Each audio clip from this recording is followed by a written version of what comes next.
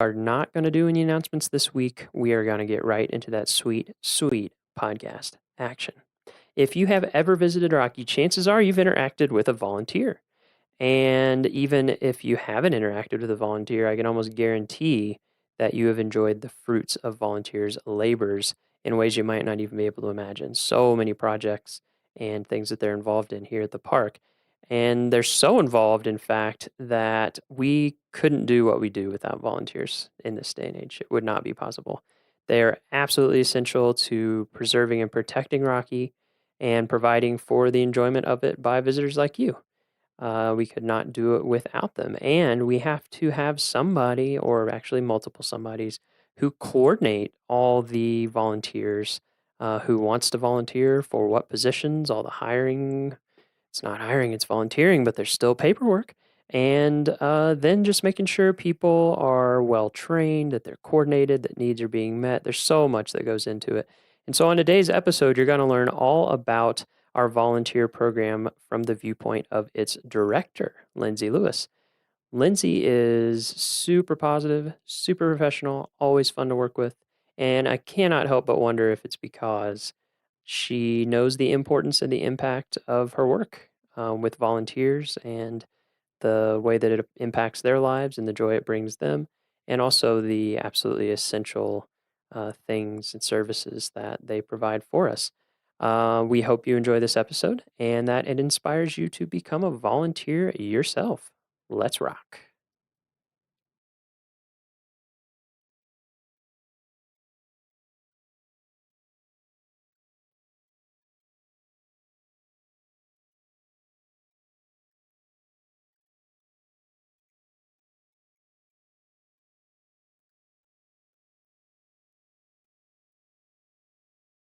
Sounds great.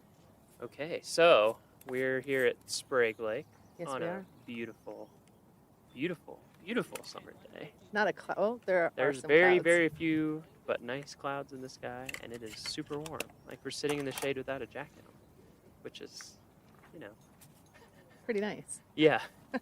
We'll enjoy it while it lasts. So we'll start with your name and what you do. So what's your name? Sure. I am Lindsay Lewis. Lindsay Lewis. And And- what do you do at the park, Lindsay? Yep. I am the volunteer program manager here at Rocky Mountain National Park. Volunteer program manager. That's correct. So we'll start broad and then we'll see where the conversation takes us. So Okay. what are the broad brush strokes of our volunteer program at Rocky? Like how Sure. many volunteers, volunteer hours, just that kind of overview. So in 2016, we had 2,706 volunteers. Wow. Here at Rocky Mountain That's National Park. amazing. It So, is like, amazing. Almost 10 times as many staff. That's right. Yeah, Yeah. absolutely. Yeah. That's true. Yeah. And Wow. collectively they served 116,000 hours, or a little over that, which is the equivalent of about 56 full-time year-round employees, which is huge. Oh, yeah. So it makes us the 9th largest volunteer program in the whole park service. Wow. Yep. Okay. Yeah. So we have a few volunteers We have at just Rocky, a couple. Yeah. volunteering Keep me busy. a bit of time. Yeah. And so you are in charge of that whole program? Yep. Okay. So thankfully, I don't directly supervise. Yeah, that would be impossible. 2,700 Yeah. people, because I would lose my mind. Yeah. Yeah, that's a lot of folks. Yeah. But here in the park, we have about 30 or so volunteer supervisors that oversee different volunteer groups who do a variety of work in the park. Mhm. And so I kind of consider myself like HR for Ah. volunteers. Okay. And so there's a lot of different policies and things that are related to volunteers that don't apply to staff, and vice versa. So my job is to kind of be the subject matter expert on the volunteer program policies of the Park Service. Mhm. And then also I do a lot of recruiting for those volunteers. Mhm. I do volunteer recognition. We have big parties for our volunteers, which is fun.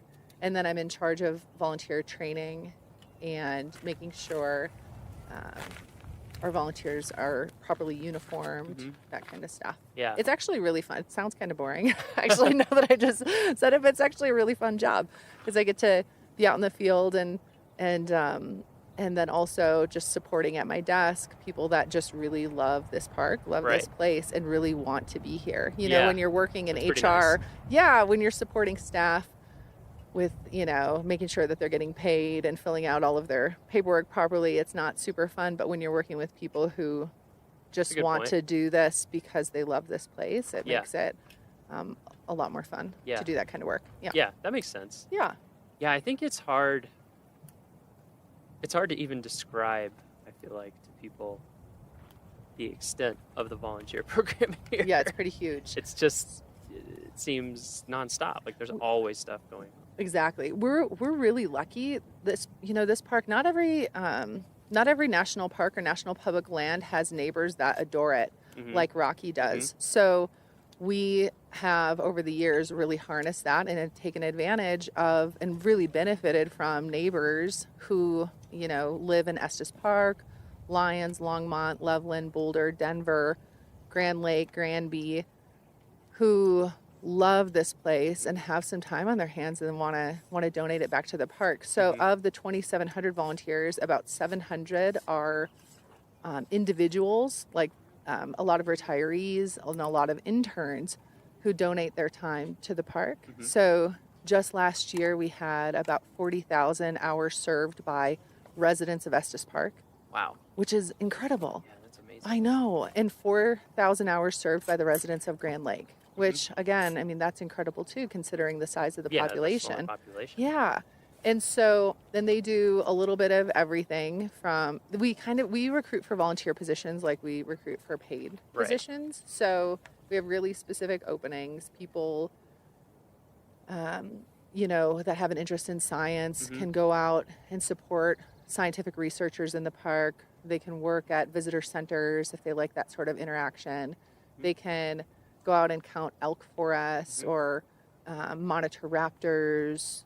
Yeah, there's like or something work in the for greenhouse. everyone. Yeah, there like really is. Depending really on your is. skill Yeah, set. you can work in the depending on library. You can work whether in or the not you want to be archives. inside or outside, whether or not you want to interact with people or not interact with people, Yeah. kind of whatever part of the park you want to be in, even to some Absolutely. degree. Yep. Yeah, that's true. It is kind of awesome how specific some of the roles get. I mean, I know that one time we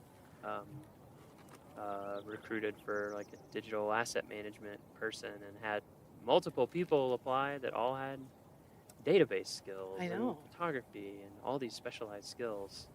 And it's I almost feel like there's a culture in Estes Park of some people, like they retire so that they can come here and be a volunteer, like at least half-time, some of them full-time. Yep. That's what really blows my Absolutely. mind is people I meet and I'm like, you're working full-time. I know. You're volunteering full-time job. One of our volunteers, amazing. it is amazing. One of our volunteers, when he moved away, and before he moved, I calculated his hours, and he had served on average of 43 hours a week for an entire year.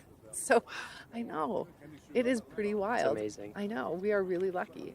I had in 2012, my first year here, one of my funniest phone calls here was from a prospective volunteer who called and he said, "Hey, I am retiring in 2018 and I'm just wondering how I can get involved in volunteering in the park." And I thought, oh my word, this man either hates his job or he loves Rocky so much that he's a little B, that he is planning 6 years out. Yeah. So I was like, well, contact me in 2017 and let's see what we can do. So maybe this is the year I'll get a call back. Yeah, from that maybe guy. you will. I'd be like, yes, I called you 5 years ago on, they'll give you the exact date and time. Yeah, probably. Took notes, Yeah. Yeah, it really, the first time I ever came here was to make the map, our brochure map. Oh, yeah. And so we kind of got a grand tour of Rocky to get a feel for the whole place, to figure out what we want to put in the brochures to give people an overview of the park. And yeah, that was one thing that I was very struck by, is everywhere we went, there were volunteers in a lot of times pretty key positions, and how just smart and interesting and dedicated and, I mean, incredible people. Like, I feel like every person, if I talk to them enough and get their story, I'm just like, what? Your stories? What? Yeah. Oh, yeah. I mean, I'm sure that you know that Oh, yeah. way better than me. Tons of people. Maybe we can touch on some of that in a little bit. So how did you get into volunteer coordination? That is a great question, and Yeah. I'm so glad you asked me. Yeah, what was your path to coordinate actually, volunteers? yeah, so I actually started, like a lot of the rangers here, I started as an intern myself. So when I was in school, I was in college studying geology in Wisconsin, in one of the flattest parts of the state of Wisconsin. Yeah, where, what school? At University of Wisconsin at Oshkosh. Okay. So, and I went there for a couple of years, 2 years, and I had finished, 2 years. I'd finished my second year, and I thought, oh my word, is this really what I want to do? Do I really want to do geology? And so I started looking into internship programs and ended up very last minute deciding to do an internship at the White Sands National Monument in southern New Mexico. Nice. I made a map for that as well. Did you really? I did. Oh my word. That was Just all fun. the dunes. Did you get to map the dunes? Actually, yeah, it's a 3D. Yeah. It's like a bird's eye view, and so it's looking to the west from the east.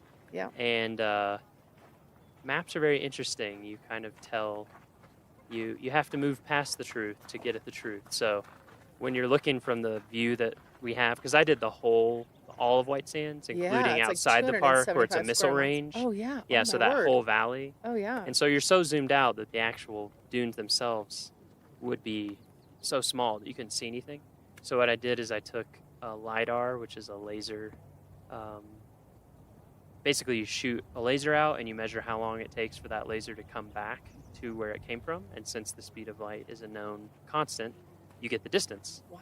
And so they had done LiDAR on this strip of dunes, and they were doing a repeated study to see how they moved over time at a very fine level of detail. Oh my word. Anyway, I took their data, exported it, brought it into a 3D imaging program, got the right angle of the dunes at much bigger than they should have been, and then went into Photoshop and pasted those in and painted it all in. But anyway, that was a fun one. So you were at White Sands. That is really interesting. Yeah, it was fun. Does it still have the exposure?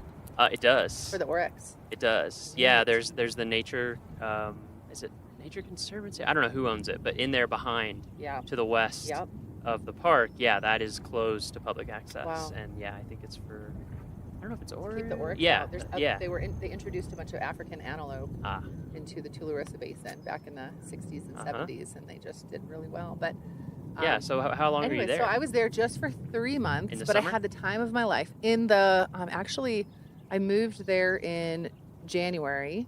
Perfect. Or February. Time to be there. It was the perfect time to be there, actually, in southern New Mexico. Yeah, so for dunes. 3 months. It was great. So that was your for first 3 months. internship. First internship. Yeah, what was that like? It was great. It was my first experience out of Wisconsin. I was in my Are you early from Wisconsin? 20s. Yeah, I'm from Wisconsin originally. Where I was born in Eau Claire. Okay. And then when I was 10, my folks we all moved to Neenah, so south of Green Bay. Okay. Kind of in that area, in the Fox Valley. Yeah. Away from Yeah, I know. Really close to Hope.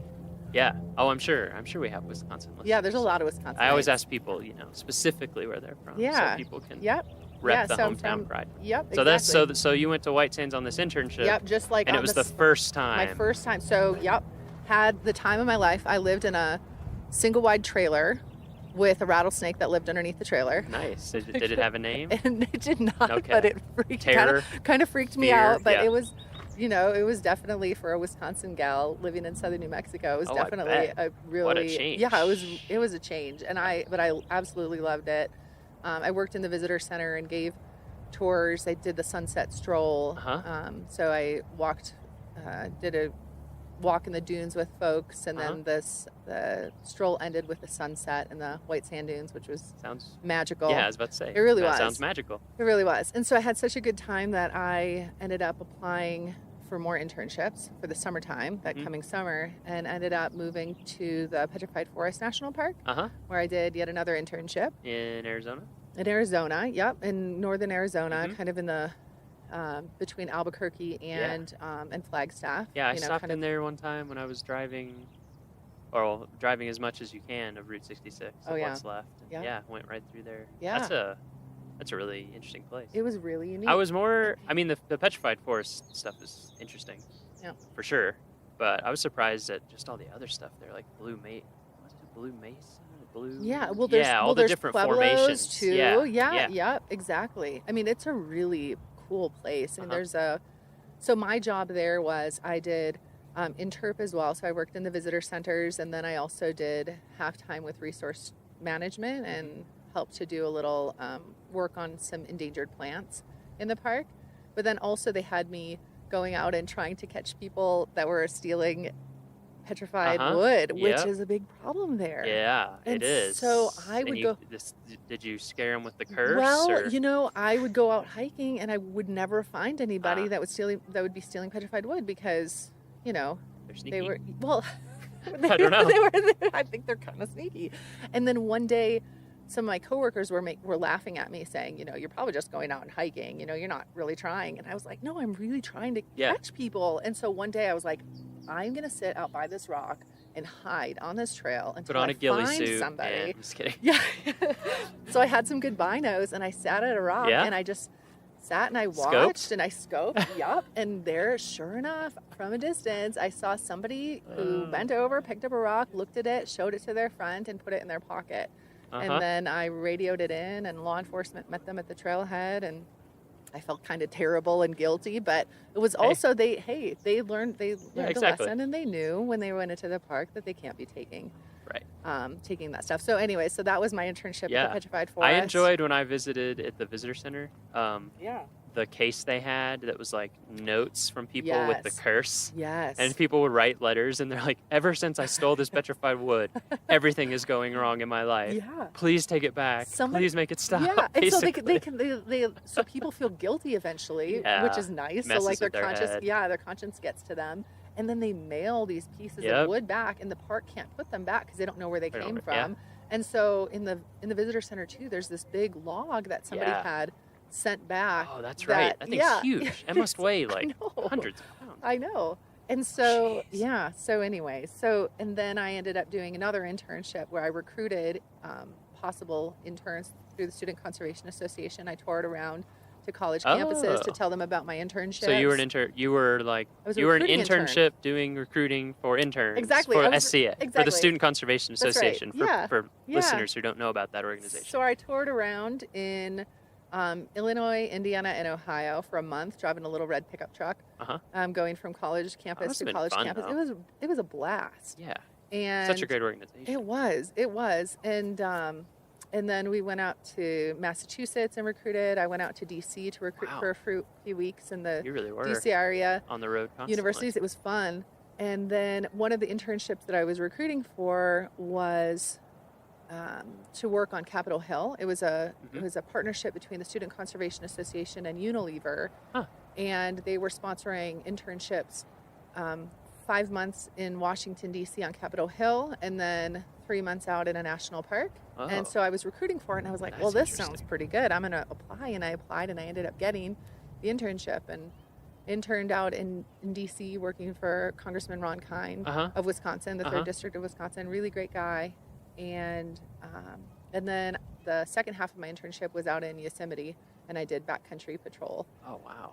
Which was really fun, and just kind of a little bit of everything. What was the idea behind that program? Was it like see how it works on the the bureaucratic technical level and then go in the field, or what? Yeah, they wanted to, Unilever wanted to sponsor interns that were doing something good for the environment and doing good for resources, and so they placed us in congressional offices where the congressman sat on the either the resources committee or the agriculture committee, and so that's how I landed in Congressman Kind's office. And then and I think it was just their way of giving back. It was just it was philanthropy. What would you do there in his so office? I opened some mail. I answered some phone calls. I responded to some constituents. And then I was his intern for the House Resources Committee. And so I would go through prior to committee meetings and come up with bullet points on various issues that were going to be brought summary, up. Basically. To give them a summary.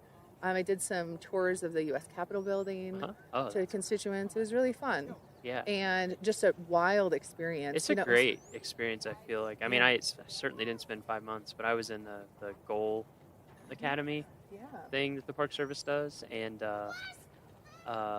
you do a short stint in DC, but they kind of give you like the fastest tour ever of sitting in on committee meetings and sitting in the House and Senate, and just basically seeing how the sausage is made Yeah, at yeah, that level. yeah, And for me, it was great context, because when you're like, why are things like this, or why yeah, are things like that, and then you sure. go and you see it and you're like, oh wow, Yeah, okay, yeah. this is crazy It's a slow complicated, process. Yeah, and things are slow, and there's a reason they're slow, yeah, actually. yeah. Like, we're a democracy. And Right.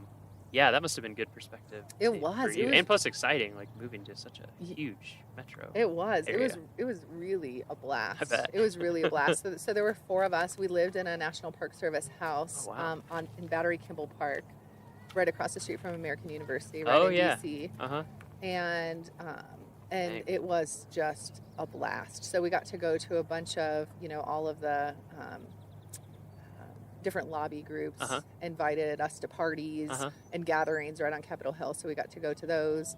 So we definitely stayed busy I bet. over those 5 months. But And then you went to Yosemite. And That then must I have went made your head spin. it did, Like, but I city wanted to it to. backcountry. Yeah, and so then they asked me what I wanted to do in Yosemite, and I said honestly, I just want to hike. Yeah. Said I've been in the city. Sure. I want to just get out and hike, and so I got to do wilderness patrols Uh-huh.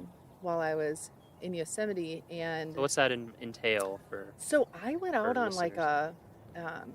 one of my favorite patrols is I did the Grand Canyon of the Tuolumne Uh-huh. on a patrol, which was 2 nights out, 3 days, 2 night hike, and I just got to hike and make Yep. contact with visitors, Mhm. and I was wearing my volunteer uniform Mhm. and just letting folks know that I was out there. Yeah. And it was really wild. I think hindsight looking back, I was by myself, hiking. I think it's like 36 miles. Yep. I did a few did you like do that that? too. Yeah. Yeah. When I was in SCA twice, and one Yeah. of them was in Yellowstone at the Tower Roosevelt Oh yeah. Junction at the Tower that ranger station. And so yeah, I did Oh. like a 3-day, 2-night Oh, thing, something yeah. like that. Yeah. I mean, it's great, but you're right. It is Yeah, kinda where you're slow. like hindsight. You have a Oh, I radio can't and believe- everything. Yeah, so if something went wrong, I did. Yeah. I And there was- were I was backcountry checking in the crews morning out, and but at still, night. yeah. Yeah. Isn't that kind of funny? You Yeah. look back on that kind of stuff, Yeah. and we don't really have volunteers that do that kind of work here, Yeah. just because of our backcountry travel policies Right. at Rocky. But Right. I had the time of my life, bet. and so I took in all it was a year and a half off of college, Mhm. and ended up going back.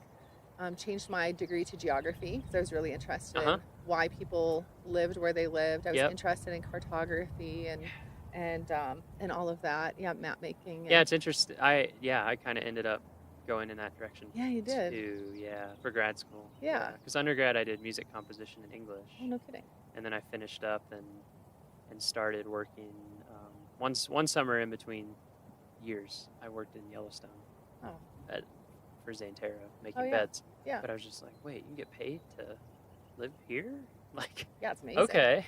Anyway, and so yeah, I started doing some SCA internships, and So that's how you got into. yeah, SCA, yeah, Student Conservation Association. I did one in Yellowstone that next summer, and then I did one at Black Canyon and Gunnison in the winter, Oh, which neat. was awesome. Oh, that's awesome. What a neat And place.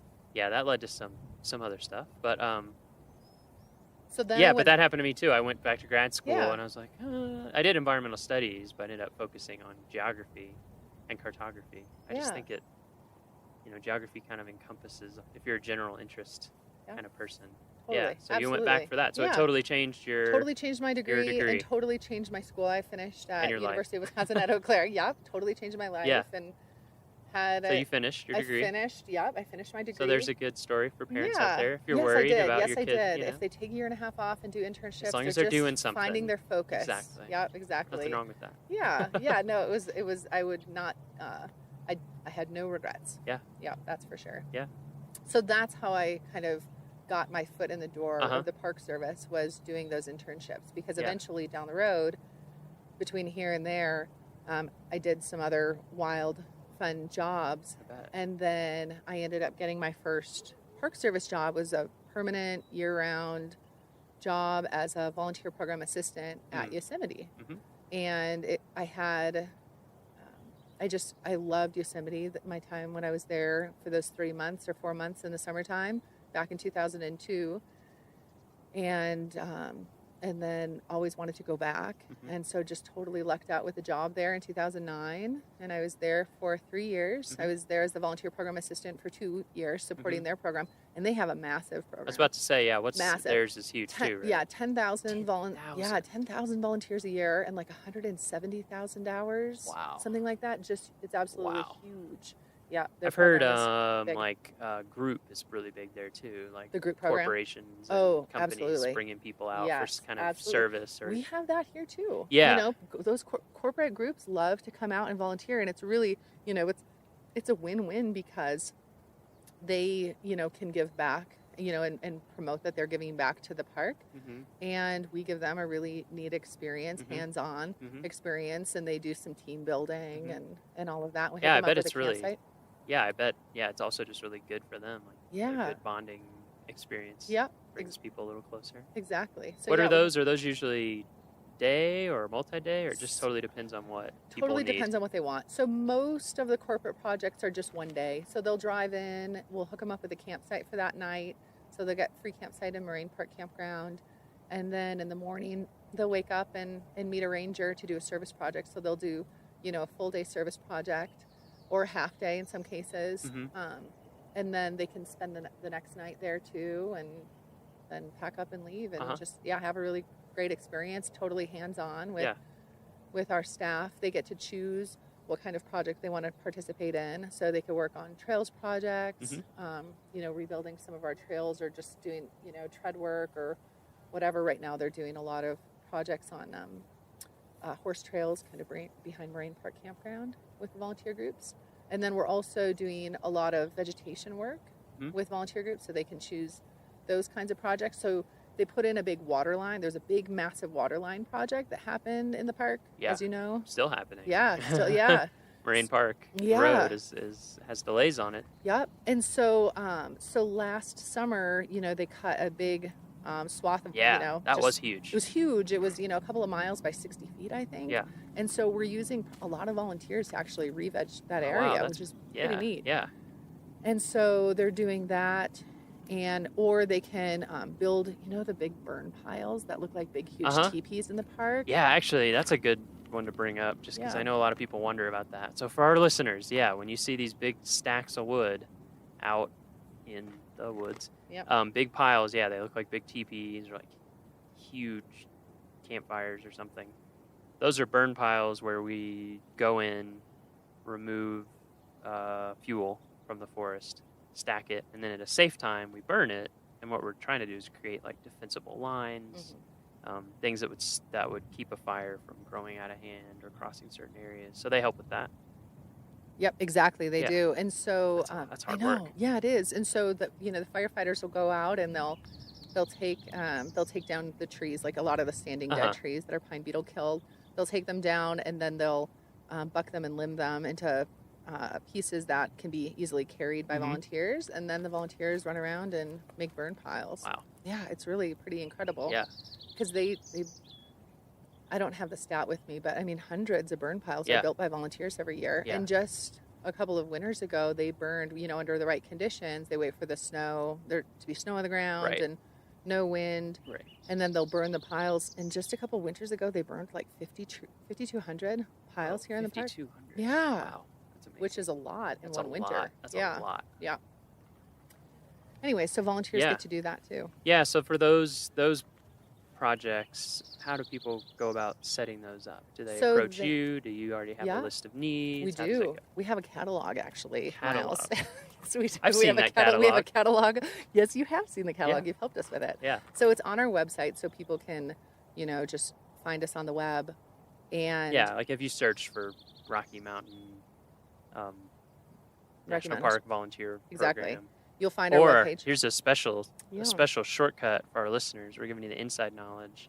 Every park has a 4-letter code that we use for shorthand. So if you ever want a shorthand to search about your favorite park, like Rockies is ROMO, Rocky Mountain, ROMO.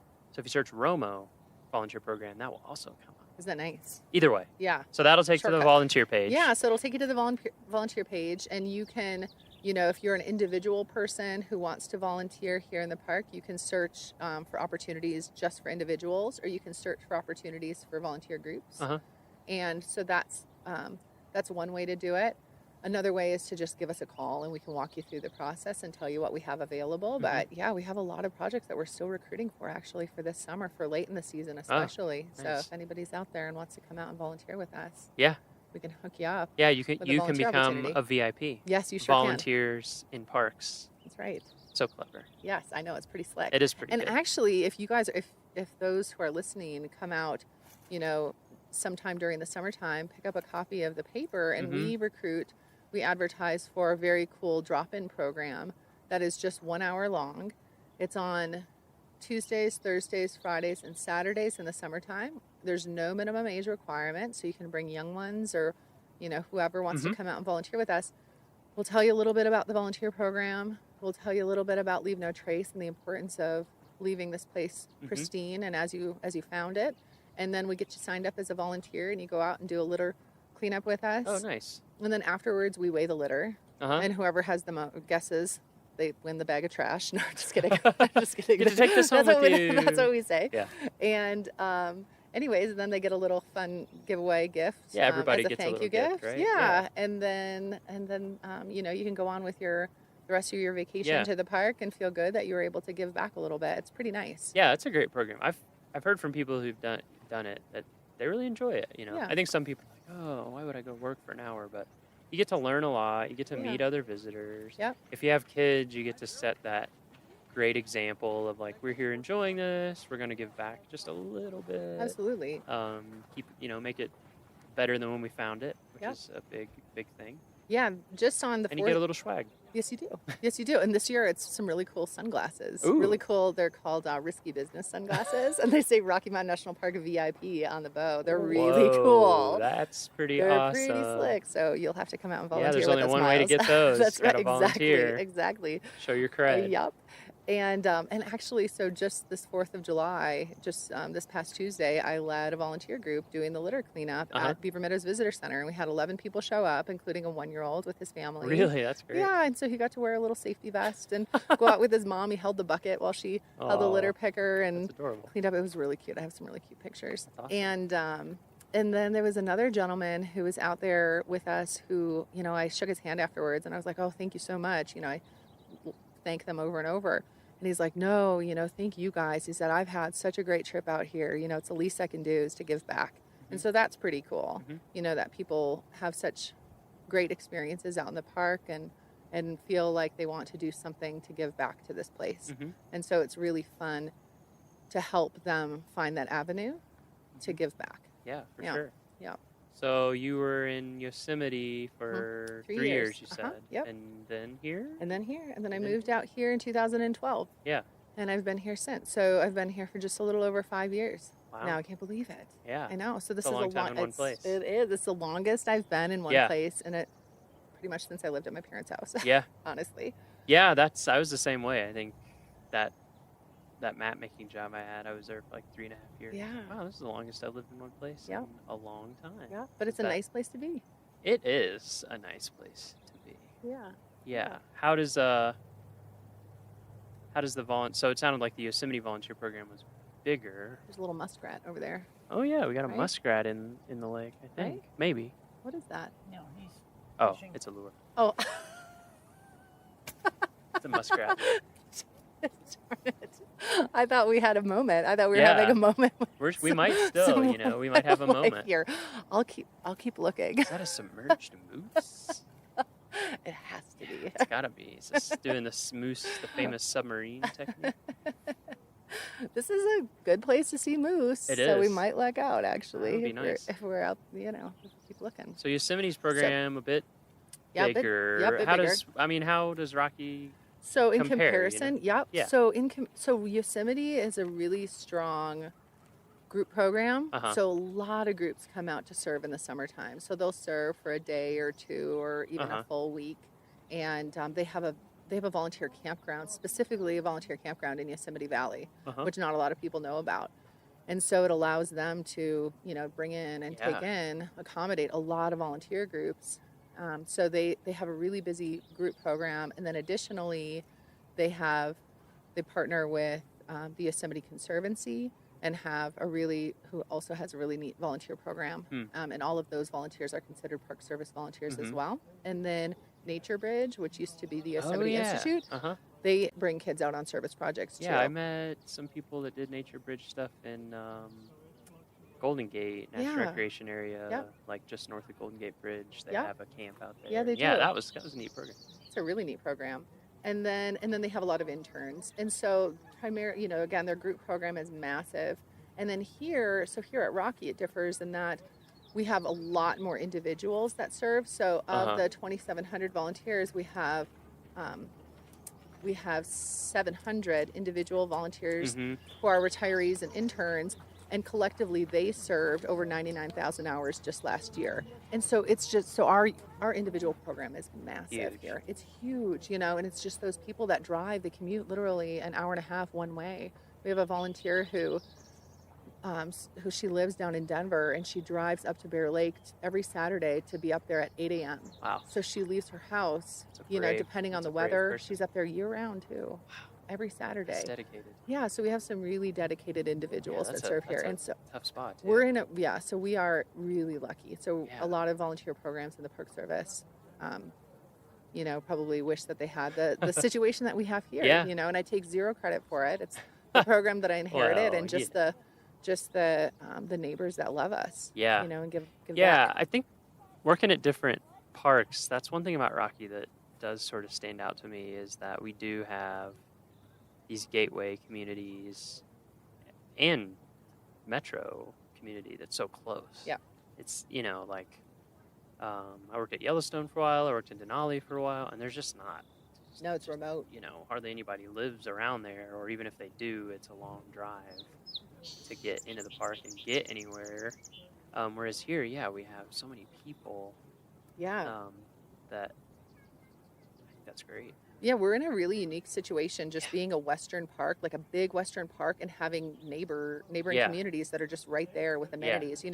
Coming from Yosemite to get to the nearest big grocery store was, the Pioneer Market in Mariposa, California. That wasn't really that big. That was, a 45-minute drive down the canyon. Yep. And so when I moved here, and it's like, you have a grocery store? I have a grocery store that's 6 minutes away. Yeah, exactly. I couldn't believe it. Or coffee shops and restaurants, and so it's a really unique situation for Park Service, especially the employees who get to work, for the Park Service in this wild place with a ton of wilderness, a ton of wildlife. Yeah. And then we also have, we can go out for Thai food if we want to that evening. Multiple Thai places. Exactly. Yeah, I think, a lot of our listeners probably live in larger communities than 6,000 people. But if you're a Park Service person, a 6,000 person town is whoa, this is huge. Yeah, if you do the big Western Park thing. Yeah. Yeah, and Denali is 2.5 hours one way for groceries. It's just or Yellowstone. I don't even remember where we'd go. A long way. Yeah, a long drive. Yeah, so here you can even be at the airport. Yeah. So I feel like that has to have a major positive influence for the volunteer program for sure. Yeah, it does. I think also one of the reasons I want to talk to you is just to let our listeners know how key volunteers are for Rocky and for the entire Park Service. I just don't think we could do it. No. Otherwise, it's just not possible. No, I agree. We've had to rely on it more and more over time, too, I think. Yes, we have. Yeah, so we say that our volunteers kind of augment the work of the staff. There's a lot of visitors who come here to the park and have no interaction with a paid staff person, but will see a volunteer or two or three even. And so their only interaction with a staff member is that of a volunteer. And so it helps, park staff, paid and unpaid. It furthers our reach. It helps get the word out to help educate folks because, not all of the 4.5 million visitors that come to Rocky know all the rules of the park. And so it's important for, not only the visitors, but also the resource of the park to have those volunteers out there providing visitor information, collecting data for us that we wouldn't otherwise be able to collect, putting plants in the ground, rehabbing trails. They do a lot of work that we simply don't have the resources to do, money or staff. Yeah. I mean, even, even aside from specific jobs, like you're saying, like trails or vegetation or research projects, is just like Bugle Corps, Oh yeah, who are absolutely. out in the meadows, not in the meadows. Yeah. You don't go in the meadows in the fall; they're closed. But they're on the periphery, basically just letting people know that the meadow's closed, letting them know why. Yeah. Keeping them a safe distance from elk. Or we have the same thing at Sheep Lakes. We have volunteers there. Tundra Guardians up on Trail Ridge Road, again doing kind of the same thing because we just don't have the staff to be out there like we would like to be talking to everyone and educating people, because that's a lot of what it is. We're not out there to like scold people. We get that people are in a totally new environment, totally different animals, totally different experiences that they have maybe never had before. That's why they're here. Yeah, exactly. And so you just don't know certain stuff about different animals and how they behave, and how dangerous they may or may not be. So that's one of the things that I think is great is being able to have people out there to just do the kind of general rangering of just being able to answer your questions, talk to you, and help make sure you're having the best experience possible. Exactly. And a lot of what they do too is preventative search and rescue. Oh, that's true. Oh my word. Yeah, preventative search and rescue. Yes, at the trailheads especially. They visit with folks, and visitors might not, they might be very well aware and have their whole trip planned out and be like very dialed in to what they need to do to get to the top of certain peaks. Other times they might not know. And so volunteers out there just talking with them, having conversations about how much water they might want to take them on a hike up to Flat Top, or what time they should maybe start their trip up Long's Peak. They're helping the paid rangers prevent potential search and rescues. And so volunteers here are saving lives, really. It's hard, you can't quantify that, but it's they're educating folks and helping them to make some really good decisions when they're out there on the trail. That's a huge one.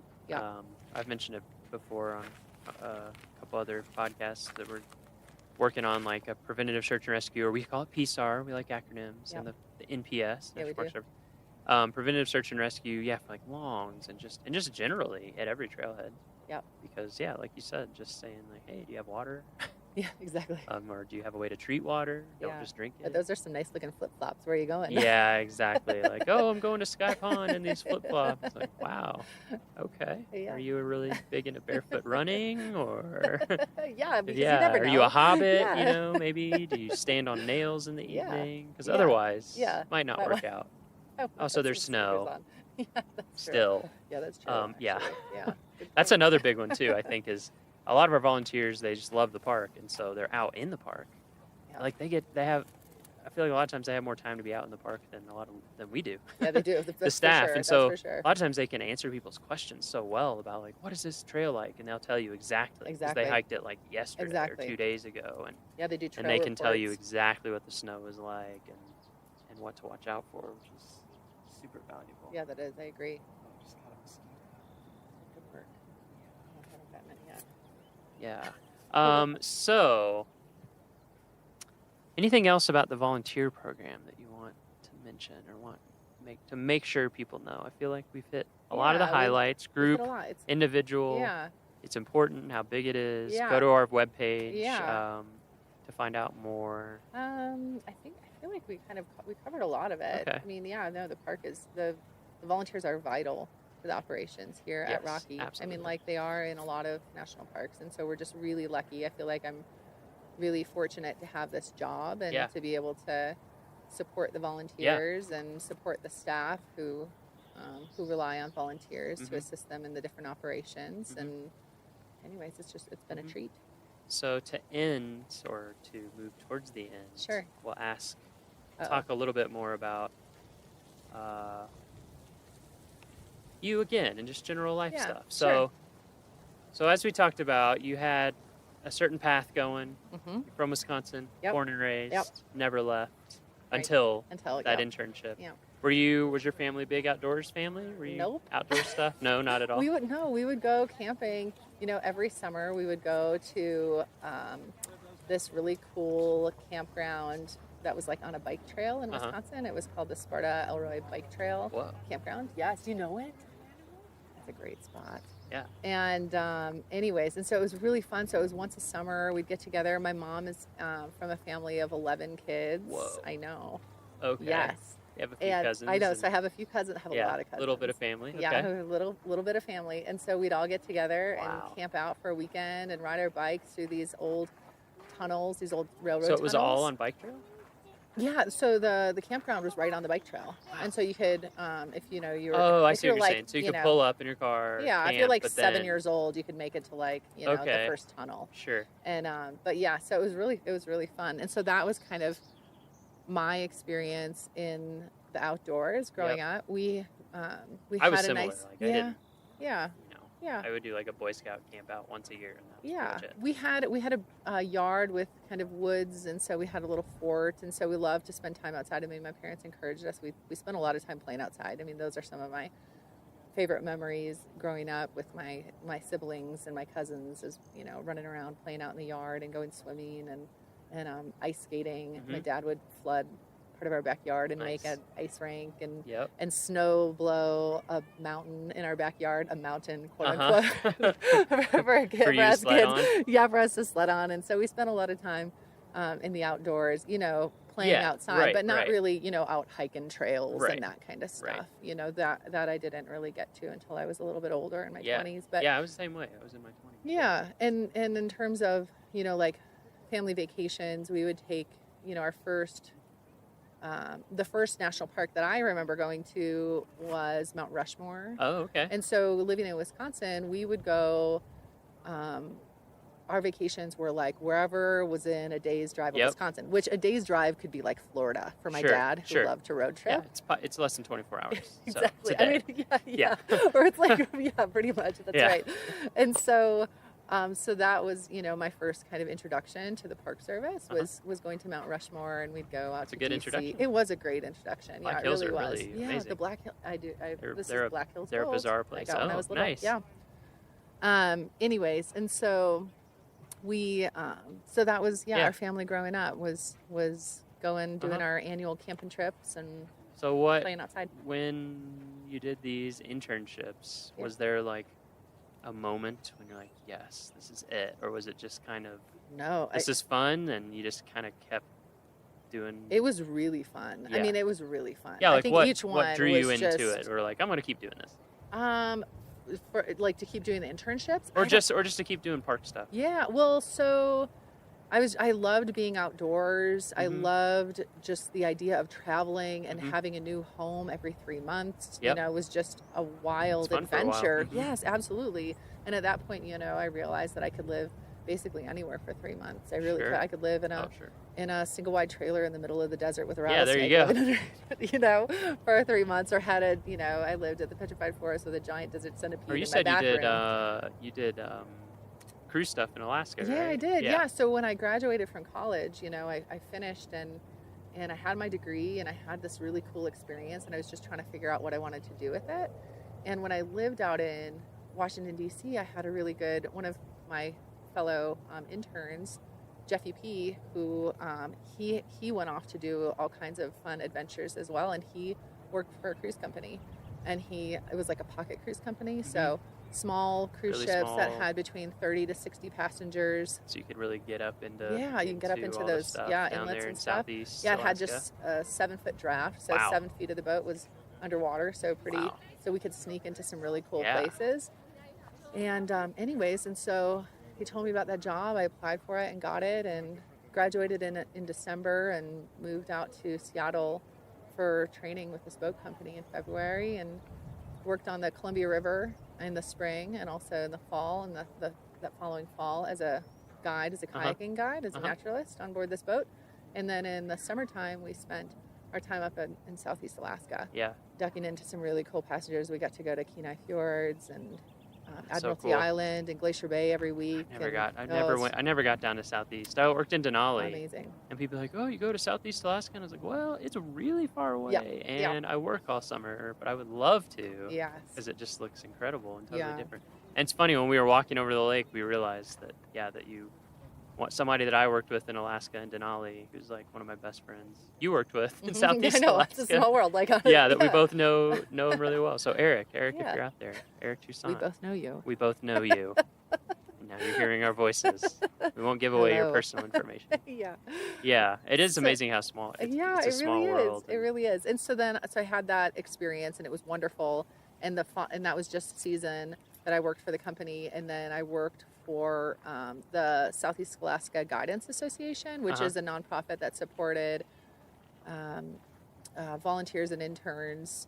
It was an AmeriCorps program for the state of Alaska. So I moved back to Alaska the next year, and I lived in Juneau for a few months, and then I spent the summer in Girdwood, Alaska. Yep. You know, Girdwood, Oh, yeah. which was awesome. Yep, You know, I that know was Girdwood. that was a great place to live. And supported 70 AmeriCorps members building trails Wow. in the interior of Alaska, Wow. which was really fun. Very cool.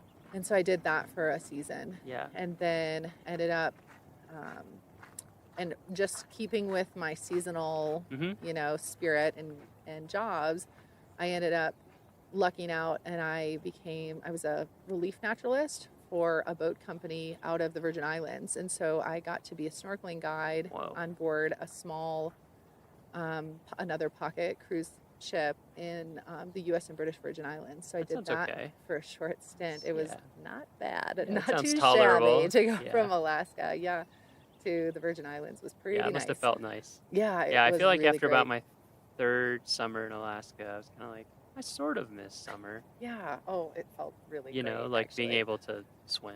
Or, Oh yeah, I know. I was like, maybe I'm bored, because I thought for a while I was like, oh, Alaska's it for me. And then when Yeah. I went down, I was only in the Virgin Islands for like 6 weeks, maybe Uh-huh. like 2 months tops. Made you wonder, like, And I was like, hmm. maybe I'm more of an island gal. So, but I haven't been back to the Virgin Islands. Yeah, since. now you live at Been to 8,000 Belize a feet, couple of so times, who but knows? yeah. Keep So- being drawn back to the mountains. I know. And then in the winter, I'm like, maybe I should move back to the islands again. I don't know. You're a Wisconsin gal. I know, It's that's hard. true. That's true. It's hard when you grow up with real winters. I know, I sure do. Did you like winter when you were in growing up? Wisconsin? Yeah, or were you just kinda like, it just was? This was the only option. Yep, this You is know, this is it's what no- it is. It is what It's it just is. interesting meeting Exactly. people, because I lived in the South growing up, like Kentucky, Tennessee, Mississippi, and then we moved from Mississippi to Iowa, and it was Southeast Iowa. So it's still, I mean, it's not Wisconsin length winter, but it's still, Yeah. It got cold. And the Rocky Mountain winter is pretty serious. It is. It is pretty serious. Up here I mean, in it's Estes. gonna start snowing again in about a month. I just want you to know this, Miles. Oh Just yeah. just oh reminder. yeah. Oh, I know. Yeah, so we have to harness this. The thing that good gets me weather. up here is the wind. I know. It's so brutal. Nobody tells you about it. Well, I or didn't they get the memo. do, but you just don't even. I remember when I was moving here, a couple people, they're like, "Yeah, the wind, is pretty rough." And I was like, "Oh, I've lived in windy places, whatever. I've lived in lots of different mountains." Yeah. No, it's Nothing. yeah, it's pretty next level here. I've heard East Glacier is worse Oh, than here, okay. but it's a similar setup. You're just right up against the mountains on the east side, and the wind just blasts. Oh, you my all word. winter Yes. long. Because I don't know about you, but like, I would gladly take like a 0 degree calm Wisconsin Yeah. type of winter day over Oh, like easily. 35 Easily. and knock you over. Yeah, wind. 100-mile-an-hour gusts Yeah. or 80-mile-an-hour gusts. Yeah. There was one day in my first winter here where because I live in the park, so Uh-huh. I have like a 2-minute walk Uh-huh. to work, which is That's pretty super nice. sweet. And so I was walking to work, and it was just one of those days where the temperature was really cold and the wind was really blowing, and I thought, oh my word, I should have driven to work. It's It was that bad. yeah, so I should have driven to work, and I thought, oh my goodness, we have this volunteer group called the Road Hogs, and they are just this super dedicated group of volunteers that do a lot of the roadside work in the park every single Monday, year round. Wow. Except for on holidays and when the weather's really terrible. Yeah. And I thought, oh my gosh, it's Monday. I sure hope that they called off the Road Hogs, because this is just way too cold to be working. And I get to work, and I called the supervisor, and I said, hey, just checking, making sure that this group was called off. And he's like, yeah, we definitely called them off, but we still had 3 people that showed up.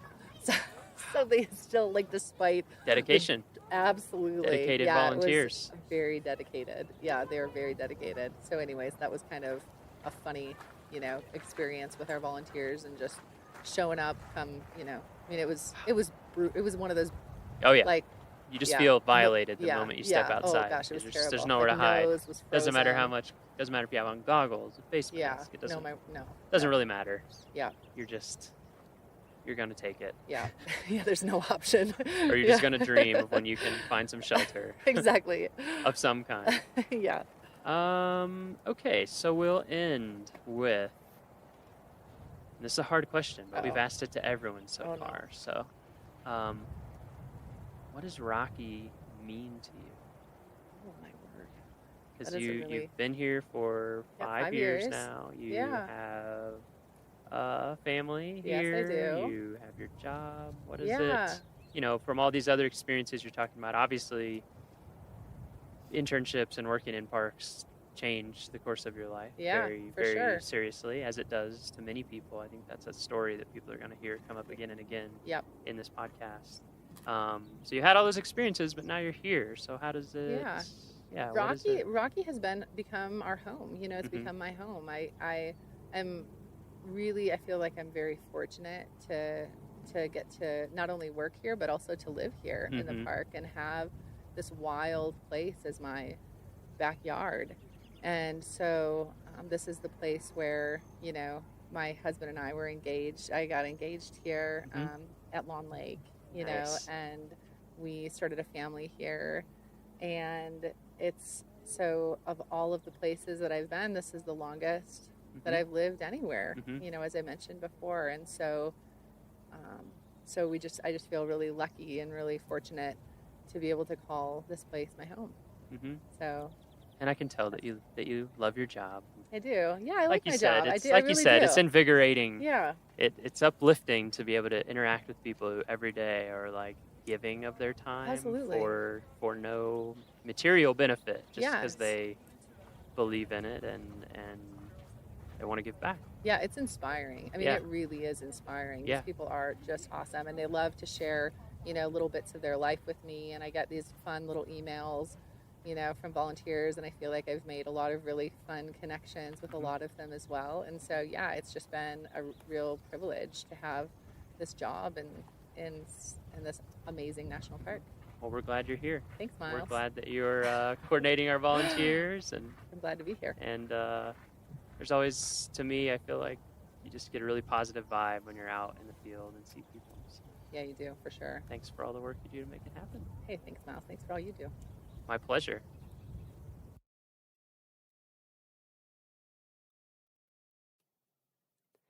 Our next episode will be released on Friday, September 8th.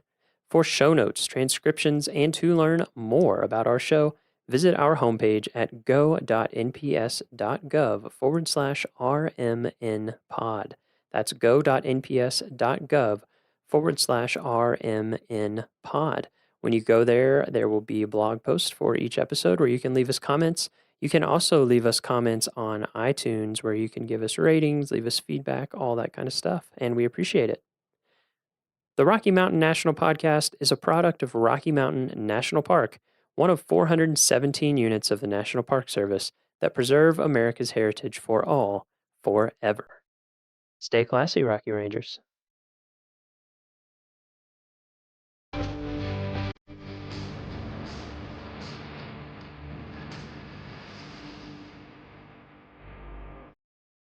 At Sunrift Gorge Shuttle Stop, a short 200-foot trail leads to an overlook where Bering Creek makes a sharp 90-degree turn after exiting a magnificent 800-foot-long, 80-foot-deep, narrow gorge.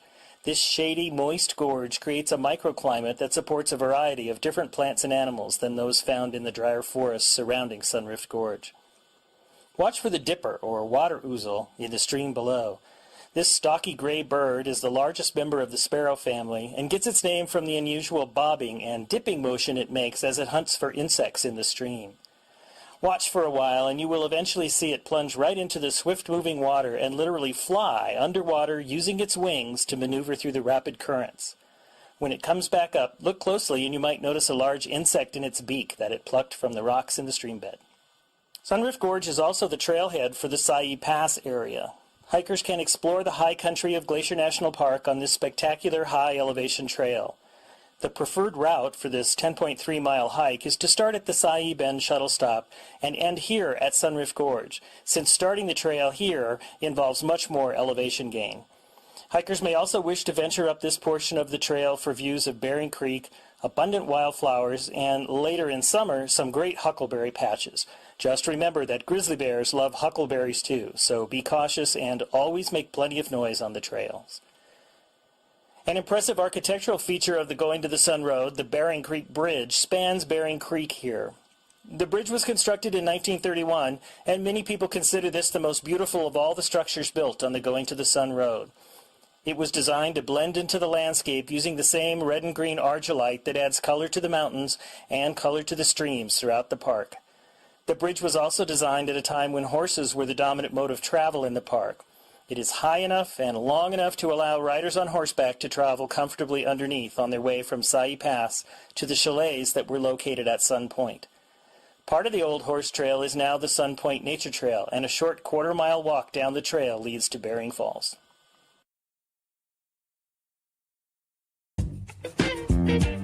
Welcome to Core Facts, where we're always short on time and big on science. I'm Brian Campbell. Today's question is, why is Yellowstone called Yellowstone? Contrary to popular belief, Yellowstone was not named for the abundant yellow-colored rhyolite lavas in the Grand Canyon of Yellowstone that have been chemically altered by reactions with steam and hot water to create vivid yellow and pink colors.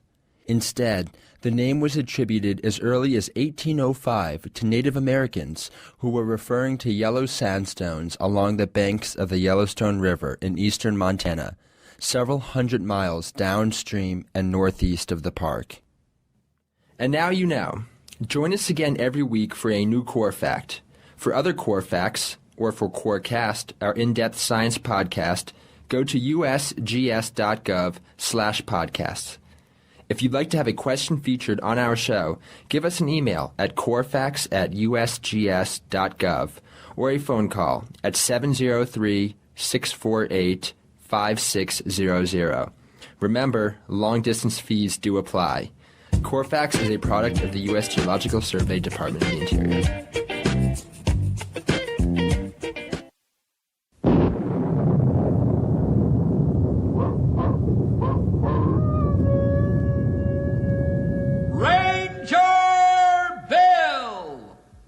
Of the woodland. Ranger Bill, warrior of the woodland, struggling against extreme odds, traveling dangerous trails, showing rare courage in the face of disaster. In the air.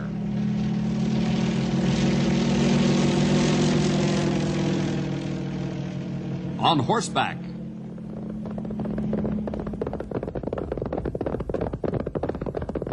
Or in a screaming squad car.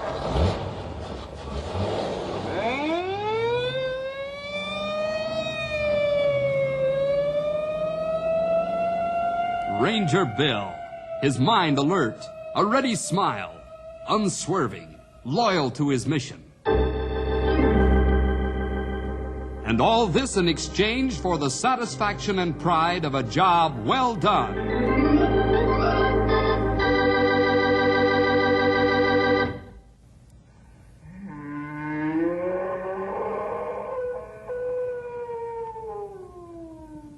Hear that? Makes your hair stand on end, doesn't it? It's a mighty ghostly, scary sound, and that's a fact. Oh, by the way, I'm Ranger Bill, back again. Most of you know me by now. I've been the United States Forest Ranger out here in this part of the West for a long time now. My job is mostly conservation, taking care of our great natural resources, woods and waters, animals and birds. It's a wonderful job that I have, and I like it. Sometimes, though, it can be dangerous. That's all part of the day's work to a forest ranger. Our work deals with real people and real things, wild animals and trees and mountains. But once we had to deal with something that wasn't real, something that seemed to come from another world, something unseen, unknown. supernatural. That strange, wild, eerie wail you heard a moment ago was the signal for the uncanny adventure I call the Abominable Snowman. Shut that window. Here we are in a skyscraper, 40 stories above the street, and yet that traffic noise would drive you crazy. Shut the window, I say. Yes, Mr. Carstairs. Right away. That's better. Now a fellow can think. Let's see, where were we to Hune? I was just about to read you more from the encyclopedia here about the Rocky Mountain bighorn sheep. Oh, yes, of course. Well, go on. What am I paying you for? Yes, sorry, sir. The bighorn sheep is thought by many experts to be the most difficult animal to shoot in all the ranks of big game. Ah, that's for me. Go on. Living as it does in the Rocky Mountains, above the timberline, and even in the area of perpetual snow, it is a real hardship to pursue. Snow country, eh? That's what it says, Mr. Carstairs. The immense animal with its huge curling horns nevertheless has an uncanny ability to run and jump on steep slopes, where even a man cannot possibly climb or crawl. Sounds better all the time. Keep reading. Possessed of keen eyesight and hearing, the animal can almost never be approached to within logical rifle shot. The slightest sound or movement, easily seen and heard in the bare open spaces above the timberline, is enough to send the bighorn sheep out of sight in an instant. Is that all? It says here that the animal is very rare because it makes such a prized trophy that big game hunters value it above everything else. Big game hunters, eh? Who's the most famous big game hunter you ever heard of? Why, you, sir. Yes, me. Craig Carstairs, millionaire sportsman. That's what the newspapers call me. Why, I've shot every kind of big game animal there is. Rhinoceros, elephant, lion, and India tigers. I have the world's record of Kodiak bear, the world's record of African buffalo. I have them all, heads and horns all mounted, hanging on the walls of this penthouse apartment in New York. Yes, sir. But there's one I haven't got. And that is? The bighorn sheep. And that's the one I'm going to get.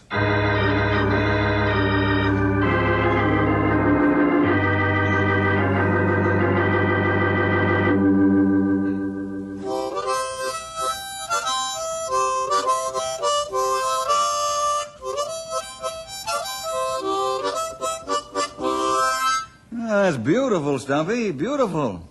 But why the concert so early in the morning? And I'm practicing for our high-tone visitor. I figured a feller's fancy as him ought to be serenaded with a harmonica concert. That might be a good idea at that. But tell me, how did you know we were due for a visitor? I can read the papers, long as the print ain't too small. Look here, right on the front page there, big as life and twice as natural. Craig Carstairs, world-famous big game hunter and millionaire sportsman, planning to visit Knotty Pine. Mr. Carstairs will be in this here territory sometime in order to inaugurate a campaign to shoot a world's record Rocky Mountain sheep. Mr. Carstairs is the holder of many world's records for big game and wishes to incorporate a pair of bighorn sheep horns into his collection of trophies. What's a trophy? Trophy, Stumpy. The mounted head of some poor animal that's been shot to satisfy the ego of a man like our friend Mr. Carstairs. Well, he ain't my friend. He might be... Oh, it looks like he's coming now. Hey, just feast your eye on that hat with the fancy feather in it, would you? Here I go.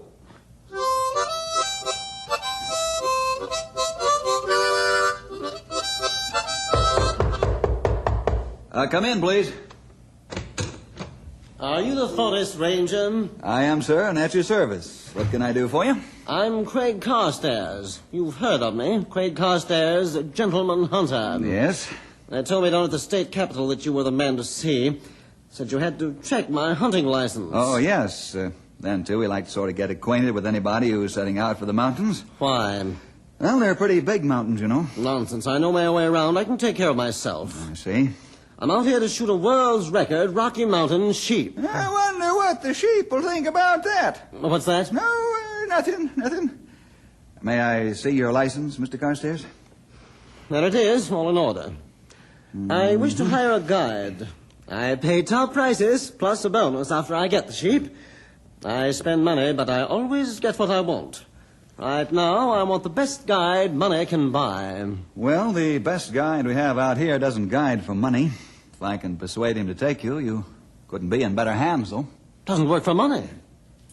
What's the matter with him? Is he crazy? No, he just happens to love animals, that's all. Since this license here gives you permission to shoot a bighorn, he'll go along to protect your welfare up there in the mountains. And to protect the bighorn, too. I don't need to be protected from a sheep. No, but suppose you only wounded it. I never miss. But if you did, it would be up to the guide to see that the wounded animal was not left to die in agony. Very pretty speech. But let's get the guide. Well, I'll talk to him and then let you know. You let me know.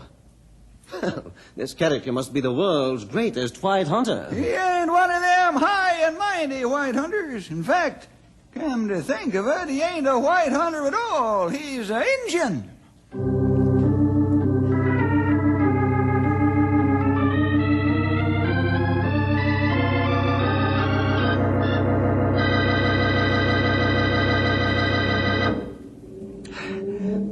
How much farther do we have to go? How much longer do we have to wait? Not far and not long. We go around this bend. Maybe you see bighorn up ahead. There for sure. Well, I hope so. We've been hunting a bighorn for 3 weeks. 3 weeks, not long to hunt bighorn. Some men hunt many years, never shoot one. Well, not me. What I hunt for, I find. Find and shoot. Well, let's go. You got breath back now? Sure. Keep flat on ground. Don't make noise. Bighorn see far and hear good. All right. Careful now. Soon we get to top of ridge. We see bighorn ahead. You go first. Move slow. What you see? Yeah, a magnificent ram. A record pair of horns. How far away? 700 yards. An easy shot with my scope. He not stay there too long. Oh, what a shoot. All right, bighorn, this is your finish. I'm taking aim. Now I've got your shoulder lined up. Front and rear sights. Oh, I'll just... Hey, Rusty, there he is! Hooray, we found him! Oh! Bighorn game gone. We not find him for 2 or 3 months now. In another half second, I'd have pulled the trigger and had his horns for a trophy. That shouting scared him away. Who was it that shouted? Who was it? I demand to know. That sound like boy. I know it sounded like a boy. I'm not deaf. Well, who was it? I'll have him arrested. I'll have him put in jail. Boy not break law. This free country. These mountains yours, mine, boys. Boy can come here and shout and yell and have fun. But this is hunting country. Ordinary people should be kept out. And this God's country, too. Boy have as much right here as millionaire hunter. Oh, is that so? We'll see about that. Stalk an animal for 3 weeks and then have him scared away by some kid yelling like a lunatic? I'll see to it that everybody is kept out of these mountains until I get what I want.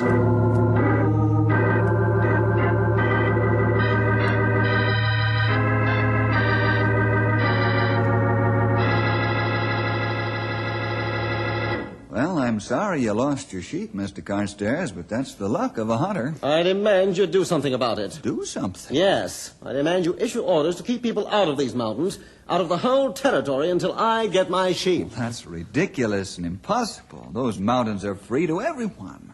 They're not your mountains any more than they're mine. Just because some boys on a hike happened to see that sheep just when you did. Boys? Then you know who did the shouting? Of course. They came in here all happy and excited to report they'd seen a bighorn. And did you arrest them? Are they in jail? I'll prosecute them to the full extent of the law. What for? Why for? Well, for disturbing the peace, that's what. Oh, that's nonsense, Mr. Carstairs. You had some bad luck, but it's nobody's fault. You mean to sit there and tell me you won't do anything about it? There's nothing I can do, or would do.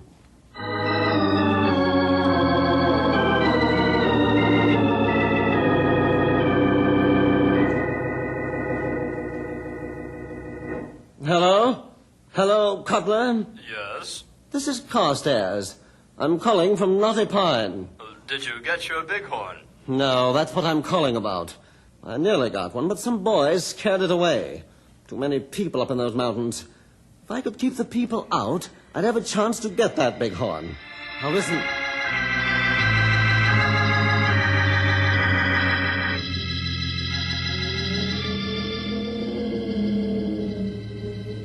Right here was where we were last week, Grey Wolf, when we saw the bighorn. I was here with the boys' brigade. Hey, we were on a hike, a nature hike. You know what a nature hike is? A nature hike, good thing. Boys learn about trees, flowers, animals. Yeah.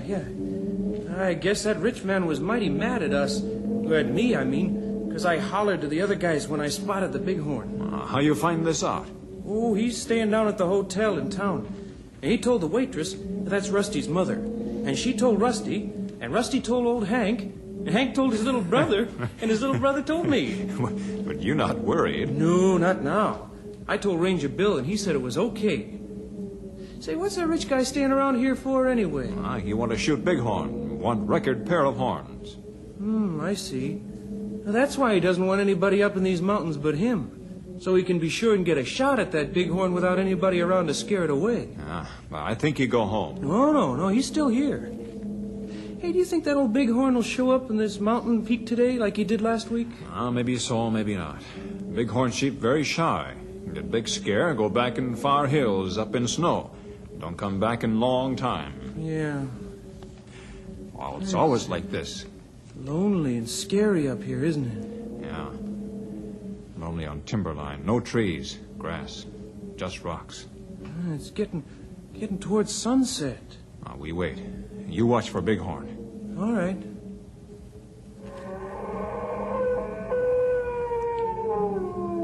What's that? I don't know. Is it a mountain lion? Is it a mountain lion, Grey Wolf? No, not mountain lion. Was it a bird? No. Grey Wolf, maybe we better be heading for home. I'm not much interested in seeing that bighorn sheep after all. I'm pretty sure he's not coming. Grey Wolf, let's go home. Okay. What's making that awful noise, Grey Wolf? Some animal? No, not animal. A man? It don't sound like man.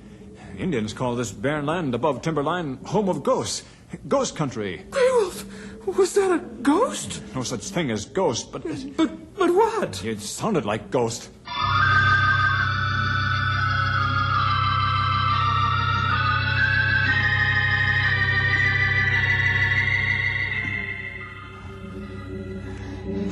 I've known you since we both were boys, Grey Wolf. And I regard you as one of the most level-headed men I've ever seen. Yet this story you tell it has me buffaloed. Are you sure you heard that sound? I sure will. Now listen. You've gone to college, you're a sensible man. Yet you stand there and tell me this wasn't made by a man, an animal, a bird, or the wind. That's crazy talk. That doesn't leave anything but the supernatural. Isn't that right? Man, don't tell me you believe in ghosts. I think you not heard sound. Oh, what next? We at place now where boy and I hear bad sound yesterday. Good. Well, come on. Let's wait here a while. What? Oh, don't tell me that you're... Oh, very well. You might as well rest and catch your breath. It's a tough climb up here, and there's no...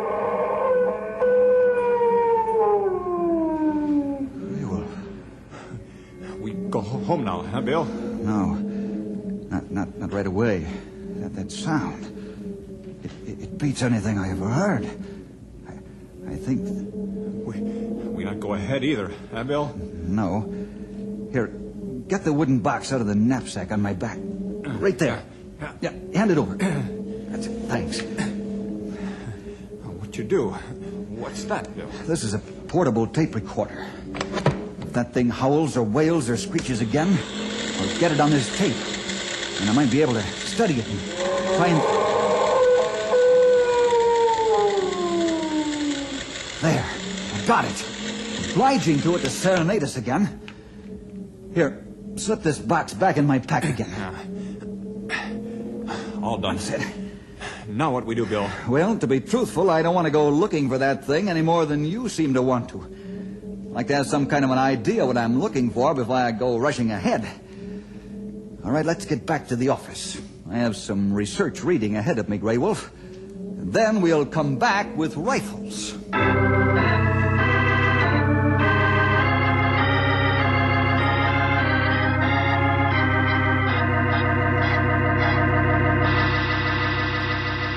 What do you want? I thought I told you not to be seen talking to me.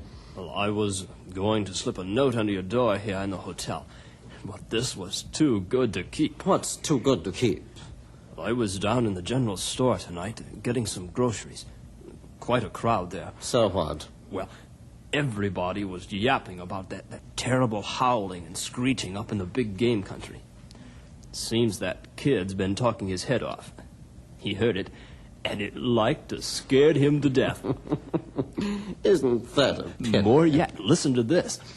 Mr. Hotshot Ranger and his man Friday, that educated redskin, they heard it too.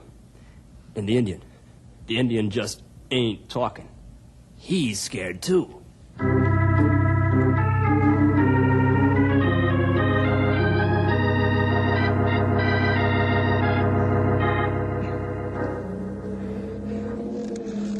Hey, you certain sure that high-powered portable cannon of yours is loaded?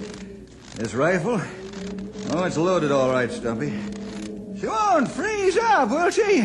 Mighty snowy and cold up here above the timberline. Man must be crazy to come up here, especially when he's hunting for a spook. What are we hunting for, anyways? I'm not sure. Well, we've come a long ways if all we're hunting for is nothing. Hey, what's them up ahead? Bar tracks? Mighty high up for a bar. Come on, let's find out. Well, pound me down and call me Shorty, if that ain't the peculiarest tracks I ever did see. Fresh snow. Must have fallen last night. Fresh tracks, perfectly clear. But what kind of tracks, Bill? Well, looks like a huge bear. Yeah, but them ain't no bar tracks. Maybe a giant ape, a gorilla? You daffy, too? No gorillas up here in all this snow. No, that ain't monkey tracks. Could it be a man? A man? Hey, look here, these here marks. Looks like something was dragging, like a tail, a big tail. Bill, I'm getting powerful cold all of a sudden, like I'm getting the pneumonia. I'm going back right out of here. I gotta get home immediately, right now.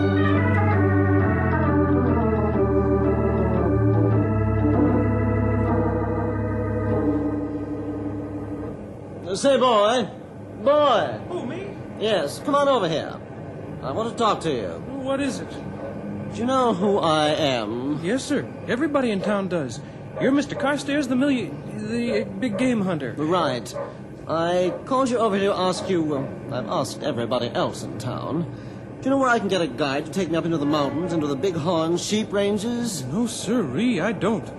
Nobody's going up in them mountains anymore. Not nobody. Not since... Not since what? Not since that wailing and screeching's been going on up there. Oh, yes, seems I have heard something about that. Do you mean to say people are afraid to go up there now? Well, maybe not afraid. They just don't want to go. How about you? Me? Well, I wouldn't go for $1 million. Why not? Me? Up there where that thing is? Oh, not on your life. The abominable snowman. What'd you say, mister? Nothing. Nothing of importance.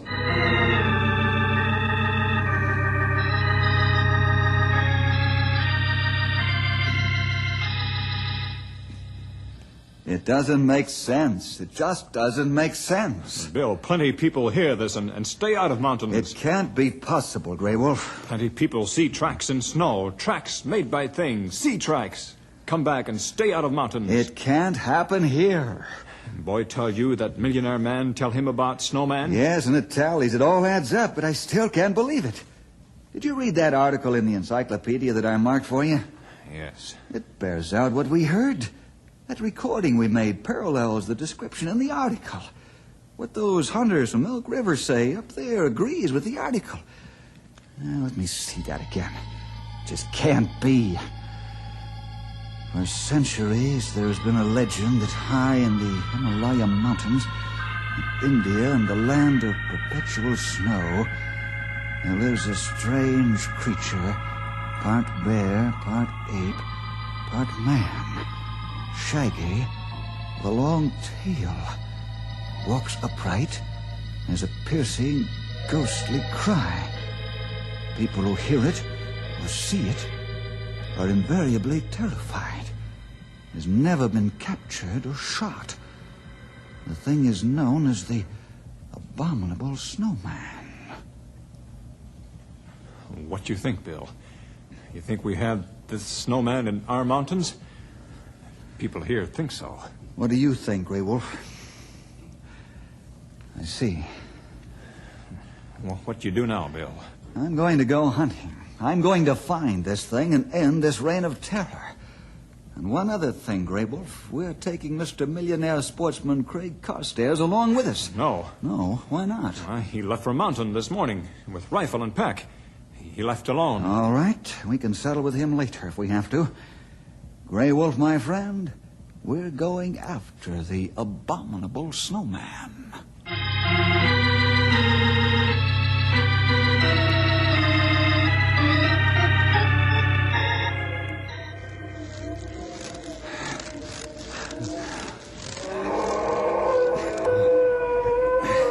There it is. Not far now. Yes. We've trailed it to its den, I think. We've been over snow line. 3-4 hours. Followed tracks high up into the valley. Yeah. Nothing up here but snow and ice. Let's go. You got rifle ready? Sure, but I don't want to use it unless I have to. I want to capture this thing alive if I can. You have the net ready? Net ready. This net like animal trainer used to catch wild beasts. All right, come along. Slowly, though.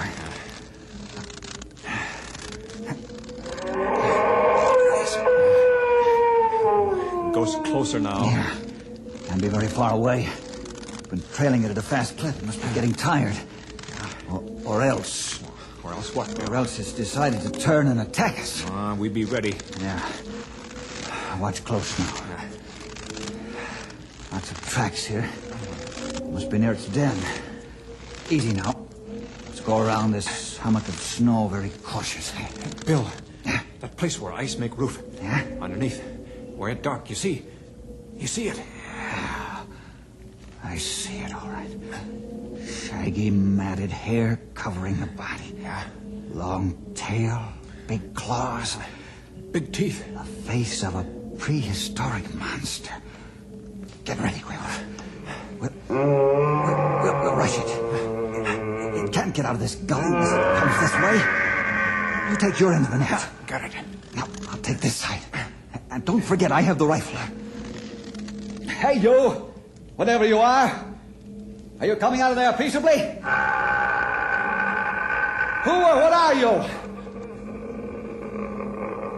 If you won't come out, we'll come and get you. Okay, come on, Grey Wolf. Fast and quick. That's it. Over his head. Pull it up. Pull the net tight. Get it over his head. That's it. All right. We got it. He's never been tied. Can't move. All right. All right, now, monster. I'll just get a good hold in the shaggy head of yours and pull. And off comes your mask and wig. I expose the abominable snowman. It's a man. Yes. A man dressed in monster clothes. Yes. A man registered at the hotel as Mr. Cutler. Did Carstairs put you up to this? Yes. Might as well let me up. I won't try to get away. Carstairs hired me to pretend to be mythical, abominable snowman. I've been a ski instructor and an actor. I had this outfit made up. It came here on his orders. To scare people out of the mountains so he'd be free to hunt. He paid me $5,000. All this just so he could shoot a record pair of horns, huh? What are you gonna do to me? I don't know yet. Our next job is to find Carstairs. He's up here alone in these mountains. And that's no good. He said he was going to Rocky Ledge Ridge. 2 hours from here. Come on. You too.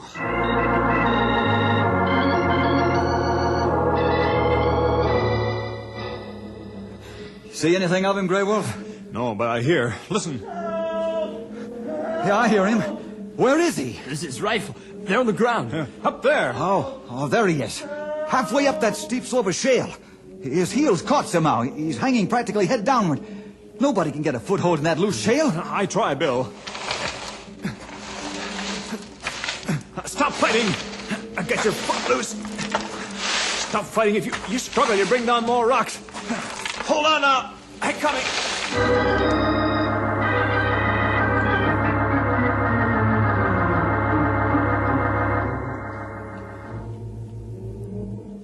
We'll sit here and rest.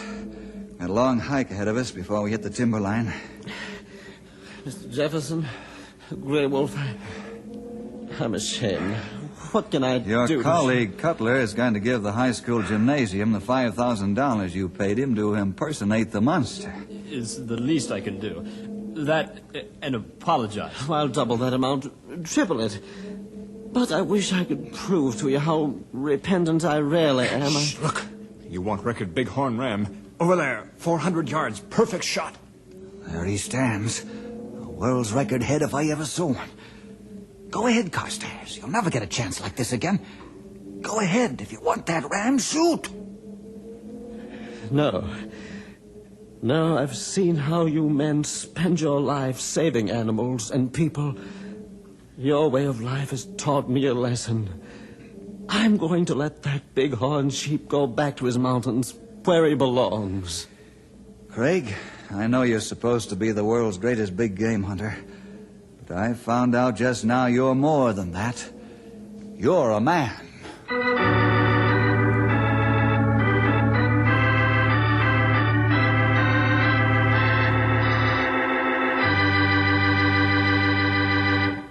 Well, that's about it. Carstairs and his actor friend did help the gymnasium fund. But what was really important, they learned that bragging and showing off don't help you when you're in trouble. And incidentally, we have the costume in our little museum, the one worn by the fake abominable snowman. Well, see you next week for more adventure with Ranger Bill!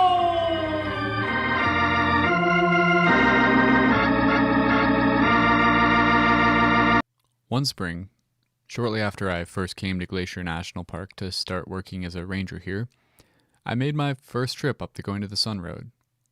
In spring, while the plow crews are still working on clearing the winter snow from the road, the area past Avalanche Creek is closed to cars. At this time of year, it's popular to bicycle up on the closed part of the road. One afternoon, I took my bike up to Avalanche Creek to ride. Only planning to bike a few miles, I was outfitted in just a t-shirt and carrying only a simple repair kit, a small water bottle, and of course a can of bear spray. When I reached my intended destination, a switchback in the road called The Loop, I was still feeling strong. The sun was bright and the sky was that deep blue color you only really get in wide open country. From that spot, there's a spectacular view of a mountain called Heaven's Peak. I just couldn't turn around. I eschewed my original plan and kept pedaling up towards Logan Pass. I couldn't stop. Those miles above the loop are home to some of the grandest mountain views you'll find anywhere. As I came around each corner, a new and breathtaking vista came into focus. The effect was magnetic. As my legs became leaden from the miles of climbing up towards the pass, the mountain views compelled me forward, foot by foot, the beauty of the scenery practically physically pulling me up. If you've ever ridden the Going to the Sun Road, you know exactly what I mean. The feeling was ineffable and unforgettable. Eventually I reached the high point of the road, Logan Pass, and by then I was in a complete euphoria. As I looked around, I relished the alpenglow lighting up the mountains, the evening light shimmering in the snow, and the glacier lilies pushing up through the fresh soil. The pinkish orange of the sunset was so beautiful I screamed. I couldn't react except primordially. I breathed the crisp mountain air, and the place became part of me. I turned the handlebars of my bike back towards the car and began to cruise down the road. But as night started to close in on me, my bliss quickly turned to worry. The sun dropped behind the tall peaks, and the temperature plummeted. The road was coated with frigid water from the melting snow, which was kicked up by my tires, and soon saturated my green t-shirt. My stomach growled with hunger. I had cycled much further than planned and missed dinner. But worst of all was the wind. The air itself was still, but biking downhill and picking up speed, I would generate my own wind faster and faster. I couldn't decide whether to descend slowly, staying warmer but dragging out the experience, or to just let go and frigidly descend as fast as possible. Gravity and the thought of my warm car were irresistible. I let loose. As I picked up speed, the cold wind turned my hands numb. They slumped over the handlebars, pale and useless. Suddenly, I regretted that decision. In the fading light, I saw a herd of bighorn sheep jump down into the road from a rocky outcropping above, directly into my path. I squeezed my brakes as hard as I could with my unfeeling hands, not knowing if it would have any effect. With a shriek, my tires locked up, and my bike came to a halt. I was a little too close for comfort to the curly horns of a large ram. He seemed unmoved. Slowly, I made my way down to the car, arriving safely, but well after dark. At home, I cooked up fried eggs, refried beans, anything caloric and warm I could find in my cabinet. Since then, I've biked the Going to the Sun Road many times, and the views still capture my heart. But now, before I leave, I always make sure I have all the necessary safety gear, including snacks, a jacket, and especially gloves.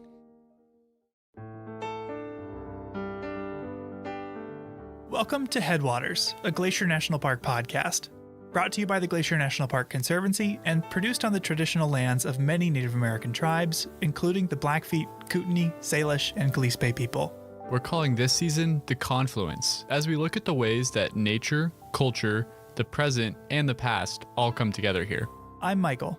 I'm Andrew. And we're both rangers here.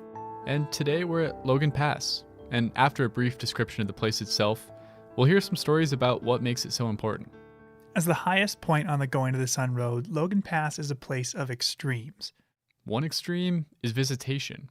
This is the starting spot for two of Glacier's most popular trails, the Highline and Hidden Lake, and has some of the most coveted parking spots anywhere. To get one of the 234 spots here on a summer day often means arriving before 7 a.m. Logan Pass is also home to extremes of weather. Once, wind speeds of at least 99 miles per hour were recorded for 12 hours straight. It can snow any month of the year here, and often there's still 10 plus feet of snow on the ground into July. As crazy as this may sound to listeners from warmer areas, if you show up to hike at Logan Pass in July, don't wear your sandals. You'll likely be walking on snow. Because of the extreme geography and weather here, there's really only a short window to visit. Crews start plowing the Going to the Sun Road every year at the beginning of April, but it's a monumental task. The plows will have to maneuver through avalanche chutes, manage extreme weather, and finally tackle a section simply called the Big Drift, where snow often blows into a pile 80 feet deep. They do all of this on extreme terrain, and it all has to be finished before the road can open to the public. Typically, the Going to the Sun Road opens for the season in late June or early July, but the opening date will depend on conditions. So if you're planning to drive to Logan Pass, don't plan your trip any earlier than that. If you want to bike like I did, the road will be available for biking before it opens to cars. But you're not allowed to bike in the immediate vicinity of working plow crews for obvious reasons. To reach Logan Pass, you'll need to bike after hours or on the weekend when crews aren't working. Once Memorial Day hits and car traffic really ramps up, there are more restrictions on when and where you can bike on the Going to the Sun Road. You'll really want to consult the park website or newspaper to read all the details. It's only a few short months before winter makes its return to the pass. Winter storms have ended the Logan Pass season as early as September in recent years, but mid-October is more typical. It's a narrow window, and that's not accounting for wildfire or other natural events that can lead to unplanned closures. But Logan Pass is a magical place, full of wildflowers, wildlife, and unsurpassed views. The wild and rugged nature of this place, which makes it so appealing, can also make it unpredictable. It's good to keep in mind that some things you plan to do just might not be available. Be flexible and have a backup plan. There's always something fun to do if you're creative and prepared. With all that in mind, let's move into our first story of the day about how workers in the 1920s and 30s were able to build the engineering marvel that is the Going to the Sun Road.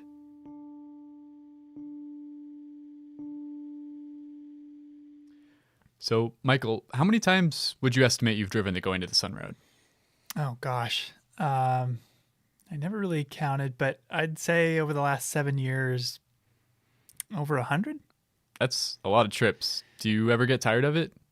Absolutely not. No, every time you drive it, thanks to changing sunlight or weather, it looks different. And out of all those trips, I've only ever seen one porcupine or wolverine. So it really does feel like each time you go, you notice something new. Yeah, we're pretty lucky to live in this place and to get to drive that road all the time. Yeah, you can say that again. When I'm driving the Going to the Sun Road, as it climbs along those sheer cliffs and hugs the side of the garden wall, I always think about the engineering that must have gone into it. I mean, they constructed that thing in the 1920s and 30s. Yeah, and the road would still be impressive if it had been constructed today. So how did they pull that off nearly 100 years ago now? You know, I have an idea of just who we should talk to. Someone who's been teaching the history of this road for decades. Ranger Bill? That's exactly right.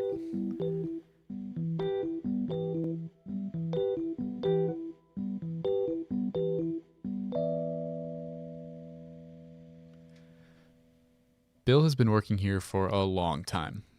Well, I started in Glacier National Park in 1966. I worked for the boat company, and then in 1988, I was lucky enough to score a job with the National Park Service, and up until this year, I think I had 32 years in. If you're lucky enough to meet Bill, you'll find that he's got a ton of stories about the park throughout the years.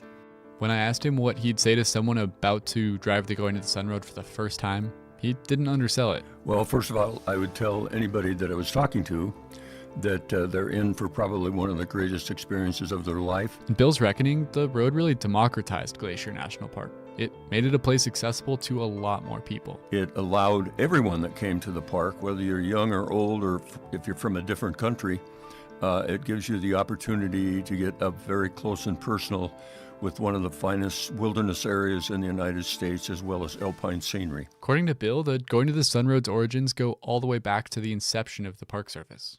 It came back to Stephen Mather, who you probably know was the first director of the National Park Service. The National Park Service came into existence in 1916. Stephen Mather, within a year, became the director. Okay, what about the route? I mean, it seems obvious now. It's absolutely spectacular, but how did they decide where to put it? According to Bill, the routing we have today was not even the one that they had originally planned on. The first architect, landscape architect that was involved in the road was a guy by the name of George Goodwin.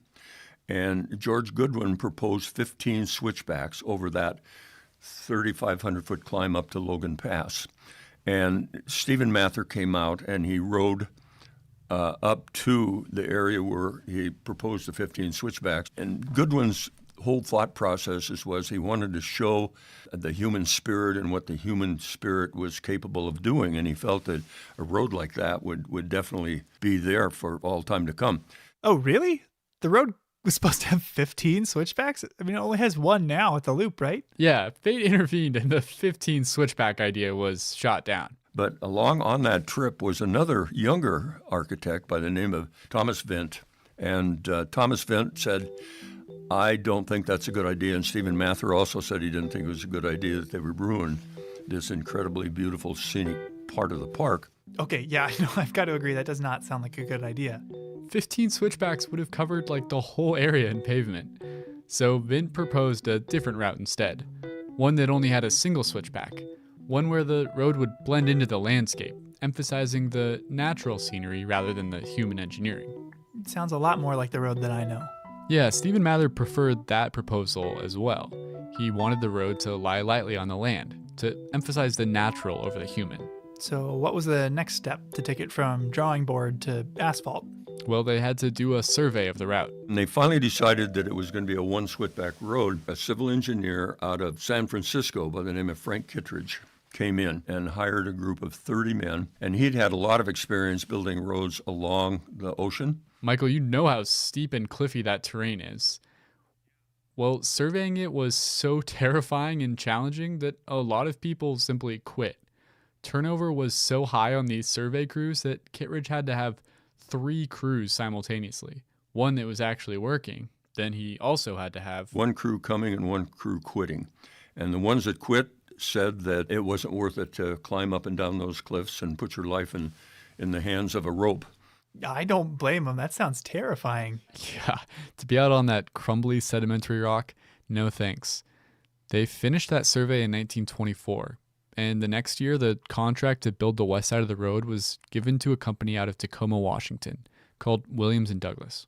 When they came in 1925, instead of starting from the bottom and working up to the high point, Logan Pass, what they did was they established along the west side 5, maybe 6 different camps, and they would work from there. They would work in both directions until they ran into the other camp that was coming their way. Oh, that's clever. So they were able to work on a bunch of different sections of the road all at the same time. They estimated that there were 300 men that worked on the road. And, there was no OSHA, there were no hard hats, and there the kind of clothing they wore, that wasn't such a big consideration. And the amazing thing about that is there were only 3 deaths. It's really pretty humbling to know that 3 people died working on that road that we all enjoy so much. I can't even imagine what it'd be like to be part of those crews. No, I don't want to either. Yeah, I asked Bill what some of maybe the biggest challenges they were facing were. I think the biggest thing was safety. You can see guys rappelling down off the sides of very steep cliffs, with a 1,000-foot drop below them. And when they did it, they actually, to get all of the materials they needed up to those 5 camps, they actually had packers that came in, many of them from Columbia Falls, Montana. One in particular was a guy named Joe Opalka.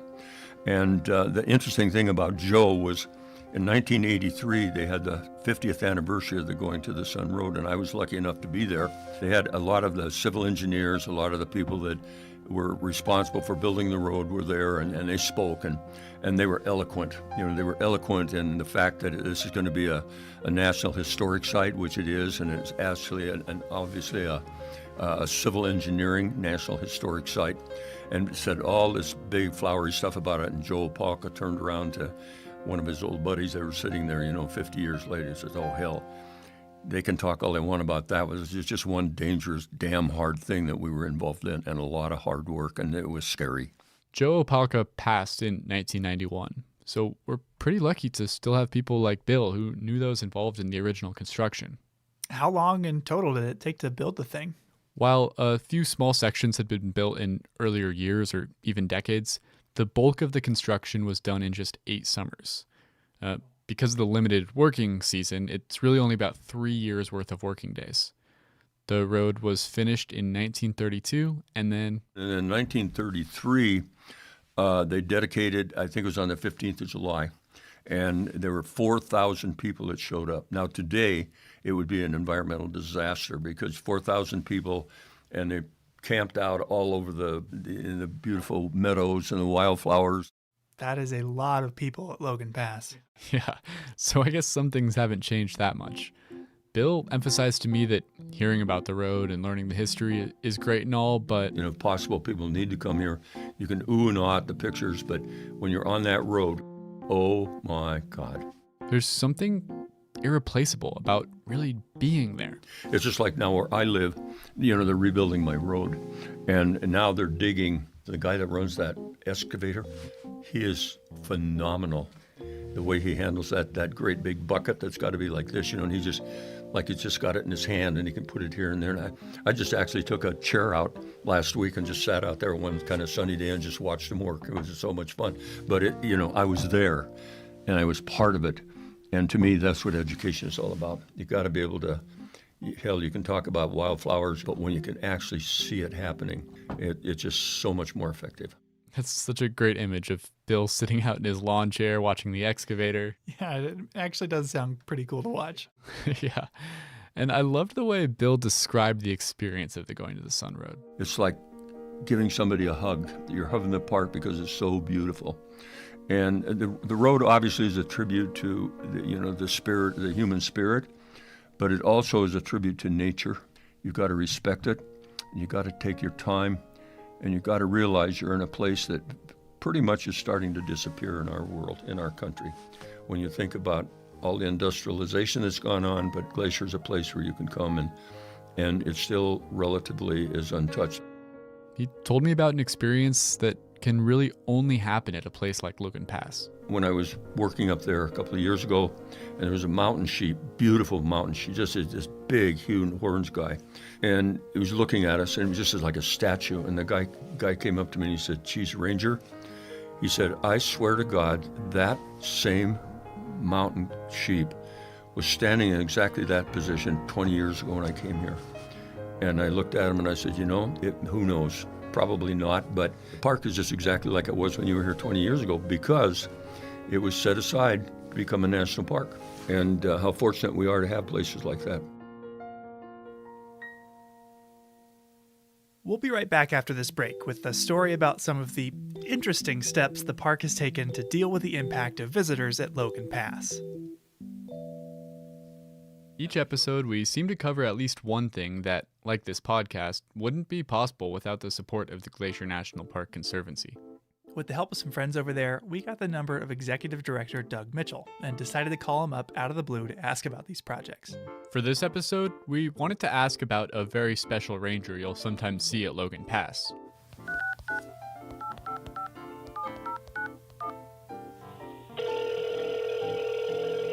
Glacier Conservancy, this is Doug. Hey Doug, it's Michael and Andrew. How are you doing? Michael and Andrew, what a treat to hear from you today. Likewise. Well, we're calling because Andrew and I have both worked at Logan Pass as park rangers, but no matter how good a rangers we are, most visitors who come up to us are asking for a different ranger, one special ranger. Do you have any idea what ranger that might be? I have a feeling that it is our own four-legged ranger, Gracie the Bark Ranger. Would I be correct? You're absolutely right. Can you tell us who Gracie is and what she's doing up there? Yeah, sure. So Gracie is an amazing addition to the team at Glacier Park, an especially trained animal who helps separate the public from wildlife. Gracie and her handler, Ranger Mark Beal, have won a bunch of national awards for the work that they've been able to do in Glacier to be able to keep wildlife and people interactions safe. So basically, Gracie the Bark Ranger is a specifically trained wildlife dog that the park uses to mitigate human-wildlife conflicts at Logan Pass. When you say Gracie's helping maintain a safe distance between animals and visitors, is it usually visitors approaching animals, animals approaching visitors, or a little of both? It's a little bit of both. So, obviously, as unfortunately we know, animals are attracted to salt, which can come from the bottoms of our cars, and so they can end up in the parking lot, and either people can get too close to them, in which case Gracie will gently nudge her way around both the people and the animals, and generally shoo the animals back to the other side of the road where they are safe and sound and out of harm's way, as are the people who may not know that you just don't get within 5 feet of a bighorn sheep. That would be a bad idea. Yeah, bighorns have a few big reminders on their head to keep that distance, but it's nice to have a charismatic ranger doing the extra work. I think generally in the name big and horn, you just would get the idea. Yeah, it's always fun to hear about the special projects the Glacier National Park Conservancy funds and supports here in the park. And it's always fun to hear your guys' latest podcast. Thanks for the work you're doing. Great. Well, we'll talk to you soon, Doug. All right. Thank you. Bye. Bye-bye. Welcome back to Headwaters, a Glacier National Park podcast. In this episode, we are at Logan Pass, and for this next story, I wanted to talk to someone who had worked there. On an average summer day, how early would you say the parking lot filled up there? Normal, probably 7:45 was about average. Okay. It's when I first started working there in 2013, it was probably closer to 9 o'clock. Wow. So it started, people kind of got the idea that they need to get there early. Yeah. That's Emlyn Stanton. Emlyn Stanton, and I was the visitor service assistant for Logan Pass. Who spent 7 years more or less managing the whole area. You're one of the people that would make the call to close the parking lot right when it's full. How do you know when it's time to do that? Normally for closing it, if there's more than 20 cars circling, is normally when we made the call to close it. In the summer of 2019, Logan Pass was open for 86 days. And 3/4 of the time, the parking lot of the visitor center was full by 9 a.m. And from having staffed that visitor center, it's worth noting that Emlyn or another ranger who's making the announcement that it's full, they don't live up at Logan Pass. They have to drive up in the morning like everyone else. So if the lot is actually full at 6:30 in the morning, it won't get called in until Emlyn arrived at work. Yeah, you're right.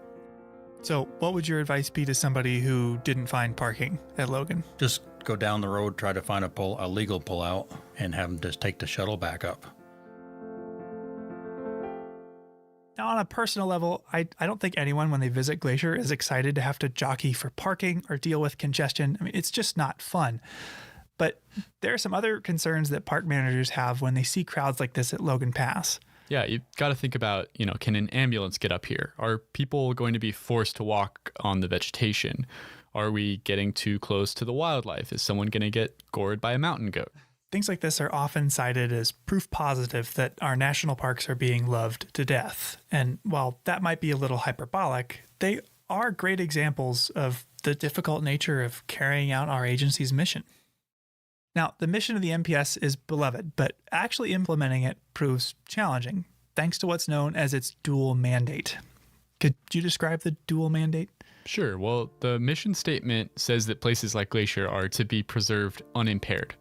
But you're not going to set a glacier aside in a museum or hermetically seal it only to be viewed at a distance, because the mission also states that they're to be preserved for future generations to use, for people to enjoy and learn from.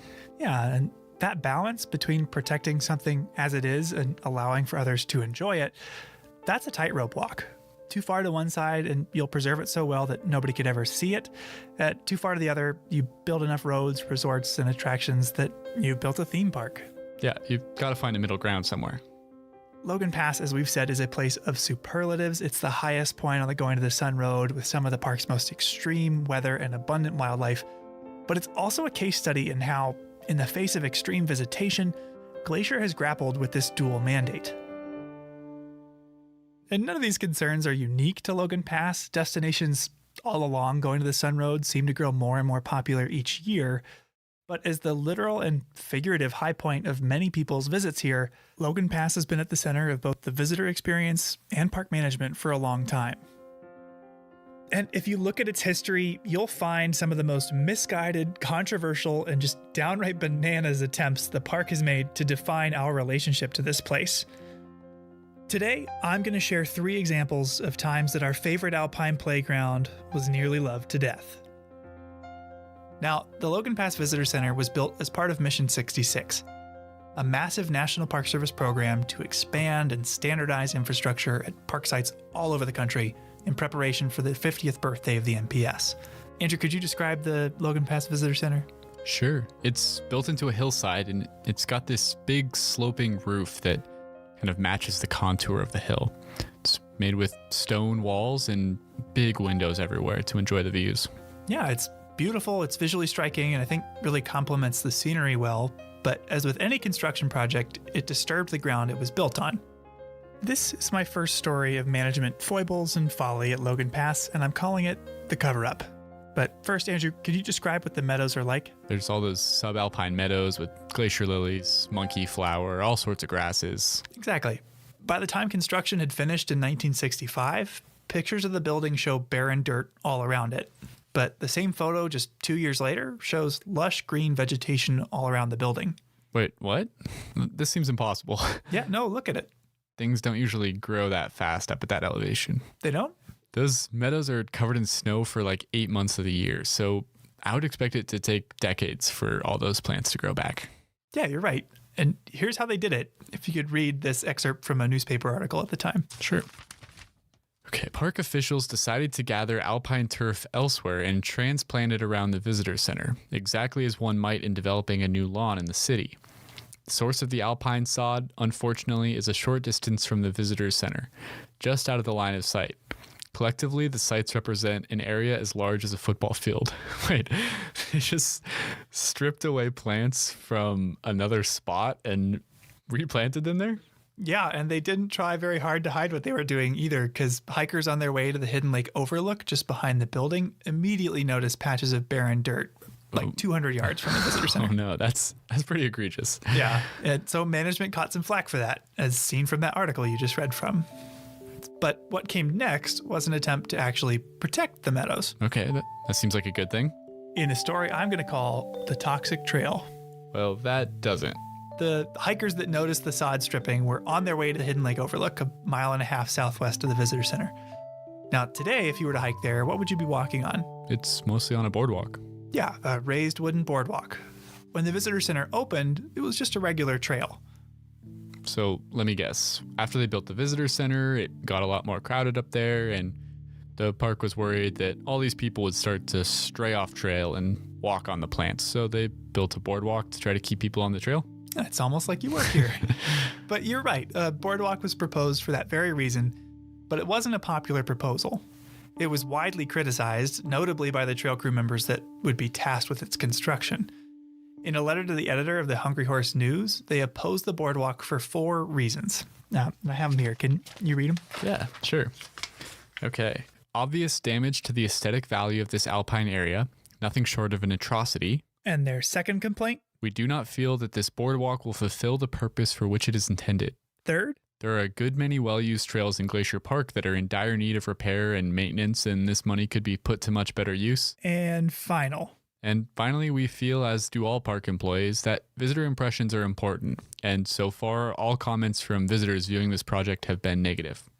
A pretty thorough rebuke. Yeah, but there actually is a boardwalk up there today, so they must have changed their minds? Well, park management actually dismissed both the feedback and the employees who gave it. The trail crew members who spoke up were actually fired. Wait, really? Yeah, the park superintendent at the time, William Briggle, was so insistent on finishing this project despite widespread concerns that the trail crew was replaced and work began immediately on the boardwalk.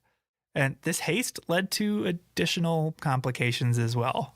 The wood initially used was treated with pentachlorophenol, a petroleum-based solvent that pretty much right away began to leak out onto plants. Oh, no, that's not good. Yeah, and folks that were there at the time observed the death of trees or grasses growing alongside it, but it also made it slippery and toxic for us to walk on. What a mess. Yeah. Needless to say, they got a lot of flack for that as well, and replaced all the wood with environmentally friendly wood at great inconvenience to visitors because it stayed closed for longer and at great cost to the park. But I saved the best for last. The most absurd story of visitor management, in my opinion, anywhere in the park, centers around the toilets at Logan Pass. Oh no, this can't be good. We often advertise that the park is home to over 1 million acres, but we don't advertise that we've got over 300 toilets. 300? Not including lodges or hotels. Does that count all the backcountry campground toilets too? Yeah, vault toilets, pit toilets, flush toilets, outhouses, lowriders, visitor centers, campgrounds, you name it. Waste management is kind of a great unspoken truth of civilization. When you've got to go, you've got to go, even if you're miles into the backcountry. And remote restrooms like some of them here are met with a unique set of challenges. Sperry and Granite Park chalets, which you reach after hiking thousands of feet up from the trailhead, get enough traffic that their pit toilets rely on barrels that are sealed and flown out at the end of the year by helicopter. And I think I've heard that there used to be a solar-powered composting toilet somewhere. Yeah, there was, until it was destroyed by an avalanche. That sounds like a huge mess. And I even ran into a backcountry toilet this summer that had been completely torn off its foundation by a curious bear. Oh no, that also sounds messy.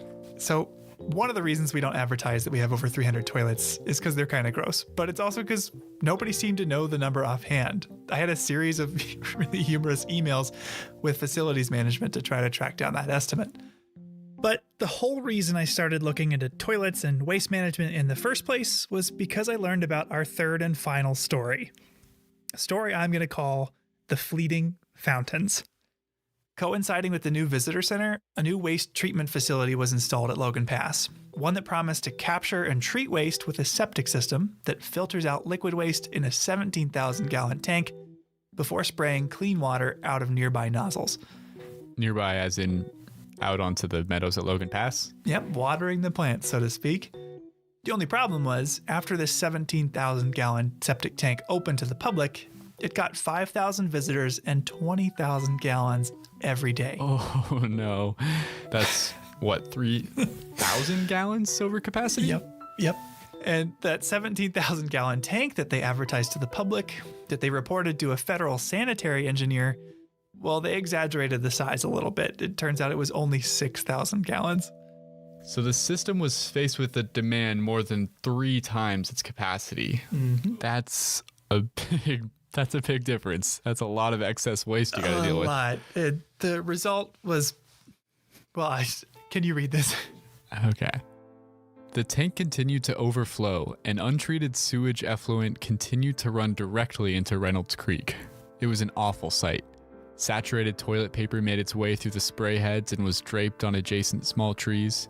Undecomposed fecal matter was sprayed onto the subalpine vegetation, killing some of it, with the liquids then flowing into Reynolds Creek.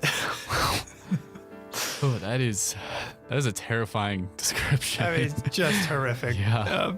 Some people began referring to them as the fecal fountains of Logan Pass and suggested the best way to solve the issue of people seeing and being disgusted by them was to only set off the nozzles at night and light them up with a colorful light show that rivals that of Disney World. Oh my God. Isn't that nuts? Oh, that's, yeah. Luckily, these 3 examples of management fiascos at Logan Pass weren't all for naught.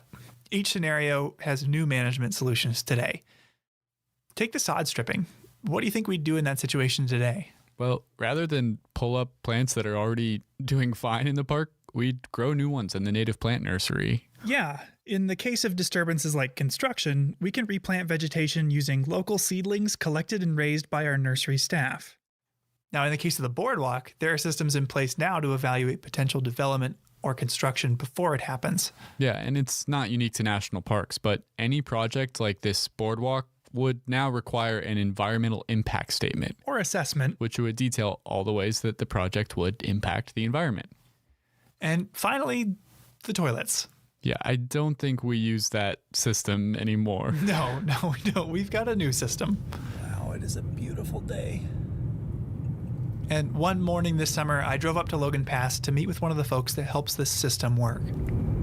I feel absolutely puny in my little sedan behind this thing. The fecal fountain fiasco was a huge black eye to the park, ultimately attracting national attention. In a letter to the then senator from Montana, the assistant director of the National Park Service wrote the following. Here, one last thing to read. Okay. Sprayfield on Logan Pass is being eliminated, and there will only be holding facilities. Next summer, Logan Pass sewage will be pumped into tank trucks and hauled to lower elevations for disposal. This will make unnecessary any additional engineering improvements to the existing system and will obviate further intrusion on the natural environment. What's your name and job title then? Jeff Hoyt, equipment operator. Awesome. I met with Jeff outside these vault toilets at Logan Pass after he drove one of those tank trucks all the way up here. Do you have a name for this thing? No, it's the bigger one. That's either the big pumper or the little pumper. That's which one you take. And they are as noisy as they are enormous. How big is that tank? Huge. You know how big this tank is? It is a 3,500 gallon. Wow. 3,500 gallon. That tank could hold 18 hot tubs and, when full, would weigh as much as 7 bull moose. Now, all of the waste at Logan flows into a storage tank, which is periodically vacuumed up into tank trucks like this one before being trucked down to a waste management facility near the entrance. On a busy season, we're usually 3-4 loads minimum every day. Wow. 3 to 4 trips every day? Yeah. That's like, what, 28 bull moose worth of human waste? Yeah, that's just Logan Pass. There are at least 3 more vaults like it along going to the Sun Road alone that get the same treatment. It's an incredibly labor-intensive strategy. Today, it's worth noting, we get more than 3.5 times the number of visitors that they did when the visitor center opened in 1965. All these tools, the native plant nursery, environmental impact statements, vault toilets, the park uses them to maintain the balance of our dual mandate, using and enjoying these places without destroying what we love about them. Yeah, we can have convenient bathrooms with no fecal fountains. Exactly. But this balance can get harder and harder to handle in the face of increasing visitation. Now, we wouldn't have the solutions we discussed today if people hadn't spoken up about the old ones. It was the voices of visitors that raised awareness of sod stripping and put pressure on the park to fix the boardwalk. The most effective management tool a park could hope for is a community of people that support it, that care for it, and are conscious of their impact during a visit. And if my time here has been any indication, we're incredibly fortunate to have supporters and stewards all around the country. In fact, if you're listening to this right now, you're a part of that community. So thank you. Yeah, we really couldn't do all this without you.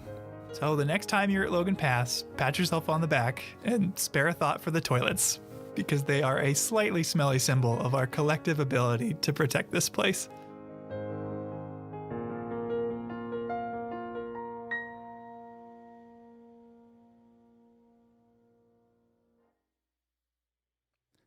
Okay, all this talk of toilets has got me thinking about the smells here. There are so many things to smell. Do you have any scent-related memories here, Michael? Yeah, I remember the second summer I came out here to work, I noticed how much I associated the smell of the forests around park housing with the park itself.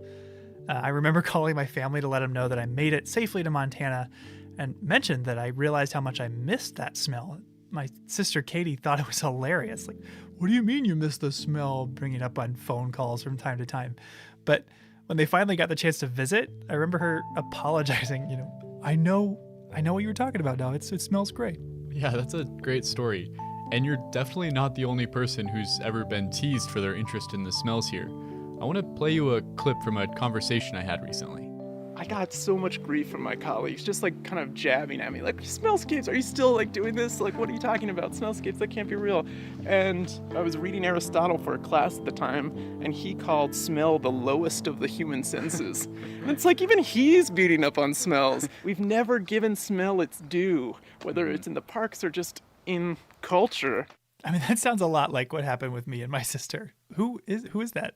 That's Will Rice. He's an assistant professor at the University of Montana's Department of Society and Conservation. Did I hear him use the word smellscape? Like, what is that? When Will was doing his graduate studies at Penn State, he worked on a survey about what motivations people had to visit an especially busy part of Grand Teton National Park. One visitor told him, "Well, I'm here for the smellscape." And initially it was kind of funny, like the smellscape, that's kind of an odd term. We hear soundscape a lot in national parks, and a lot of the research I do surrounds soundscape. So I was just interested, well, is this even a thing that's being studied in any capacity? He realized the same thing that you were just talking about, and that your sister realized when she visited, that smells play a big role in how we experience national parks, but we hardly ever talk about them. So he wrote a paper. Here, you can check it out. Pungent Parks, Smells Growing Relevance in Park Tourism by William Rice, Garrett Hamilton, and Peter Newman. Luckily for us, since Will now just works down in Missoula, he was willing to drive up and take a walk with me around Apgar here and talk about the smellscape.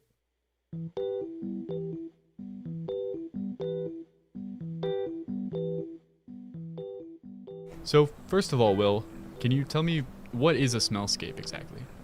Sure, so a smellscape is just the aggregate of all the smells that make up a certain area.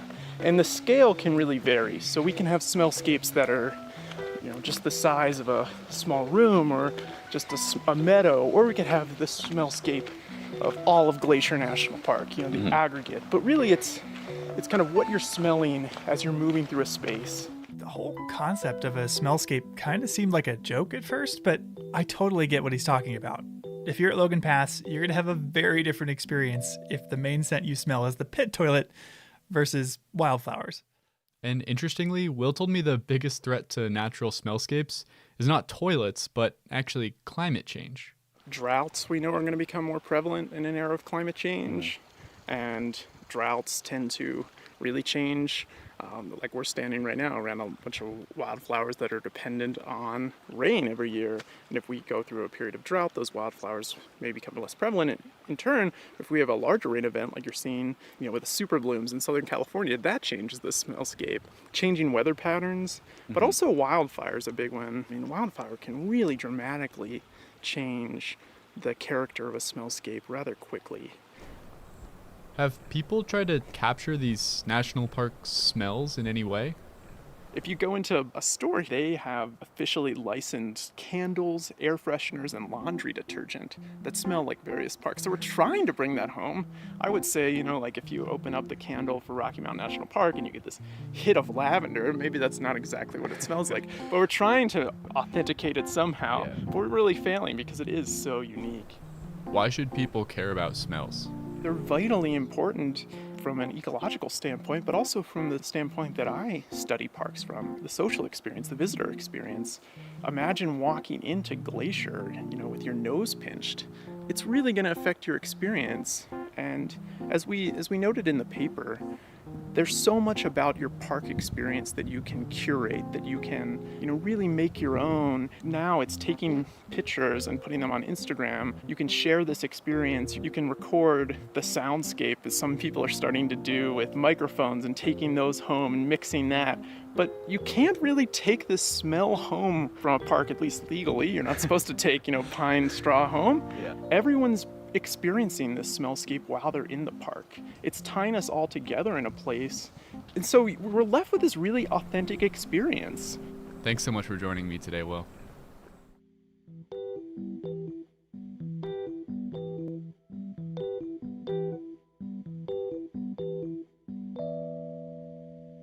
I had never thought about it that way. There's all sorts of pictures and videos of the park. There are recordings and now even a podcast of the sounds, but to experience the smells, you just have to be here. Yeah, and our last story today is about another experience that you really just have to be here to have. It's something you can't experience anywhere else in the whole of the American Rockies. Just this one spot in Glacier National Park. What is it?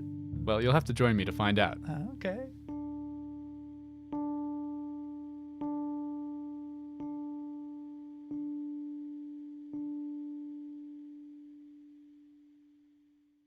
Okay, you've really got me on pins and needles here. What is this experience you were talking about that's rare? Well, I think we should replicate the journey of one Marcus Jones. Who's that? Jones was a botanist. He worked in Montana in the early 1900s. He was pretty prolific. In his career, he documented and even named a ton of plants. So he was a really great botanist, but he's actually best known for his roasts. Wait, so he's a botanist that moonlights as a roast comic? In a sense. He was a pretty prickly guy, and in fact his views were so unorthodox that by the late 1920s he was shut out of most of the botany journals. So he just took matters into his own hands. He bought a printing press, taught himself to typeset, and he started putting out his own botany journal called Contributions to Western Botany. With no one to edit or censor him, Jones just took to excoriating those botanists he disagreed with. I had a friend dramatize a few of his comments for you. It is a common comment of workers in the gray herbarium that Fernald is becoming a common scold. He needs to be taken out in the woodshed and given a spanking. It is to be hoped that this will be done before he gets to the Bronxian position of seeing nothing good in the work of outsiders. Wow, he really doesn't pull any punches. Yeah, and the next one's probably even worse. There have been several notable deaths in the botanical world since my last contributions. Green, the pest of systematic botany, has gone and relieved us from his botanical drivel. They say that the good that men do lives after them, but the evil is interred with their bones. I suspect that his grave must have been a big one to hold it all. Green was first, last, and at all the time, a botanical crook and an unmitigated liar. Holy crap. Yeah, he was not afraid of speaking ill of the dead. Wow. Now, to be fair, Jones was just as likely to praise those he agreed with as to nail those who he felt had crossed him. So, okay, you can't deny that he was witty, if a little bit temperamental, but what does that have to do with Glacier? Well, Marcus Jones spent the summer of 1909 all around Glacier National Park. During that time, he spotted a rare plant, the Glaucus gentian. And to this day, over 110 years later, it's never been found anywhere else in the American Rockies besides this one pond along the Continental Divide in the Alpine of Glacier National Park. Oh. I think we should go see it. I'm game, but what was it called again? The Glaucus gentian. Okay. Where is it? I'll have to show you. It's near Logan Pass, but it is a bit of a hike. Yeah, okay.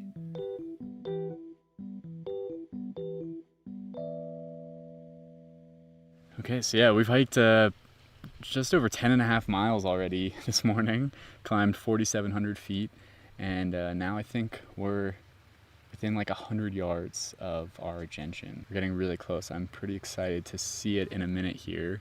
So when we get up to the pond, there's some water kind of seeping out the bottom of it, and you can see there's these mossy patches that have started growing in that wet area below the pond. That's our habitat. So we're gonna walk down there. I think that's where we're gonna find our flower, and we're just gonna be looking for something just a couple inches tall. It's a pretty tough hike up here, so I was glad to get a little break while you explain some of the background of the flower and why we're up here in the first place. So he discovered the Glaucus gentian, the gooseneck sedge. Did he name all these things? He didn't. The Glaucus gentian was named actually all the way back in 1790. A Prussian botanist named Peter Simon Pallas named it. What does Glaucus mean? Glaucus is, I think it's a really interesting word. It's not one that people use very much these days, but it's actually one of the oldest color words that we know about. Glaucus goes all the way back to Homer. In the Odyssey, Athena is described as glaucous-eyed, and so it became a descriptor of a kind of blue-green color. So what is special about this Glaucus gentian? Well, it's a pretty unique plant because it grows in so few places. It really has evolved to a very specialized kind of habitat here. This is a really harsh environment. There's a lot of snow, a lot of wind. It's cold, really short growing season. This particular spot we're in is really wet. It's fed by a snowfield. You'll see more of this type of habitat like in the Arctic Circle. Mm-hmm. So this plant is really adapted to really an Arctic situation. But because this area is kept moist by a snowfield, it's pretty threatened by climate change. If that snowfield were to disappear, this area is going to dry out. So scientists have been monitoring this site for 40 years, trying to track how the hydrology affects the plants. And they've noticed a statistically significant decline in the number of gentians that grow here. It really seems like it's attributable to that shrinking snowfield. It's not keeping things as moist as it used to be. Oh, wow. So it sounds like climate change is making this plant even rarer. I talked to one scientist who's been coming up here for years, and he said when he first started, he would kneel down to look at the flowers, and when he'd stand up, his pants were soaking wet. And in recent years, he stands up and his pants are still dry. It's just not as moist here anymore. It's interesting because, we've seen the climate trends in this area. We've seen increased temperatures, obviously, but we've also seen somewhat increased precipitation.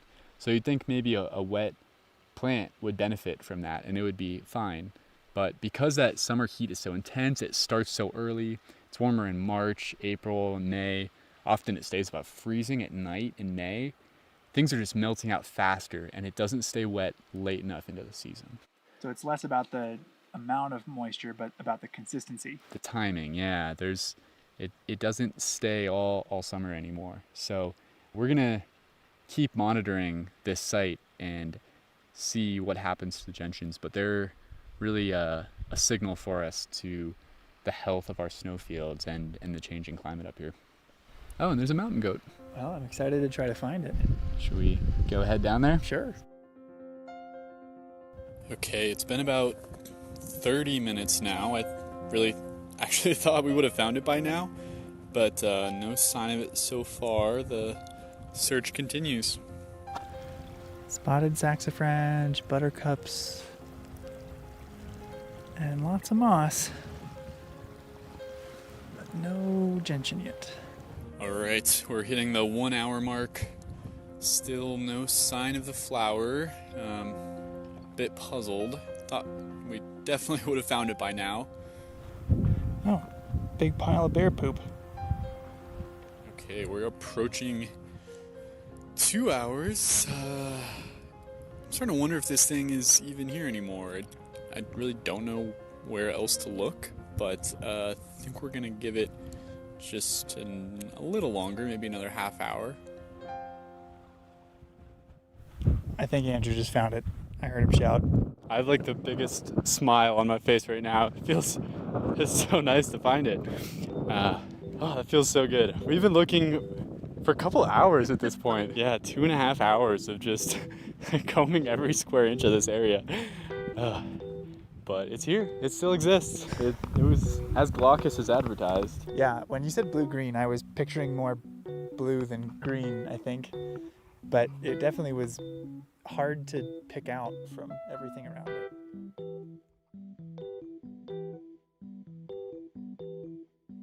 I can only imagine the insults Marcus Jones would have hurled at us after that performance. Hey, all's well that ends well, and it was pretty exciting when we finally found it. One of the coolest and most special things about Glacier National Park is the easy access to these wild alpine habitats.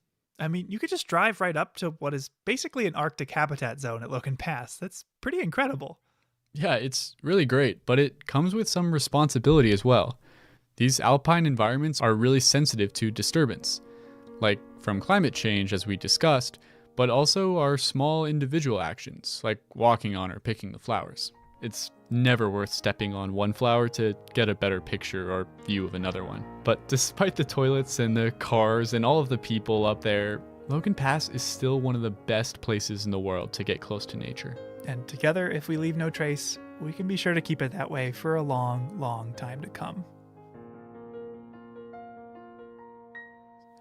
That's our show for today. If you're interested in learning more about visiting Logan Pass or how to leave no trace when visiting any natural area, you can find links in the show notes for more info. Thanks for listening. Headwaters is a production of Glacier National Park with support from the Glacier National Park Conservancy. The show was written and recorded on traditional native lands. Andrew Smith and Michael Feist produced, edited, and hosted the show. Ben Cosgrove wrote and performed our music, Alex Stilson provided tech support, Quinn Feller designed our art, Renata Harrison researched the show, And narrated the credits. Lacey Kowalski was always there for us, and Daniel Lombardi and Bill Hayden were the executive directors. Support for this show comes from the Glacier National Park Conservancy. The Conservancy works to preserve and protect the park for future generations. We couldn't do it without them, and they couldn't do it without support from thousands of generous donors. If you want to learn more about how to support this podcast or other awesome Conservancy projects, please go to their website at glacier.org. Of course, you can always help support the show by sharing it with everyone you know, your friends, your family, your dog, and also leave us a review online. Special thanks this episode to Bill Schustrom, Emlyn Stanton, Will Rice, Darren Lewis, and Jeff Hoyt, along with the entire facilities crew here at Glacier.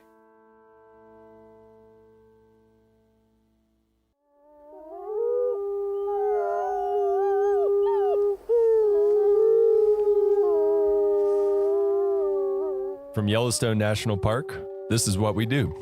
I'm Brett Rayburn. And I'm Miles Barger. So I have a quick question for you before we get started on this week's episode. Have you ever hiked with a llama before? I have not hiked with a llama before. Is that because you don't want to, or is that because you've never had the opportunity? I think it would be awesome. I've never had the opportunity. I've definitely seen them around at other parks, but I've always wanted a trail goat. You know, that's a thing. Some people hike with trail goats. Yeah. So wait, hold on. So what? All right, explain this really quickly before. No, I've seen people in like national forests. They'll have, you usually need at least two because they're herd animals, and they can carry up to like 50 pounds each. So you can use them as kind of mini pack animals, but you don't have to put them on a string, and they just gather at night. Anyway, what a chick magnet that would be. That'd be a conversation starter right there. Well, so my trivia question today doesn't have to do with goats. It does have to do with llamas. So do you know how many llama outfitters currently have contracts to do business in Yellowstone National Park?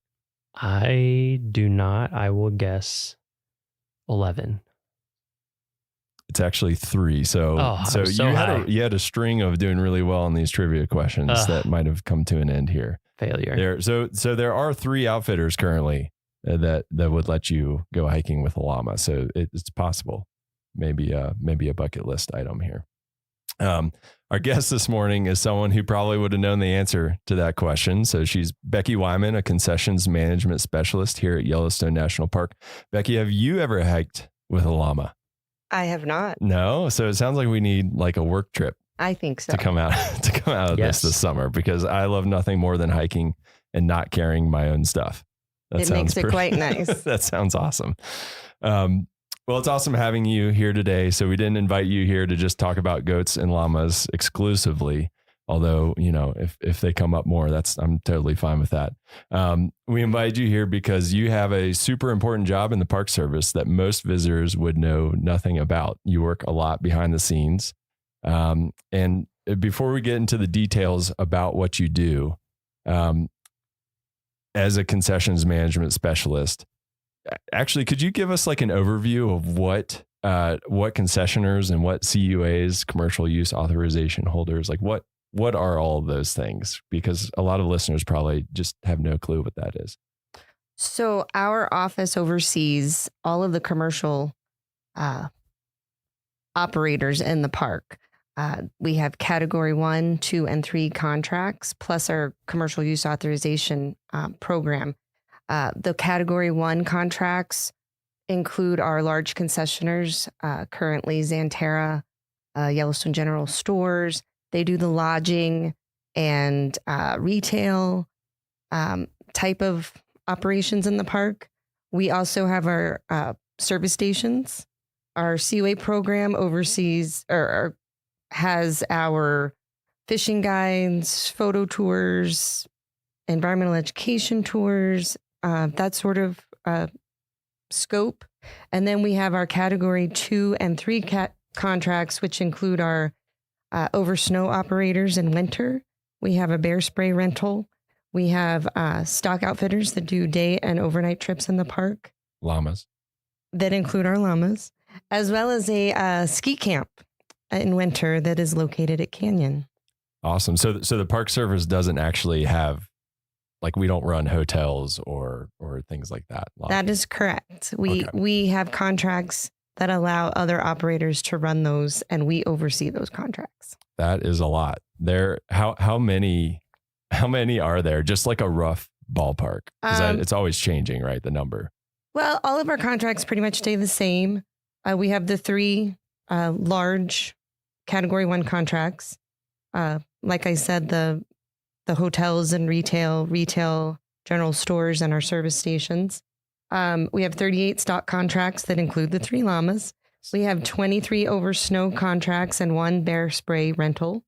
And then I believe the number of CUAs exceeds 400.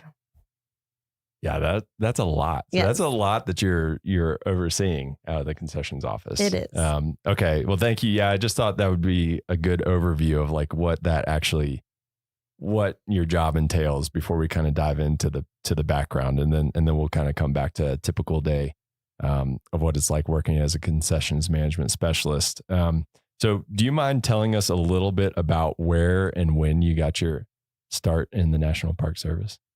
So I came to Yellowstone in 1998.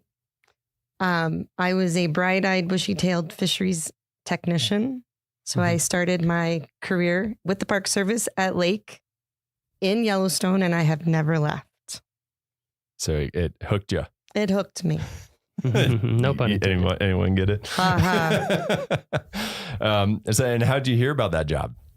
I think I heard about it through USA Jobs. Awesome. Yeah, we have, and for those of you who don't know, who are listening to this and don't know what USA Jobs is, we do have an intro episode that kind of explains that, as well as some of the other jargon that we might talk about here. So just refer back to that if you have any questions. So you saw it on USA Jobs, you applied and you got it, and the rest is history.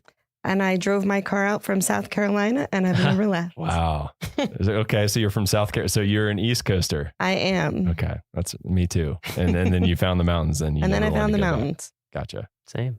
So how did you get from that job, which is very different from what you do now?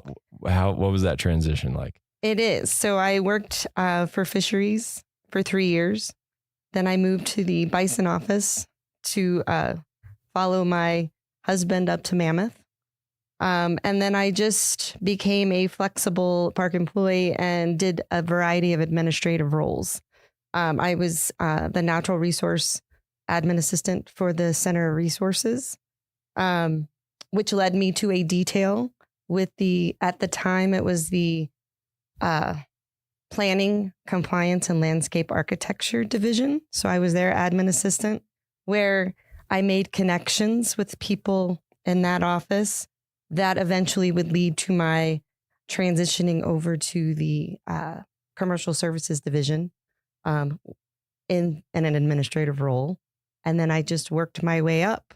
I oversaw the commercial use authorization program for several years before I got my current job overseeing the category 2 and 3 contracts.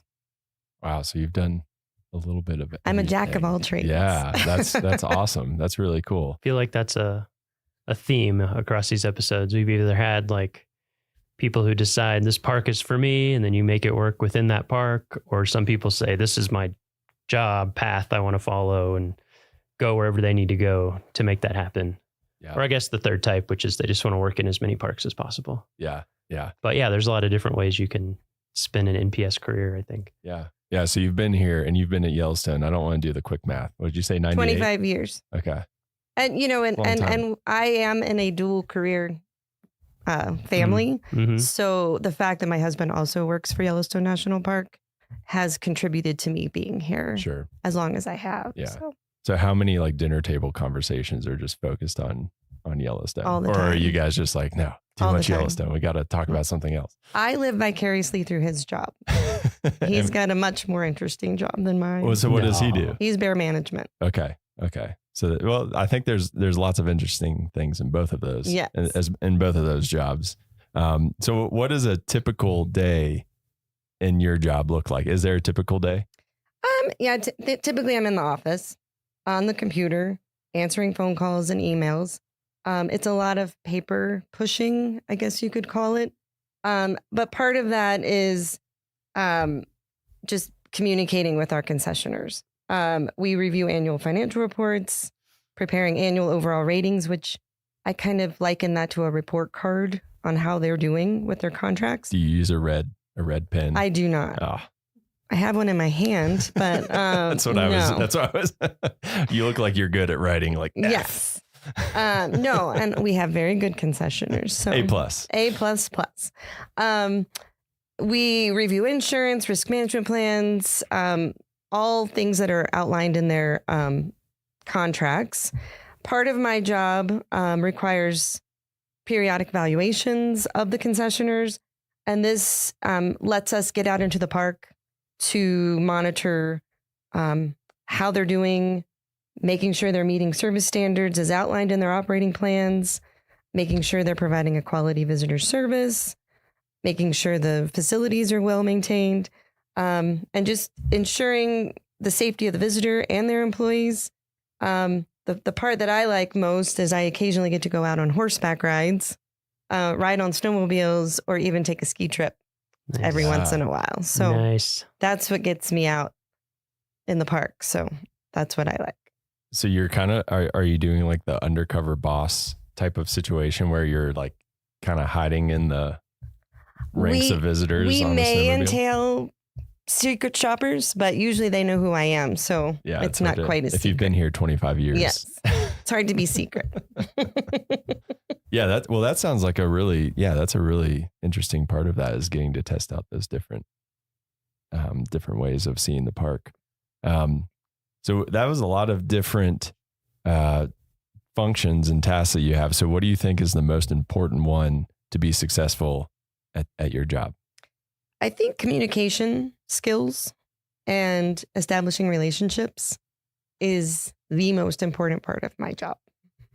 Yeah, because you're talking with a variety of people from a variety of backgrounds. Right. Many of which I don't always relate to. Sure. So being flexible and and just patient is very a really good thing to keep in mind. Yeah. Yeah. I think that's definitely an important thing.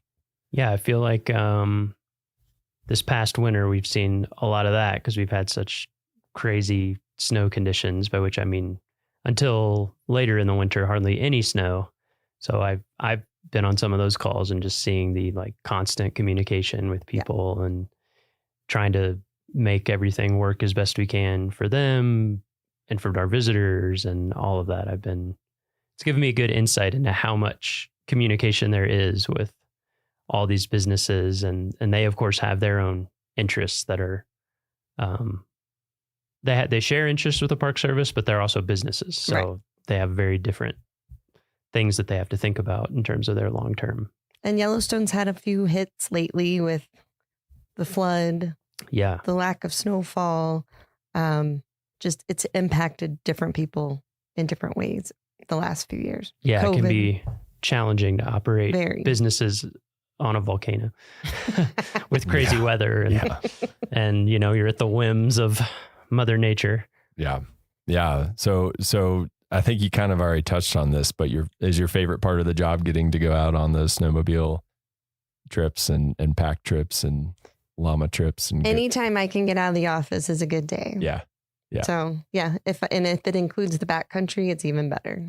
So you actually get to go on like a backcountry camping trip, like overnight. Do you do overnighters? I haven't done overnighters with the concessioners, but I have gone out with our backcountry rangers to do stock evaluations in the summer. So I've gotten to go to Beckler, which I had never been to until that. Yeah. Last summer I got to go to Thoroughfare. Cool. And so some pretty remote, some of the more remote areas of the park. Yeah. Yes. Both places I would like to go and haven't made it to yet. So that's pretty awesome. Yeah. Cool. Yeah, that sounds awesome. And I guess on the flip side of that, what's the toughest part of your job? I think the toughest part of my job is just keeping up with everything. Even though Yellowstone is closed in the spring and fall, we're always preparing for the next season. And so we never get to take a break. And if you fall behind in the management of these contracts, the paperwork, it's hard to catch up. So just staying organized and on top of things is the hard part. Yeah, I want someone to invent like this pause button. Yeah, you can just hit, and no emails will come in, and like you can just like catch up, and then you can hit play again, and then you'll be. But I haven't found that yet. So some of our jobs have sort of a pause button. They have the furlough.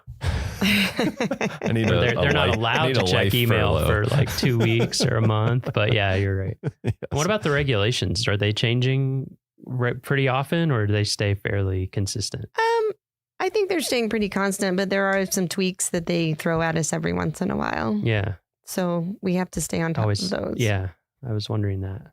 Continuing education. Yes. There's definitely continuing education aspect. Yeah. Yeah, for sure. So even with those difficulties of just a lot of work coming at you, you've obviously done what you could to stay in the National Park Service and in Yellowstone National Park specifically. So why the National Park Service? What's kept you around? I think just working for an agency whose mission is to preserve our natural and cultural resources, since that is my background. And I grew up, my family took trips to the Great Smokies, Shenandoah. And so it's just been part of who I was prior to the Park Service. And so it just made sense when I landed here that I would stay. Sure. I guess it's safe to bet that you hadn't snowmobiled in South Carolina too much I had before not. you got here. There was many firsts out here. Yeah, that's one of the cool things about this place is there's always a new experience kind of right around the corner that keeps you motivated, right? Yes. Yellowstone just gets some people. And you just can't leave. Yeah. Literally, you can't. They just don't want to come back. No. Yeah, literally. They won't. None of us ever want to. So would you say that there's a defining moment in your career? Having been here, this is my first and only park. And I think meeting my husband here And knowing that he wanted to stay here kind of defined my path. And so then I just had to redefine what my goals and ambitions were and find my place. Yeah. So yeah. Yeah. I mean that makes sense. Do you guys spend time in the park on the weekends and that, or are you guys? We used to do that a lot more. Yeah. Now we have 2 teenagers, so That keeps you they pretty keep busy. us pretty busy. Yeah, volleyball games and Volleyball games, basketball games. That's the challenging part living in a remote area is that aspect of it. So can you kind of touch on that really quickly? Like that's an interesting perspective, raising a family in a remote location like this. Yellowstone has been a fabulous place to raise kids, especially if you like the outdoors. But with that comes some sacrifices. We're an hour away from the nearest town, like big town for some recreational activities. But you just kind of have to roll with the punches. And if that's what you want to be involved with, you do it. We used to have them in ski school at Bridger Bowl every weekend, and we drive the hour and a half up there every Sunday. Soccer was in Livingston, which is an hour away. We had basketball tournaments and all of that, but we also threw in family trips, hiking, backpacking, fishing, rafting. I mean, you've got it all here. It's just you have to. We're an hour away from the closest vet for your pets. Mm-hmm. So it takes a special person to live here. But if you love the outdoors, I think this is a great place to be. Yeah. Yeah. That was the biggest. Miles, you've lived on the East Coast too. So like that was the biggest adjustment for me, is just how like no one bats an eye when they're driving an hour and a half somewhere. That's like nothing to them. And I'm like, whoa, that's very far to me. When I first came here, that was like a weekend trip. Yep. Was an hour and a half. And so doing that just to go to the store is definitely an adjustment. And I think, like all of the parents that I know and have grown up with here, we all pitch in. We have daycare, we have preschool, we have grade school. Mm-hmm. And we all just probably have to do more here to be involved than you would on the East Coast or in larger metropolitan areas. But it creates that community as well. Yeah, you probably don't find community like this in a lot of. I mean, this is pretty special. It is pretty special. That just can't happen otherwise, because people are off doing their own thing, driving all over the place. Yeah, there's no one else to do stuff for you here. Yeah. So it's like you kind of have to hang out. Yeah, like my son's been in preschool the past 2 years, and I've been on the board because it's like only so many of us have a kid in preschool, and I've been there, done that. Yeah, I've heard lots of people here told me that when I was moving here. They were like, "Well, you'll be involved in a lot of things because you have to be, and also everyone will try to recruit your kid for everything because they're a precious commodity. They are. They're a limited supply." We need more kids. Yes. Yeah. No. So getting back to your job.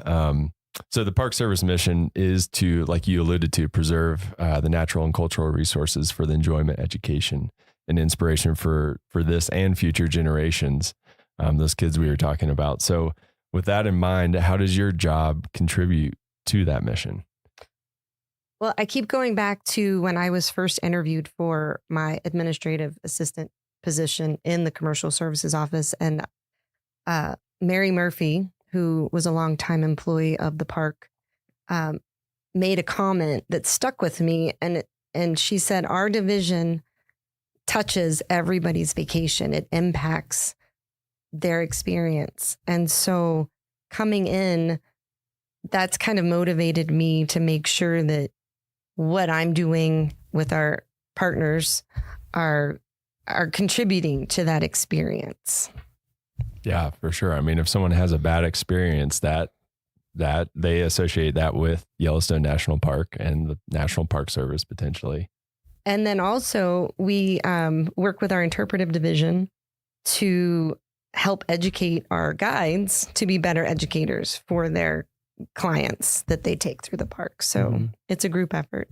Yeah. Yeah. I mean, something I've thought about a lot I don't know how to quantify it, but I would guess that all of our concessioners spend more, certainly like longer term hours with visitors than any National Park Service employee.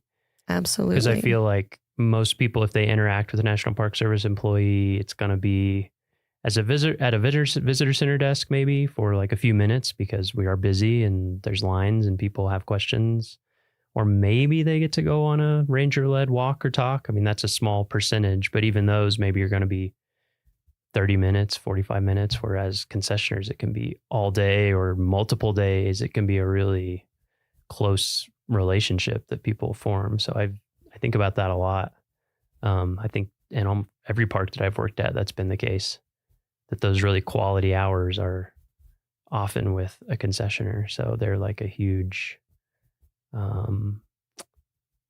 not just an extension of what we do, but they contribute big time to that mission. Yeah, for sure.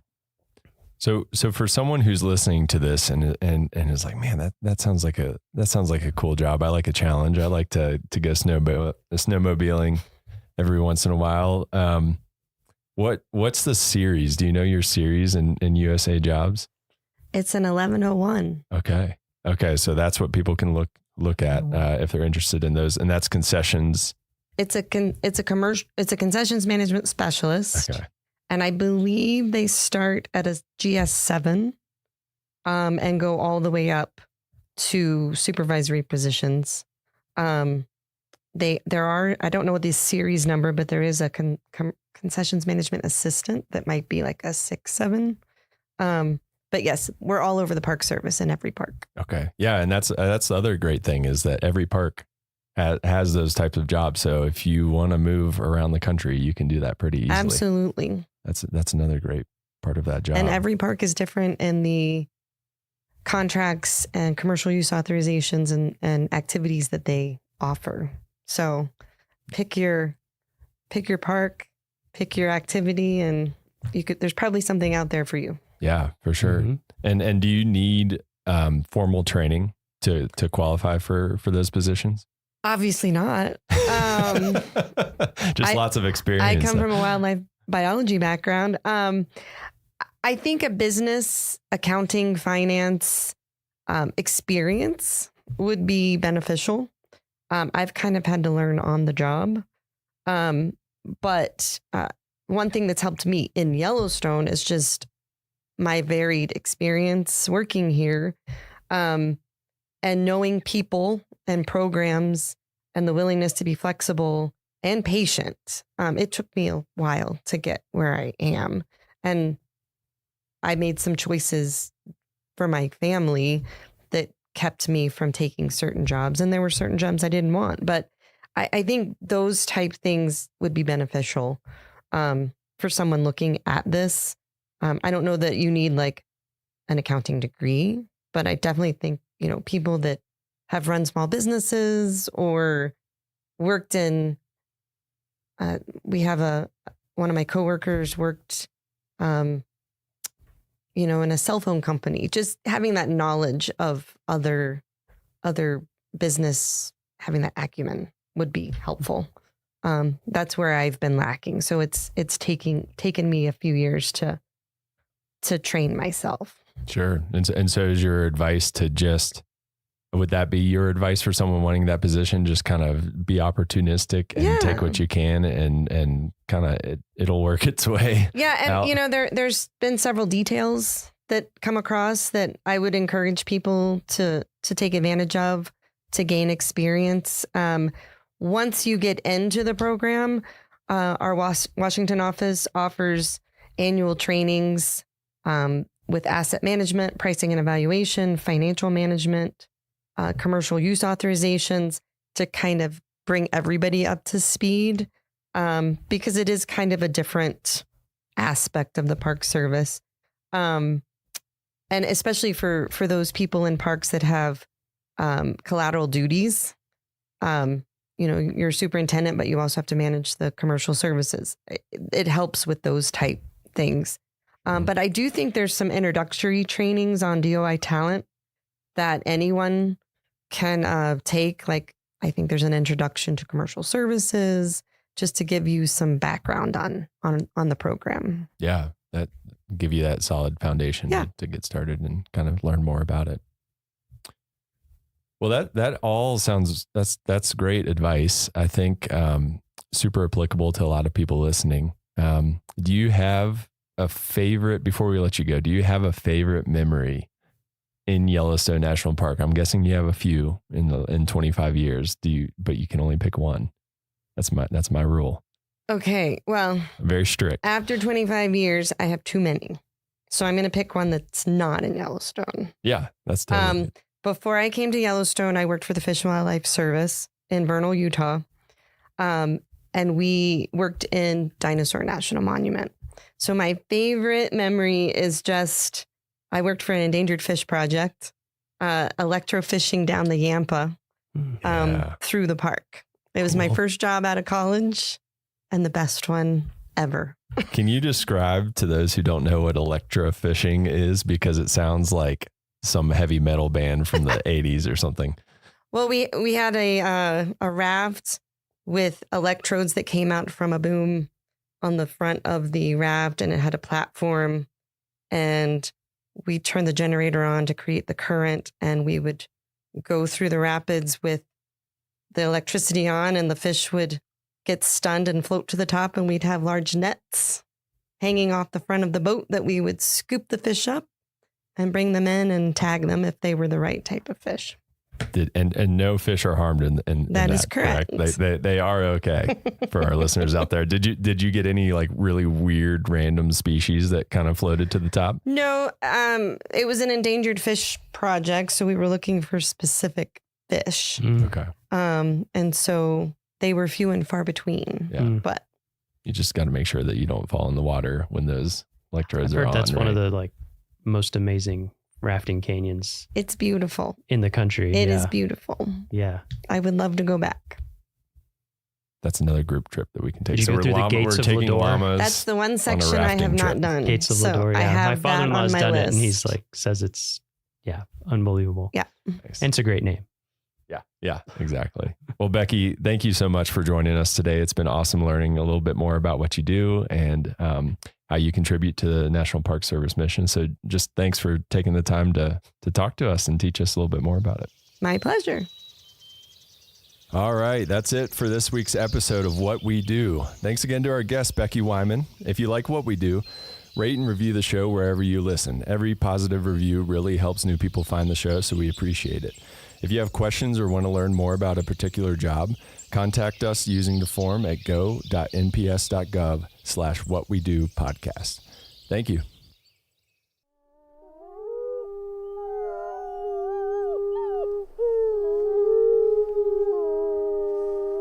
From Yellowstone National Park, this is What We Do. I'm Miles Barger. And I'm Jake Frank.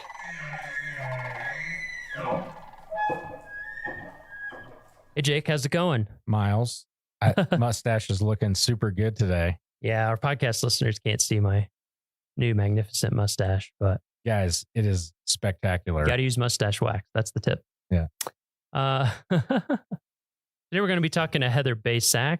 She's an administrative support assistant for Yellowstone's Division of Resource Education and Youth Programs. We call it RUIP for short. Before we get started, though, a little trivia question for you, Jake. Bring it. I don't know how you would know this, but you can make a good guess. How many seasonal employees does REYP employ in the busy summer season, rounded to the nearest 10? What do you think? 100. Pretty close, a little lower. 90. One more. 70. 80. I did that on purpose. Nice. I think the full positions would be 83, but somewhere around 80. That's a lot. It is a lot. There's a lot that goes into that, including hiring all those people and doing paperwork and doing budgeting and all sorts of fun things. So Gotta pay the people. we got to pay them. We like to. And then one note, if you notice a difference in sound quality for this episode, there's a good reason for that we're going to get into during this episode. Heather is a fully remote employee, so we're doing our interview via video chat. So the sound might be a little bit different, and that's on purpose. So, you ready, Heather? You ready as you'll ever be? Yep. Good to see you, Heather. Yeah, it is good to see you, as always. So, first question to kick it off: when and where did you get your start in the National Park Service? Or if you got started in something that led into the Park Service, you could even start with that. Sure. So I never thought I would actually be working for the National Park Service. When I grew up, my family, we didn't really visit national parks. We didn't really do that type of thing. We did other types of vacations, but never the parks. So that was never on my radar. And it wasn't until I was in college that I visited my first national park, Big Bend National Park in Texas. And it was a wonderful trip. I had a blast. It was beautiful. But again, didn't put two and two together. Never thought that I would work for them. And it was getting towards the end of college, and I didn't have a job lined up. I wasn't exactly sure what I wanted to do. I was thinking about going the museum studies route because I was an anthropology major. But I just didn't have anything lined up. And so I actually saw a poster on one of the buildings in my college, and it was for the Student Conservation Association, or SCA. And it talked about internships on public lands. And I thought, that could be something to look into. I don't really have anything lined up. I'll look into it. So I went on their website, and it was a ton of internships. It was with like U.S. Forest Service, Bureau of Land Management, National Park Service, doing a lot of the park servicey, park ranger type jobs. But then there were other internships like archaeologist or curatorial intern that was really interested. I was really interested in, because that's the route that I thought I was going to take. So I did my first internship with a National Park Service site in Kansas called Fort Scott National Historic Site as a curatorial intern. And I was working a lot with their museum collections, taking care of that. And I really enjoyed it. But other part of that internship was doing guided walks around this old military fort. And I got to do a little bit of living history. And I thought, this is pretty cool. This is pretty fun. Maybe this is something I want to look into more. So then I decided to do a second internship after that through the SCA, this time with Denali National Park and Preserve in Alaska, actually where I met Jake. We worked together, and it was really there that I thought, okay, this is something I might want to do for the rest of my life. There were amazing people to work with. There were just beautiful things to see and do. It was, I never would have experienced that. I never would have probably visited Denali without first going to Fort Scott and doing some other internships. And I thought, this is something I really, really want to do. And so then, just to be sure, I did one more internship with SCA, this time at Big Bend National Park. Nice. Back to where you started. Yeah, exactly. So it kind of feels like I came full circle. Like it was the first national park I visited. And then it was the national park that kind of really was like, yep, this is definitely what I want to do. It was such a unique experience. I got to do it visit as a visitor and then also be an employee or an intern there. And so I thought, this is it. This is what I want to do. And then from there, I made the jump to actually Fish and Wildlife Service and then National Park Service. Worked a couple seasonal positions at different national parks, and then eventually made the slide into a permanent position in Yellowstone, and now as an administrative support assistant. So I have a few. That was a varied background. So a couple things. You mentioned living history. Did you get to wear like period appropriate? Like, I don't know, is it costumes is the right word, or clothes? Yeah, it was a while ago, so I'm trying to remember everything that happened, but it was this very special service. It was called Fort Scott by Candlelight, and it was close to Christmas time. And they had like different vignettes in all these different military buildings where we would act out scenes of what would have happened in these different buildings. And I got to be a military laundress. And so I got to be wear kind of more or 19th century garb and pretend to be doing the soldiers' laundry. So that was pretty fun and unique. It was really great. Yeah. And then the other thing, she mentioned that the people she worked with in Denali were really great. I just want to concur that I am very great to work with. That is true. Get that on the record. I think When were you guys there? I was there 2008, 9, 10. 2012 was when you were there, right, Heather? Yes, It was my 2012. second summer there, yeah. Yep. Okay, so I missed you. I was a little earlier than. Yeah, there is like all the best people for our in Denali. listeners. There is like a legit. If you've worked in Alaska, you have like a camaraderie with the people in Alaska because it gets into your bone. It's like such a cool place. Like, yeah, you can tell from Heather. She's like, I went to Alaska and then I realized this is what I wanted to do. Like, it's really cool. Yeah. Yep. So, I resemble that remark. So out of all those jobs that you did to get you to Yellowstone, all the seasonal jobs, did you have any repeat jobs, or did you move like every season? Was it a different job? So good question. I worked for Fish and Wildlife, had a very similar job. I was a park ranger, interpretive park ranger for them. And I worked with preschool kids and did a preschool program for them, and then kind of translated that into the National Park Service. I did interpretive park ranger jobs. So a lot of the guided hikes, the guided, talks and walks, that type of thing, working in the visitor center, helping plan people's programs. But then I worked also as a campground ranger in Great Smoky Mountains National Park. Got to help people check into their campsites, go over campground rules, walk around, talk to them, educate them about the park. And then I went to Yellowstone and worked as a remitter. So I worked in what's called the cash room and counted all the money that comes in from the entrance stations and the visitor centers, reconciled all that money, and then got it ready for deposit. And then also worked in the visitor services office in Yellowstone, helping people plan their trips and then work on some special use permits. So I did move around a little bit, but I might have been in a little bit different boat seasonally because I was with my husband who had a permanent job at some of these places. Yeah. So I stuck around in some of these parks probably a little bit longer than other seasonals do. They might tend to move around a little bit and follow their job, while I was more in one area for a longer period of time. Yeah, I was asking because until I got my first permanent job, I moved 12 times in 6 years. So it was every 6 months I was on to something else. So like that is part of the lifestyle until you're permanent. Okay, so where are you joining us from right now? So I work fully remotely from Boise, Idaho. Mm-hmm. And how long have you been working fully remote? Has it been 2 years? Oh, that's a great question. It's been probably about 1.5 years. Okay.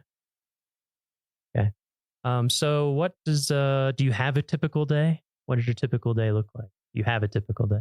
So I don't think there ever really is a typical day for an administrative support assistant because so many things get thrown at us and there's so many things that pop up last minute that we have to take care of that I don't think any one day is completely the same. But we do have a lot of like reoccurring tasks that happen every 2 weeks. And so we'll do a lot of the same stuff.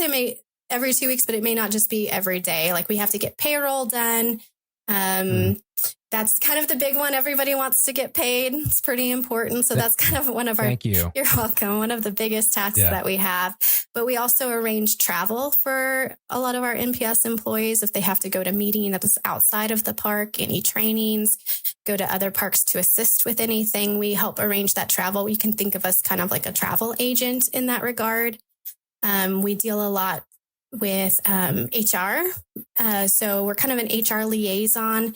So anytime there's personnel actions for hiring somebody, all those 83 seasonals, we put in hiring actions for them.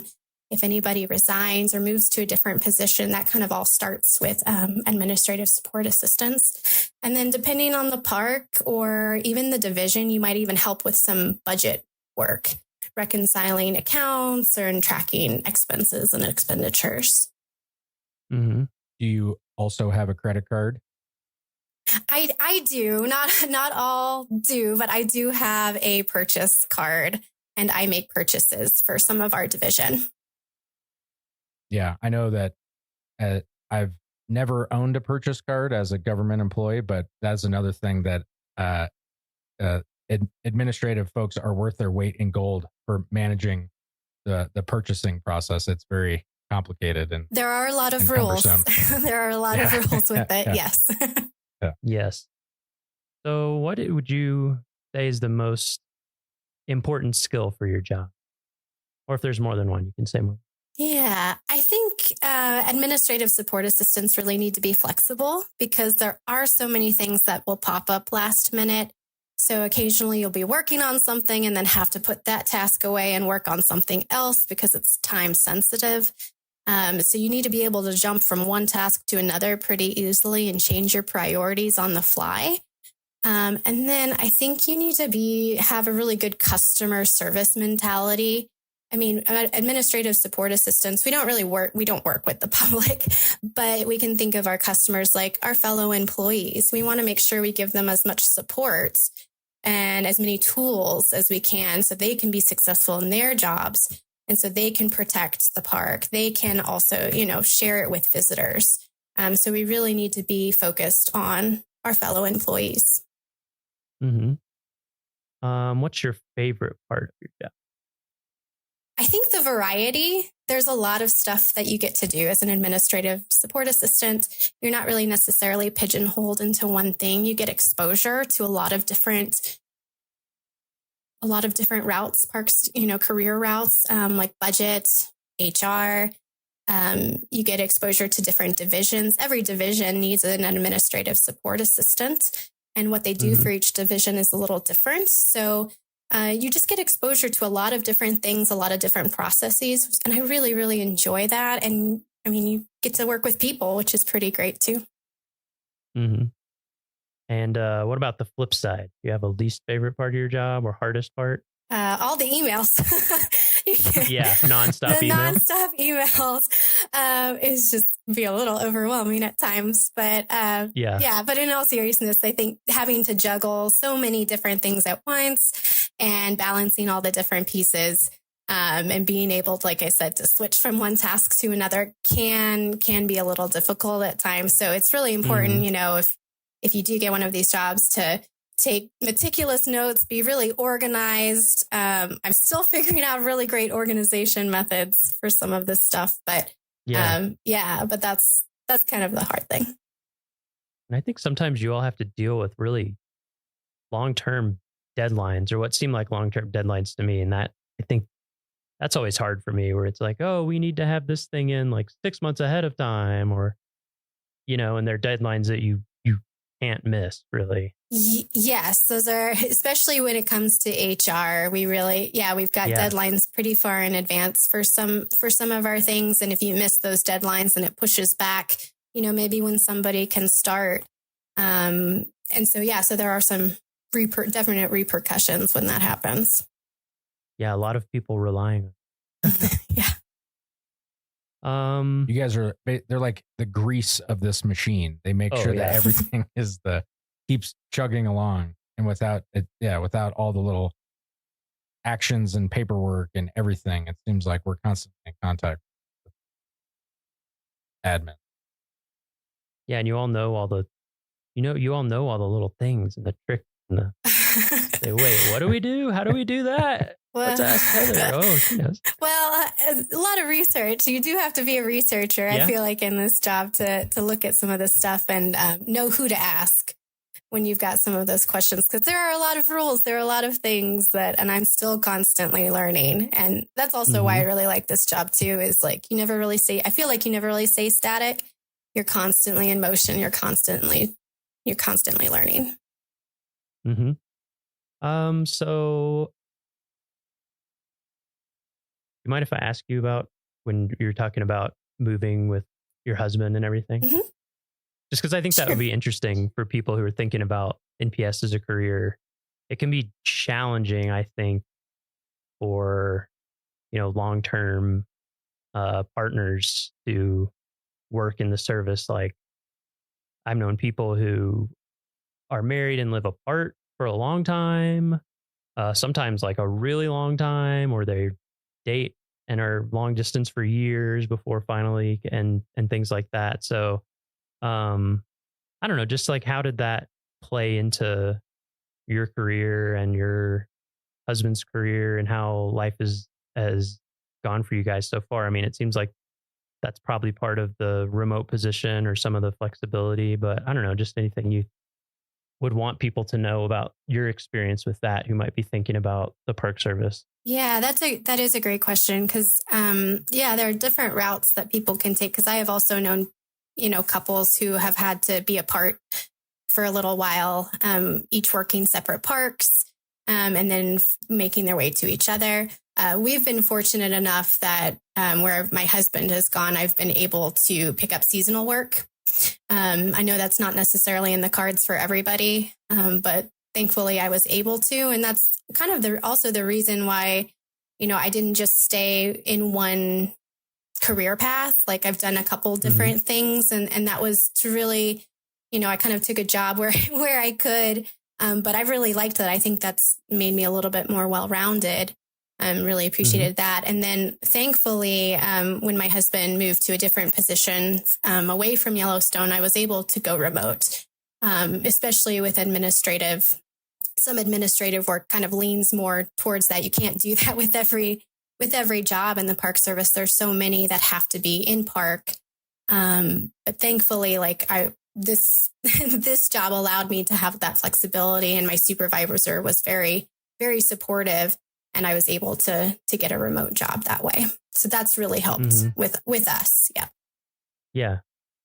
Yeah. I mean, not that we need to dive too deeply into it in this episode, but it is interesting. I think a lot of people would be surprised to learn that, number one, if you work for a national park, it doesn't mean you're going to get like housing in the national park. In fact, it generally means you're not going to. And that it's not just Yellowstone, but like a lot of parks, it's becoming harder and harder and harder to find places to live right by the park just because of how the real estate and things have gone as well. And then sometimes with some of these parks that are really remote, there's situations with like school for kids or extracurricular or all sorts of things. So, that's part of why one of many reasons why we wanted to talk to you is just to let people know that is something that remote positions are something that parks are utilizing for the right positions and the right people. Like you had already been at Yellowstone, so you know the park, you know people here.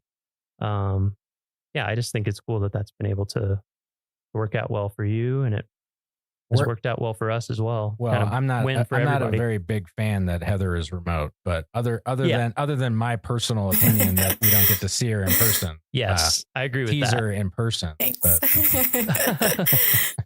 So, even with the, I'll say difficulties or challenges of, managing relationship and career and all different parks and the tough things about jobs and the good things about jobs. What has kept you working for the National Park Service? Like what has kept you knowing that your decision, this is what you're going to do, is the right one for you? I think that's a good question. I think, it really goes back to when I did that internship or a couple of internships, and you just see it and you just feel it. And it's just, I just believe in what the Park Service stands for. And I've just met so many great people along the way, both, fellow employees, peers, as well as visitors, that it just makes it, it just makes it worthwhile. I actually have in my office here, I worked with a school group when I was in Yellowstone from Lowell, Massachusetts. They came all the way out to Yellowstone, and I actually have a picture of those kids. The teacher gave it to me. I have this picture of those kids on my desk, and that kind of just reminds me, I'm part of something bigger, and it's really awesome to feel like I make a difference. And so I just believe in the Park Service mission quite a bit. Yeah. Same. I think I kind of had a similar experience. I think a lot of us do, where it's like, I think my first summer in a park was here in Yellowstone making beds at Canyon. But then, I did a couple SDA internships, and at some point you're like, can I go back to a normal lifestyle? I don't know if I can. And then the mission and just to remind everybody, the mission of the Park Service is to preserve unimpaired the natural and cultural resources and values of the national park system for the enjoyment, education, and inspiration of this and future generations. So, like you said, even if sometimes a day might be filled with like a checklist of what might seem like mundane tasks or something, I think for me, and it sounds like for you, having that bigger mission that you know you're working for really does make a difference. So a question that I have, like with that mission, I think a lot of us, when we have the rough days that like physically work here, you have the rough days, but then you go outside and you hear the wolf howl or you see Old Faithful erupt. Like, how's that transition been for you going remote? Like, and, you know, keeping yourself, like, how do you remind yourself that, you know, when it's not in your face, like it was when you were physically working in the park? Yeah, so it has been a little bit of a transition to remote. I very much enjoy it, and the flexibility it has given me to be, you know, still continue to work for the Park Service and be with my family. I think it becomes more about the people, and than necessarily, I do feel a connection to the place, but I feel a connection to the people even more. And so to me, Yellowstone has not just become like the first national park, an amazing place to experience geysers and hot springs and wildlife. It's really become like a community. And it's about a people connection now for me as well. And so that's kind of helped. Yeah. Yeah. Hashtag Team Yellowstone. Yeah. Well, and I think that's a good point too, because I know I've talked to people in my family or friends about working for the Park Service. And I think as people will get the impression pretty quickly while they're listening to this podcast over all the different episodes and all the different people that we talk to, you just get to be surrounded by interesting, brilliant people in like every job, basically doing all these things for the park. And it's such a cool community to be a part of. So I think, yeah, that over time, I've appreciated that more and more and more as to like what makes it such a cool place to work. So getting into the details of if someone were interested in this type of work that you do. So your official title is Administrative Support Assistant. Yes. Do you know the job series on USA Jobs? Yes. It's a 0303. And sometimes that it comes up as like a miscellaneous clerk, but it's administrative support assistant, and the GS level can range, I've seen from like 5 to 7.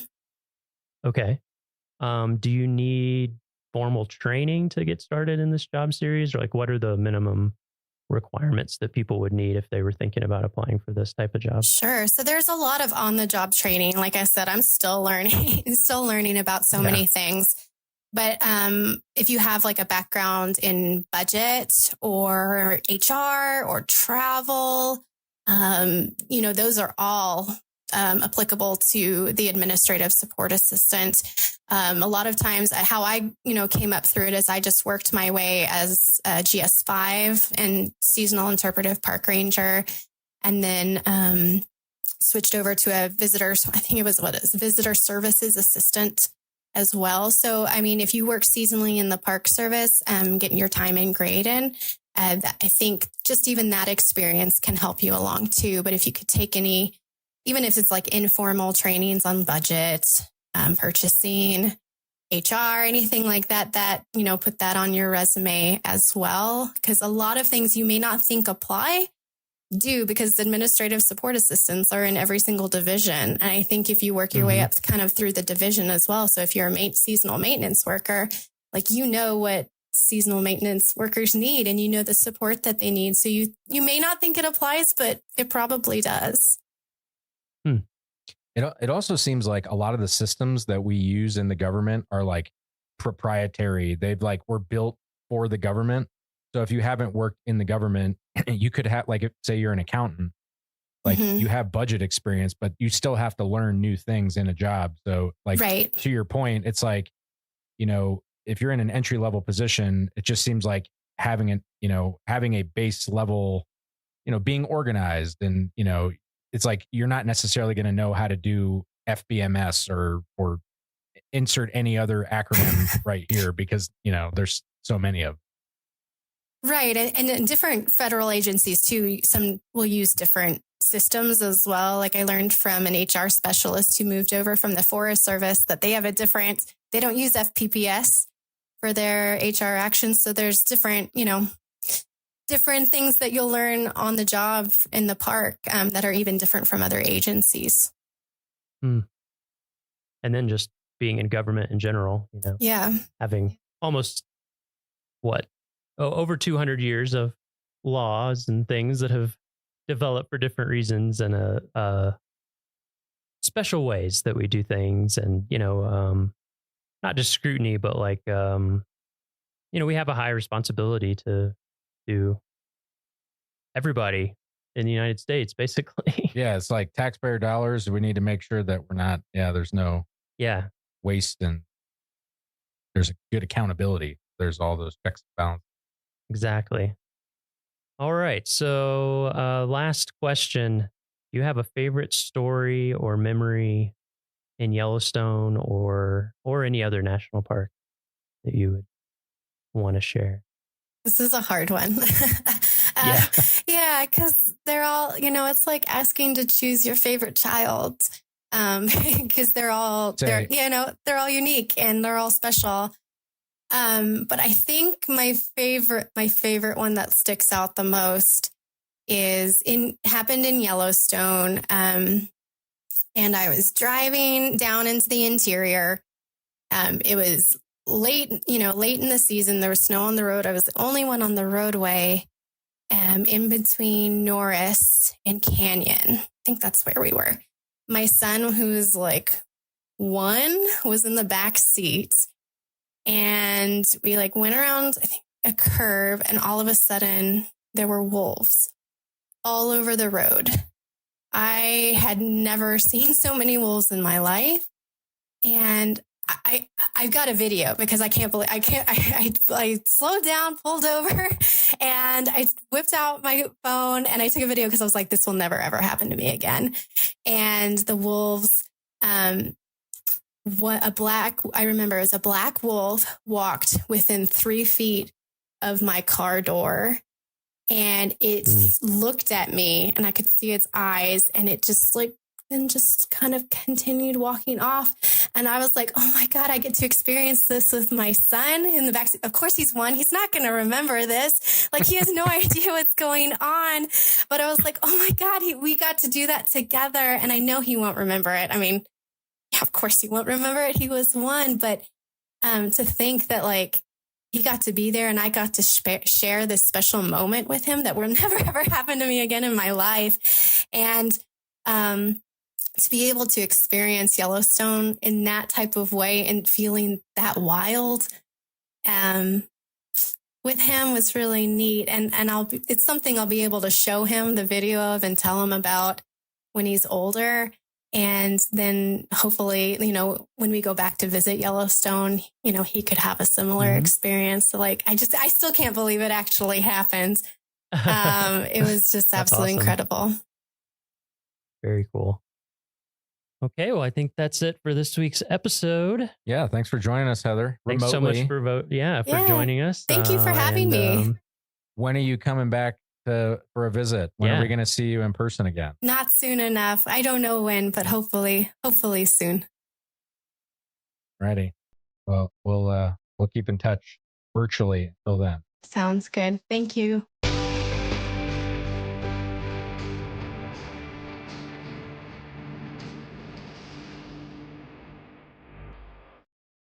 Triple Arches is probably one of the most recognized features along the Going to the Sun Road. Built to span several large gaps in the mountainside, engineers had originally planned to create a large retaining wall and use huge amounts of fill to build up the roadbed. Designers came up with a more elegant solution by constructing a series of 3 arches to span the gaps. It is a reflection of the care and dedication evident throughout the original construction of the Going to the Sun Road. Probably, as you've been driving the road, you really didn't notice most of the bridges, guardrails, and structures along the way. That's because the original designers of the road worked hard to create a road that blended with the environment rather than competed with it. As you continue on, however, give them a second glance. Even simple culverts in many locations are beautiful creations constructed of the same multicolored rock from the surrounding mountains. The Going to the Sun Road is one of 6 National Historic Landmarks in the park and one of a very few roads in the country to make that list.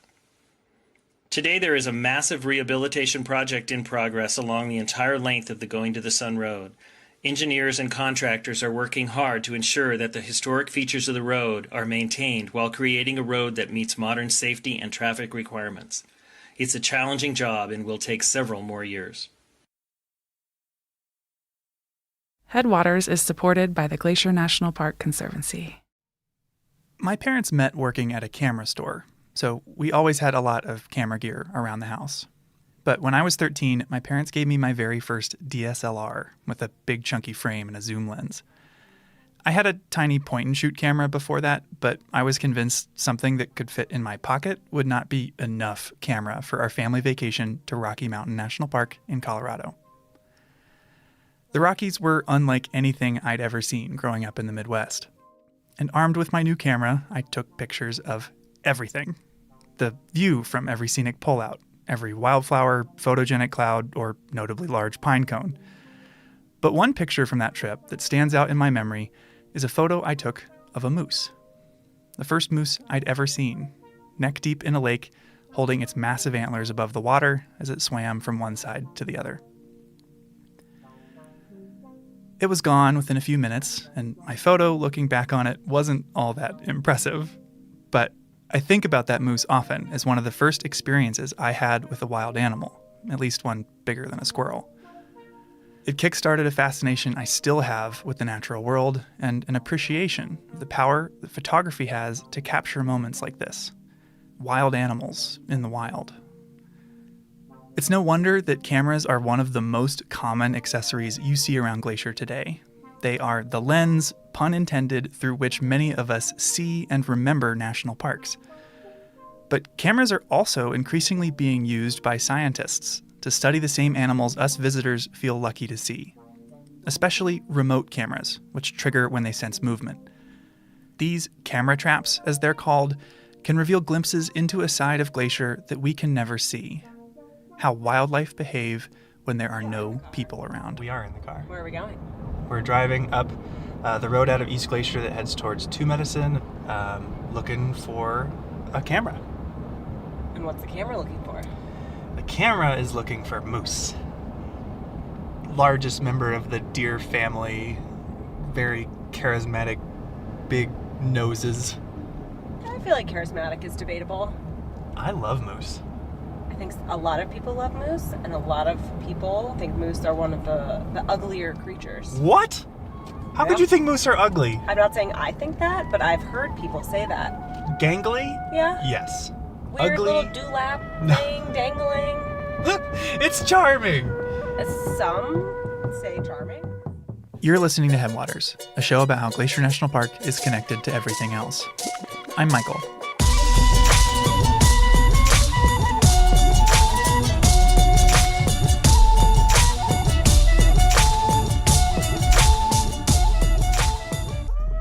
In this episode, we're zooming in on 2 different animals, one big and one small, one you may have seen and one you may have never heard of. They'll help us understand the increasing use of cameras in the field of wildlife biology and reveal that even if you leave no trace, you have a bigger impact on the natural world than you might think. We're turning just before the Two Med entrance, going off the pavement.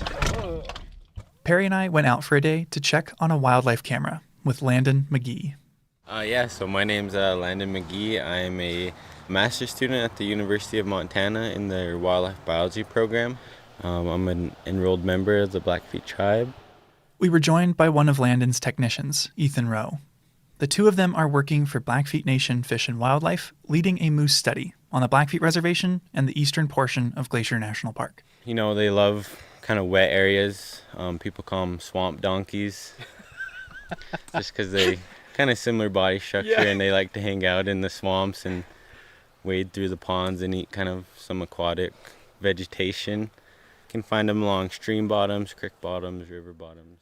And Landon, who has been placing cameras all over the place this year, was nice enough to take me and Perry to the easiest to reach camera in his whole study. Start walking. Yeah, so we're just going to head about 50 yards into this big aspen stand here. So. Great. Sweet. We'll follow your lead. I mean, this looks like moose habitat. Yeah. Now, I find moose to be really interesting and not even slightly ugly. As the second largest mammals in North America, they're really strong. Bull moose's iconic antlers can grow up to 5 feet across, and they use those antlers to fight over female moose.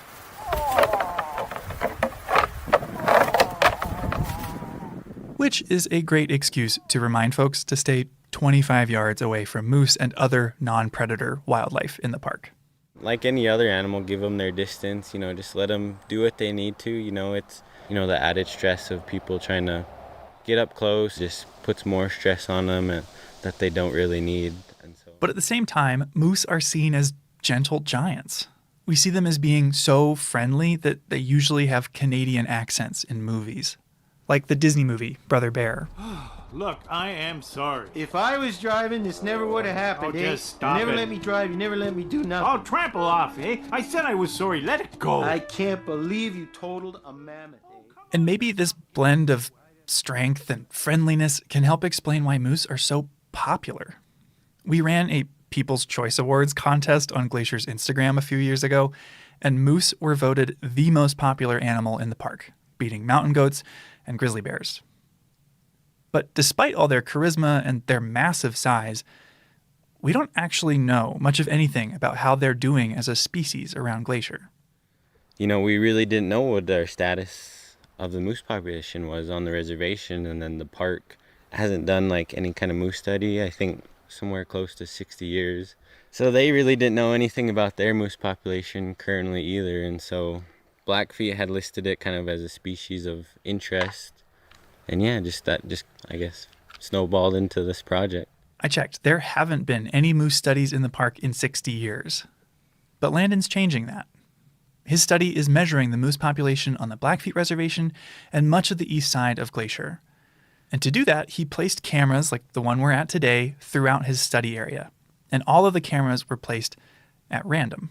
Sitting down and trying to pick, 100 camera locations of where, would be good spots, it would be very time consuming and hard to do. And of course it introduces a lot of bias. And so having this truly random sampling allows you to get into places you thought you'd never go your whole life. I know there's been a few that I've been to both summers so far. And so we're visiting this easy to reach camera to make sure it's still working. Landon's technician, Ethan, walked us through the checkup. So when we're arming the camera, we like to put it waist high. So it would just sit somewhere right here. Better view down there. On a moose. Yeah. So right now we're doing a revisit. So we're just checking up on the camera. Mm-hmm. Just if the camera was still functional, if we changed the memory card at all, and if we did, the idea of it. The downside of randomly distributing your cameras, though, is that while some are 50 yards off the road and easy to hike to while holding a microphone, others require miles of bushwhacking through areas with no trails. Honestly, it sounds a little heinous, but that hasn't deterred Ethan. Hikes are a big plus of it, Are you sure? So I really enjoy the hike sometimes, even though I like to complain along the way. I think when I'm done with it, I really tell Landon, really appreciate it out here. With these randomly placed cameras set far enough apart to avoid double counting the same moose during a certain time frame, Landon can run all the data through a computer model to estimate how many moose live here. And the data isn't just a bunch of ones and zeros. It's pictures, which for Landon has been fun to look through, but a lot of work. With, dozens of cameras out at a time, how many pictures do you capture over the course of a summer? Last year we did 100 cameras, and I think with all those we had just a little over 2 million photos. 2 million? Yeah. Thinking about that, these cameras are set to both motion detection, so anything that walks by, grass blowing, anything will set it off. But it also takes a picture every 15 minutes, part of a time-lapse function on the camera. So it has both those modes going the entire summer. So 2 million. How do you go through that? A lot of time bent over at a computer. Blowing grass, waving branch, blowing grass. Moose? He had some research assistants to help sort through these images, and some companies are even marketing AI tools that promise to speed up the process.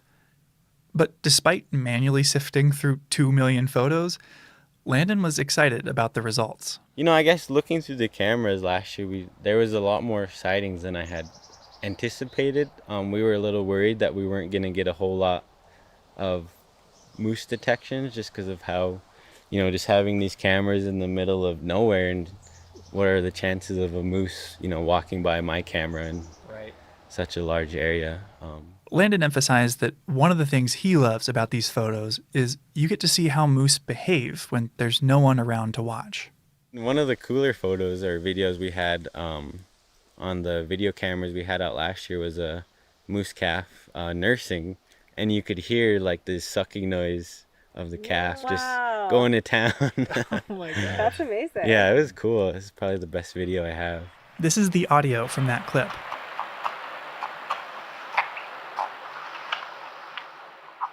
To paint the picture, the calf is mostly hidden by thimbleberry bushes as it reaches up to its mom. An adult female moose can easily be 6 feet tall and weigh 1,000 pounds, while a newborn calf weighs as much as a small dog, like a corgi. And just getting, you know, that first-hand view into, you know, what their life looks like when nobody's out here. You know, there's probably been some areas where they've never seen a human or big gray block strapped to a tree, and so seeing what they do and how they interact with that, it's been pretty cool. I guess just as a baseline, like why use cameras as a tool in the first place instead of like going out in the field and sitting around all day?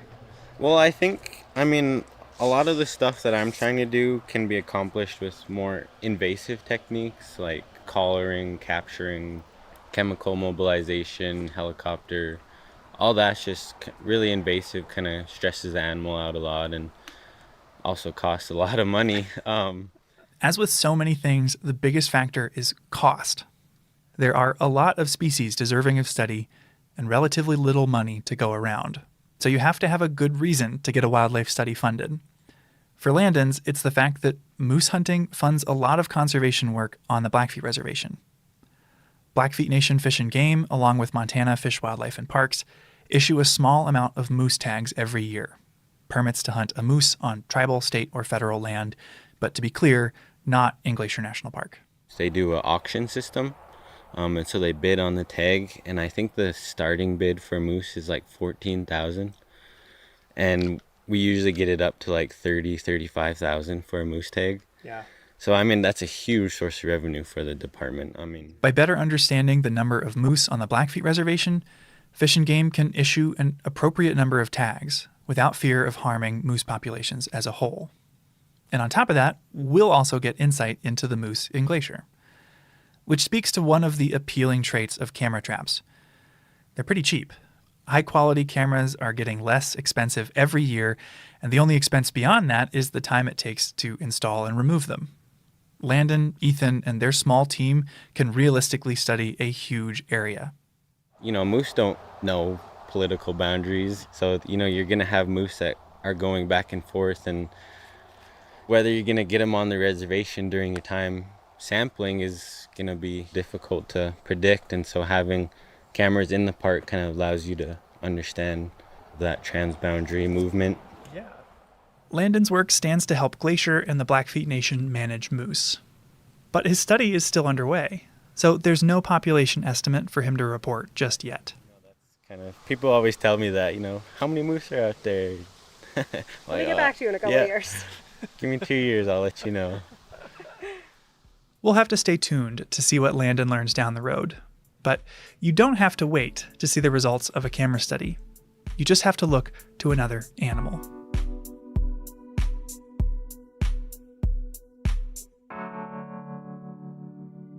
So they have these very specialized adaptations for living in the deep powdery snow environment. I don't know. I mean, they're cats. You know, cats are kind of weird. This is Alyssa Anderson. Starting in 2019 as a grad student at the University of Montana, Alyssa led a camera trap study of a mammal in Glacier that is far more elusive than moose, the Canada lynx. Have you ever seen a lynx in person? I have only seen a lynx associated with a live trap for research, so I consider that to be cheating. I did work for one winter trapping for research. You walk up to the trap, and they just I had one lynx that literally, I think it was singing death metal to me.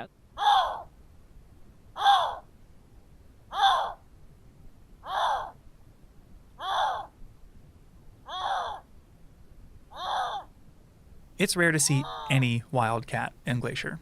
This summer, after 10 years of working and living here, I finally saw my first mountain lion, and they're 4 times bigger than lynx are.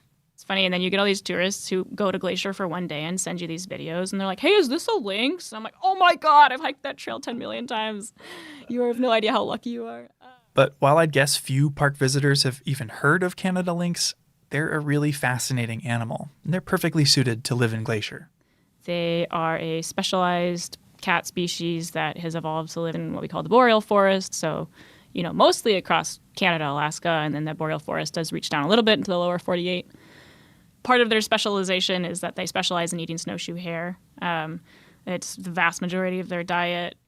Lynx and their favorite food, the snowshoe hare, both have huge feet relative to their body weight, which allows them to run on top of deep snow. I found a great example of this in a 1976 documentary called Day of the Lynx. In the clip, filmed in the winter, you see a coyote sneaking up on a snowshoe hare.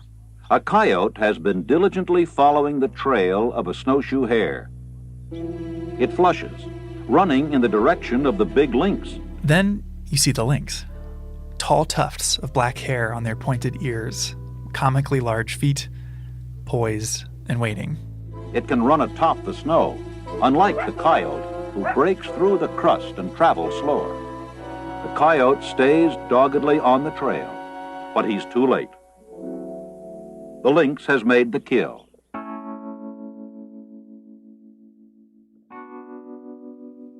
Glacier has seen less and less snow over the years since the park was established. The park gets 30 fewer days each year of freezing temperatures compared to 1980.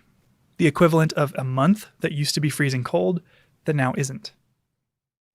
So for lynx, this cold-adapted animal, climate change is a huge concern, big enough that they were listed under the Endangered Species Act.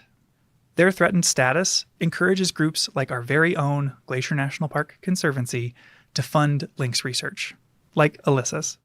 The main facet is what we call an occupancy survey. So where are we detecting them? What kind of areas are occupied by lynx?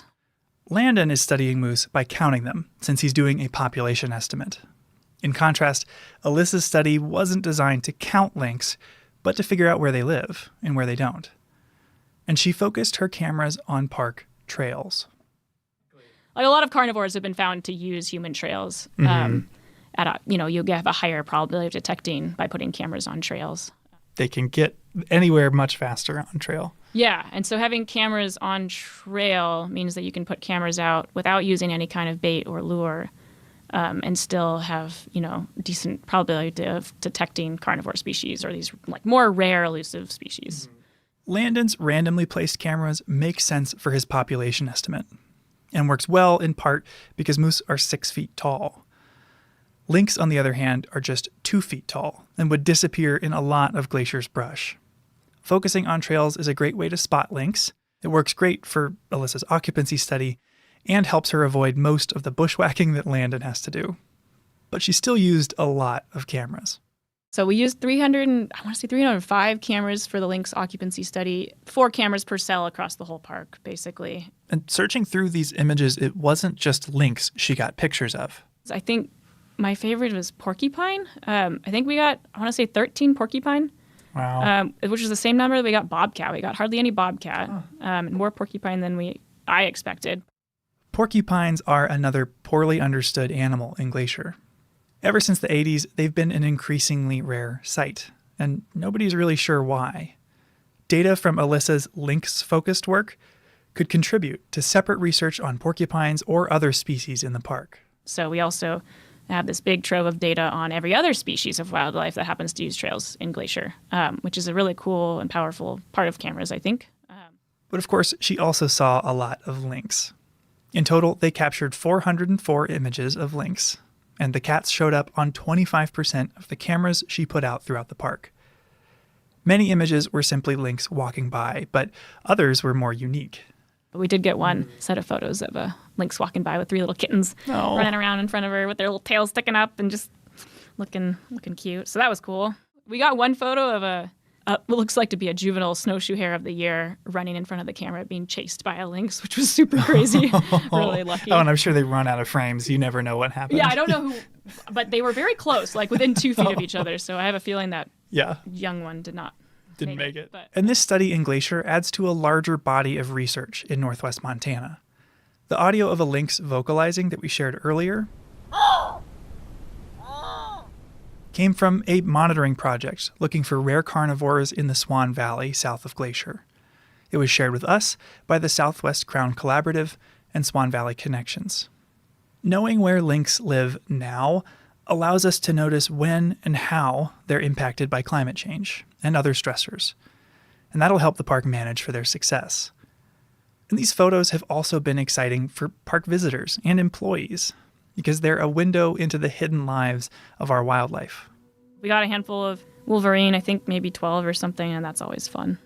You never see so many of these animals, or very rarely, and it's just a really cool way to just, see what all is around you and using the same trails that you're using. It's sort of funny. There were a couple times when you'd just going through the photos, blah, blah, blah, blah, blah, and organizing and be like a grizzly bear. Or even once, I think, a lynx, within minutes of a human.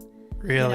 Like on the exact same spot. You're like, wow, I wonder how that worked out. Yeah. The Day of the Lynx, during what we call the Day of the Lynx.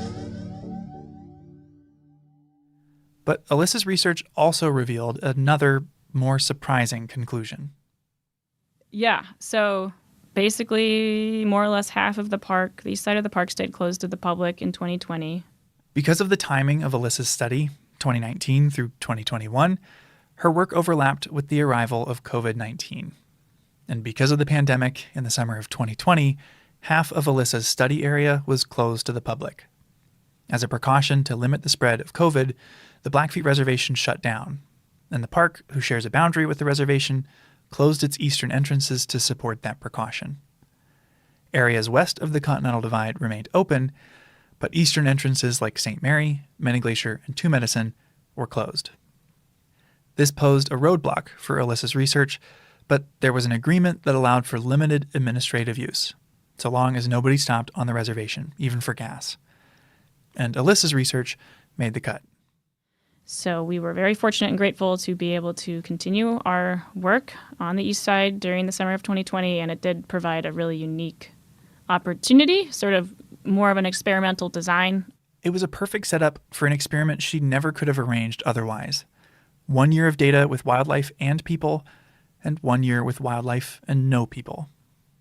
We had cameras out in the same exact location during the same time period, different years, but June 15th till August 15th or whatever in 2020, and also in a year when the park was open to the public and there were thousands of people and hundreds of people every single day walking in front of those locations. Mm-hmm. So we were able to compare wildlife activity and presence and detection in those two different scenarios. Right away, comparing the open and closed years revealed a pattern. For the most part, most of the findings were that when there's fewer people around, the animals were being detected more frequently or at more different places. I think some of the ones that were strongest were elk and coyote. Coyotes were seen way more often when there weren't people around. Coyote kind of surprised me, honestly, because, they're kind of a generalist species and they can, get used to stuff. And I mean, you see pictures in some communities where they're riding the subway. Yeah, right. So you'd think they'd be more kind of comfortable. Yeah, that kind of surprised me that they had such a strong negative reaction to increased human use. That same trend was observed in a lot of animals, including lynx, moose, bighorn sheep, and black bears. Although it wasn't true of every species. Foxes were the opposite. The probability of detecting a red fox was higher in the summer with people on trail. So, one theory could be we found more foxes because we were finding fewer coyotes, and coyotes are dominant over foxes. And so that's, an explanation. I think that's super interesting. This is something I feel like I and a lot of folks have an anecdotal understanding of. It feels like deer like to be around people, whereas you're encouraged to make noise on trail so you won't run into a bear, as bears generally don't want to be around us. But when that personal experience becomes a statistically significant research conclusion, it made me reconsider the impact I have on this place. It's tempting for me to imagine if you're following all the principles of leave no trace, hiking up to Avalanche Lake, like you're not disturbing anything. The park is kind of behaving as it would be if you weren't there. And your paper seems to imply that that's not true. Even if you don't hit an animal with your car, or you're not hunting an animal, or you're not throwing rocks at an animal, or your dog's not chasing an animal, simply by existing on the landscape and walking on trails, we do have an influence on wildlife activity patterns and space use simply just by being there. This hits at the core of the Park Service's mission, to preserve and protect the natural world here while also providing for the enjoyment of visitors. Two goals that seem to be in tension with one another, a dual mandate at odds with itself. So it's a really interesting conundrum. I think you were saying sort of the dual mandate of the park, right? I'm certainly not going to advocate for closing the park forever to people. I think that's insane. Right. I think it is kind of interesting to imply that that's necessarily bad. I don't want to say that that's necessarily bad, like humans have existed on this landscape with all of these animals, forever. It's interesting, and it's something that I think, now we certainly need to think about and consider a little bit more carefully, because we have millions of people, hiking down some of these trails, over the course of just a 3-month period. I've talked for years with visitors and colleagues about this tension in the NPS mission, but I'd always pictured it applying to large-scale management decisions, like wanting to build a new parking lot. It felt like something I could avoid on a personal level by doing the right thing, which, in hindsight, feels a little naive. I like working here because I felt like my work can have a positive impact. But Alyssa's study left me wondering if the best thing I could do for lynx and moose is leave. But at the same time, the reason I care about wildlife is because of experiences I've had in nature. Experiences in national parks, like that mediocre photo I took of the first moose I'd ever seen. And it's unlikely so many people from around the world would care about this remote corner of northwest Montana if they'd never been here, if they'd never had the chance to connect with it on a personal level, to go hiking in the mountains, to see wildlife in the wild, forming memories that'll last a lifetime. Finally, the only way for Glacier to responsibly manage animals like moose and lynx is to understand them, which takes research. Sending passionate, curious people out into the park to learn more. Yeah, that was my first camera I did by myself, I guess it's just the bird leaving the nest. People like Ethan, the wildlife tech working with Landon on the moose study. After 2 summers with Landon, Ethan is pursuing a degree in wildlife biology this fall at the University of Montana. I always wanted to be out here and doing this type of work, and I think that's a big motivation for me is that, not a lot of people are out here, and that, as me and him just trying to make a new step in the history. Moose pioneers. I guess it's the idea of, do we only care about species for the viewing enjoyment of the public, or do we care about them for their intrinsic value on the landscape and also for their important ecological roles? And if you care about that, then you care about every species. Alyssa's research suggests that even treading lightly, we will have an impact on the natural world here. It's unavoidable. But if we can accept that, it encourages us to think about the kind of impact we would like to have.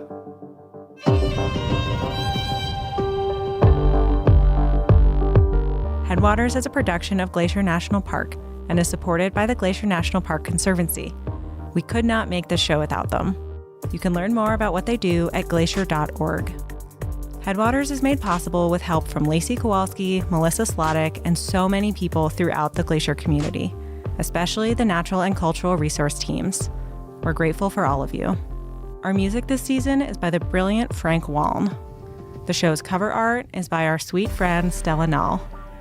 Check out Frank and Stella's work at the links in our show notes. Special thanks this episode to Landon McGee, Ethan Rowe, Alyssa Anderson, Mark Beal, John Waller, and Swan Valley Connections and the Southwest Crown Collaborative for sharing their amazing lynx growls. Besides sharing this episode with a friend who might appreciate it, you can help us out by leaving us a rating and review in your podcast app. Thanks for listening. Headwaters is supported by the Glacier National Park Conservancy. How many animals have you walked by and never noticed? How many species live around you that you've never even heard of?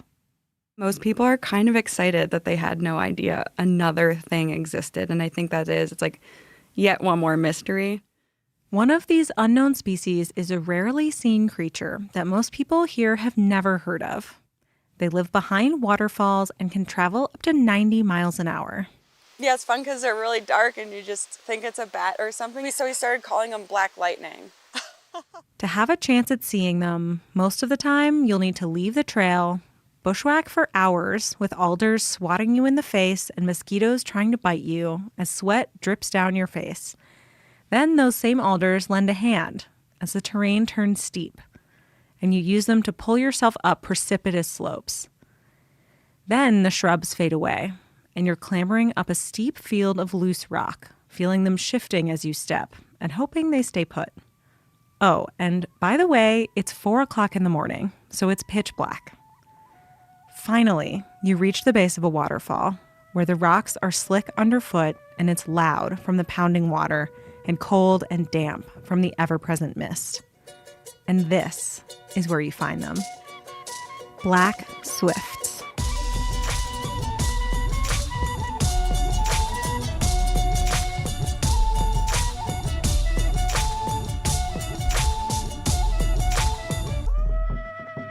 I'm Perry, and you're listening to Headwaters, a show about how Glacier National Park is connected to everything else. I love birds. Seeing them, hearing them, and also counting them. This year so far, I've found 242 species, and counting. But I've never seen a black swift. For a lot of birders, seeing a brand new species can be a highlight of your month, or even of your year. It's called a life bird. I've looked for black swifts every summer I've lived here, but I strike out every time. They're basically big black cigars that fly thousands of feet in the air, and they're incredibly hard to see. But today, I'm going out with Amy Seaman from Montana Audubon and her team to survey for these elusive birds, and hopefully, I'll be in luck. But this isn't just a story about me going bird watching. It's a story about learning to feel comfortable in the dark, and how to cherish the mysteries we may never solve. Once it shoots out, your eye might not pick it up till like out here, where it's out further from the waterfall. I think part of that's just the speed they come out. Which is how fast? So fast. That's Amy. She's an all-around bird expert, but has spent a lot of the last 10 summers looking for black swifts in a collaborative effort between Montana Audubon and the park, with support from the Glacier Conservancy. With her help, I thought it'd be a lot easier to find them, but it is definitely not easy. So the birds are basically too fast to see in your binoculars. They really are. And if you want a glimpse of them, you're going to have to do an alpine start. I rolled out of bed at 3:05, got dressed and brushed my teeth, and tumbled down the stairs and had just enough time to zoom out the door into the car to then drive an hour to get here. So I'm tired, there's rain in the forecast, and it's also fully dark outside. Black swifts are early risers, much earlier than me.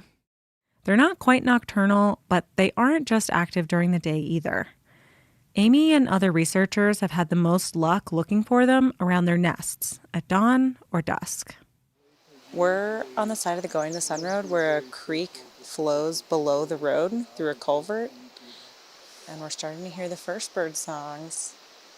And we're staring at a waterfall, trying to see these little black specks moving at 90 miles an hour.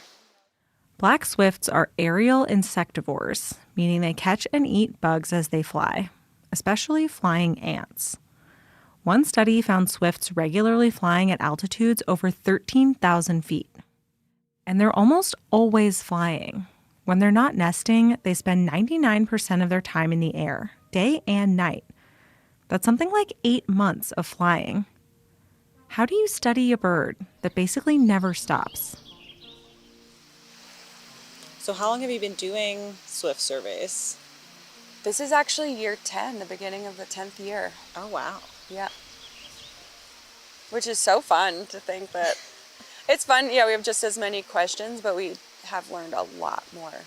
So when you started, you didn't know how many birds there were, didn't know how to look for them, didn't know what their nest sites really looked like. Exactly. So guess they're not. But despite the things that Amy and others have been able to learn, there's plenty of mystery left. And Amy loves it. I've always wanted to know what's around me. That was a lifetime goal of like, when I'm a kid and I want to grow up, I want to say, hey, I'm on a hike and what is this thing that I'm walking near or pretty flower that I'm looking at? Then you're like, wait, there is stuff we don't know. So it was this whole full circle of like, you're a black swift explorer. I can't believe there's a bird that we found the 6th nest of in the state. That's incredible. It's a wild sentence and it's so fun. And you're like, wait, we didn't know where they wintered till 2012. Scientists have learned about many birds' migrations through banding programs that started in the early 1900s. But it wasn't until 2012 that we started to learn where swifts migrate. Using tiny geolocators, researchers in Colorado discovered that they were wintering in the lowland forests of Brazil. But where exactly our swifts from Montana go is still a question. But we do know that they're declining. A 2016 report compiled by Partners in Flight estimated dramatic declines since 1970. Climate change, pesticides, and habitat disturbance are all pressuring these birds. So much about them, especially Glacier's population, is unknown. And I'll never forget my first year at Sperry Chalet meeting a person who had hiked here for decades and had never heard of this bird, and he could name every plant on the side of the trail. Wow. So he's like, well, what are you guys here for? And we're like, oh, actually these birds right up in this waterfall that you can look at from the chalet and we've seen for years. And then he was just floored. And Amy's been working to study swifts and spread the word about them for the last 10 years. There's enough sites now to start monitoring to a number of birds. Because, of course, at some point, funders want to know, conservationists want to know, like, well, what's the number? Are we running out? Are they declining? Are they not? Personally, I'll just be happy if I get a little glimpse of just one.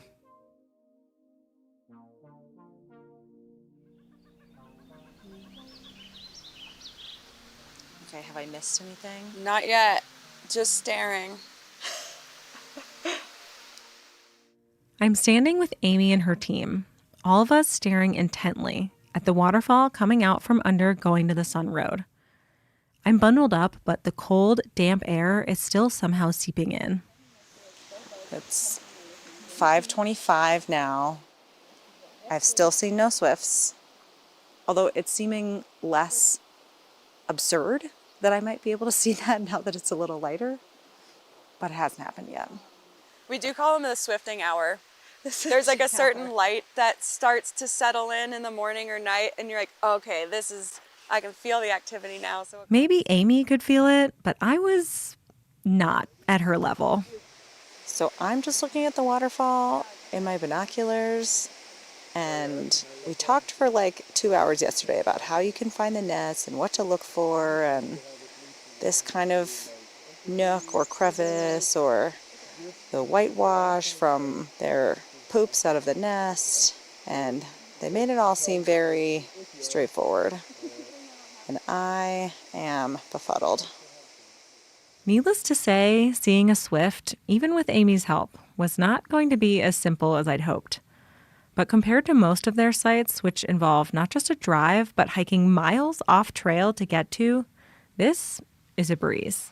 So is this like the cruisiest survey spot you guys have? yes. I was saying I've never rolled up and I was like, I'm going to wear Crocs just because I can this morning. It was enough of a challenge for me to get up at 3 in the morning, and I'm grateful we did not have to backpack here or bushwhack for hours up a mountain. So I like to say swifting's not for the faint of heart. You would be right. Also, because you get so excited sometimes, I'm like, oh, I'm going to have a heart attack because of my excitement level. I can't say that I was at heart attack levels of excitement, but some booms of thunder did start to get my heart going. Okay, status update. It's 5:59 a.m. It's thundering quite a bit. Seeing some lightning off to the north. Still have seen no swifts. Don't know if this is looking promising. Shoot. I might just put my rain jacket on. If it's pouring, we won't survey, but we have done some like half rainy ones. It's honestly hard to tell if it's past dawn yet because the storm clouds have made it so dark. We take refuge in the car and the storm lets loose. Rain is coming down in sheets and pouring off the cliffs above the road. In a way, the wet weather is appropriate. Black swifts nest behind waterfalls, peeking out through the mist with their big dark eyes. As the clouds empty around me and my nose fogs the car window, I suppose I'm getting a glimpse of what their habitat might feel like. One question I had was, why did they so often nest behind or around waterfalls in the first place? There isn't conclusive evidence, but experts think it serves a few purposes. The first is to avoid predators, and another possibility is climate control. But then apparently the water is good for the temperature to be cool because they're not fluctuating, like they're not getting so hot either. It's just steady. Yeah, I think it stays basically like 45 degrees all the time behind. Glacier has plenty of waterfalls in the spring, fed by melting winter snow. But by late summer, most of them run dry. Black swifts are smart enough to only pick waterfalls that will protect and cool their chicks all the way until the end of summer. And those can only be fed by glaciers and persistent snowfields, which this park has a lot of. We have realized that they love Glacier National Park. There are more nests here than in the rest of the state combined that we know of. But as temperatures warm with climate change, the sources of these waterfalls, those glaciers and snowfields, are declining. Because I guess you could see the swifts as a bit of a canary in the coal mine. And as you say, like, the waterfalls are where they are. They can't move up in elevation. But also they feed on insects. And so as insects decline, like, that's even more invisible. Yeah, and I think you totally nailed it, because part of the interest in studying black swifts isn't just that they do have a unique place that we just didn't know about them, but they totally share a decline with other aerial insectivores.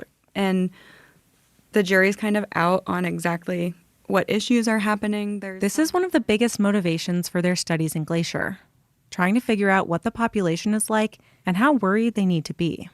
And it also helps us know, like, oh, maybe we don't need to hit the panic button either right away. Like, there is a lot of great habitat in Montana, and it could be that we have a lot more of these birds than we thought. But all of Amy's work can still only go so far. We can also learn only what we can learn in Montana. Mm-hmm. We don't know anything that these birds are encountering on their migration or on their wintering grounds. And even with 10 years of data from Glacier and efforts in Colorado and Idaho, we still know remarkably little about these birds compared with almost every other species I might see on a morning walk. It makes me wonder what else I'm missing.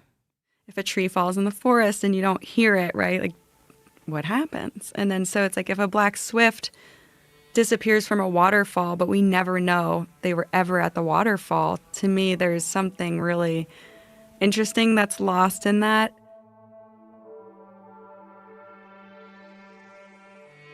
Still hiding out from the rain, talking with Amy in the car, I've pretty much lost all hope of seeing a swift today. Maybe of ever seeing one. I feel like the thunderstorm is an embodiment of climate change and all the threats these little birds are facing, looming over all of us. As the park's glaciers retreat and disappear, people notice and they care. But does it matter if a bird that I might never see disappears? Can you love something you've never seen?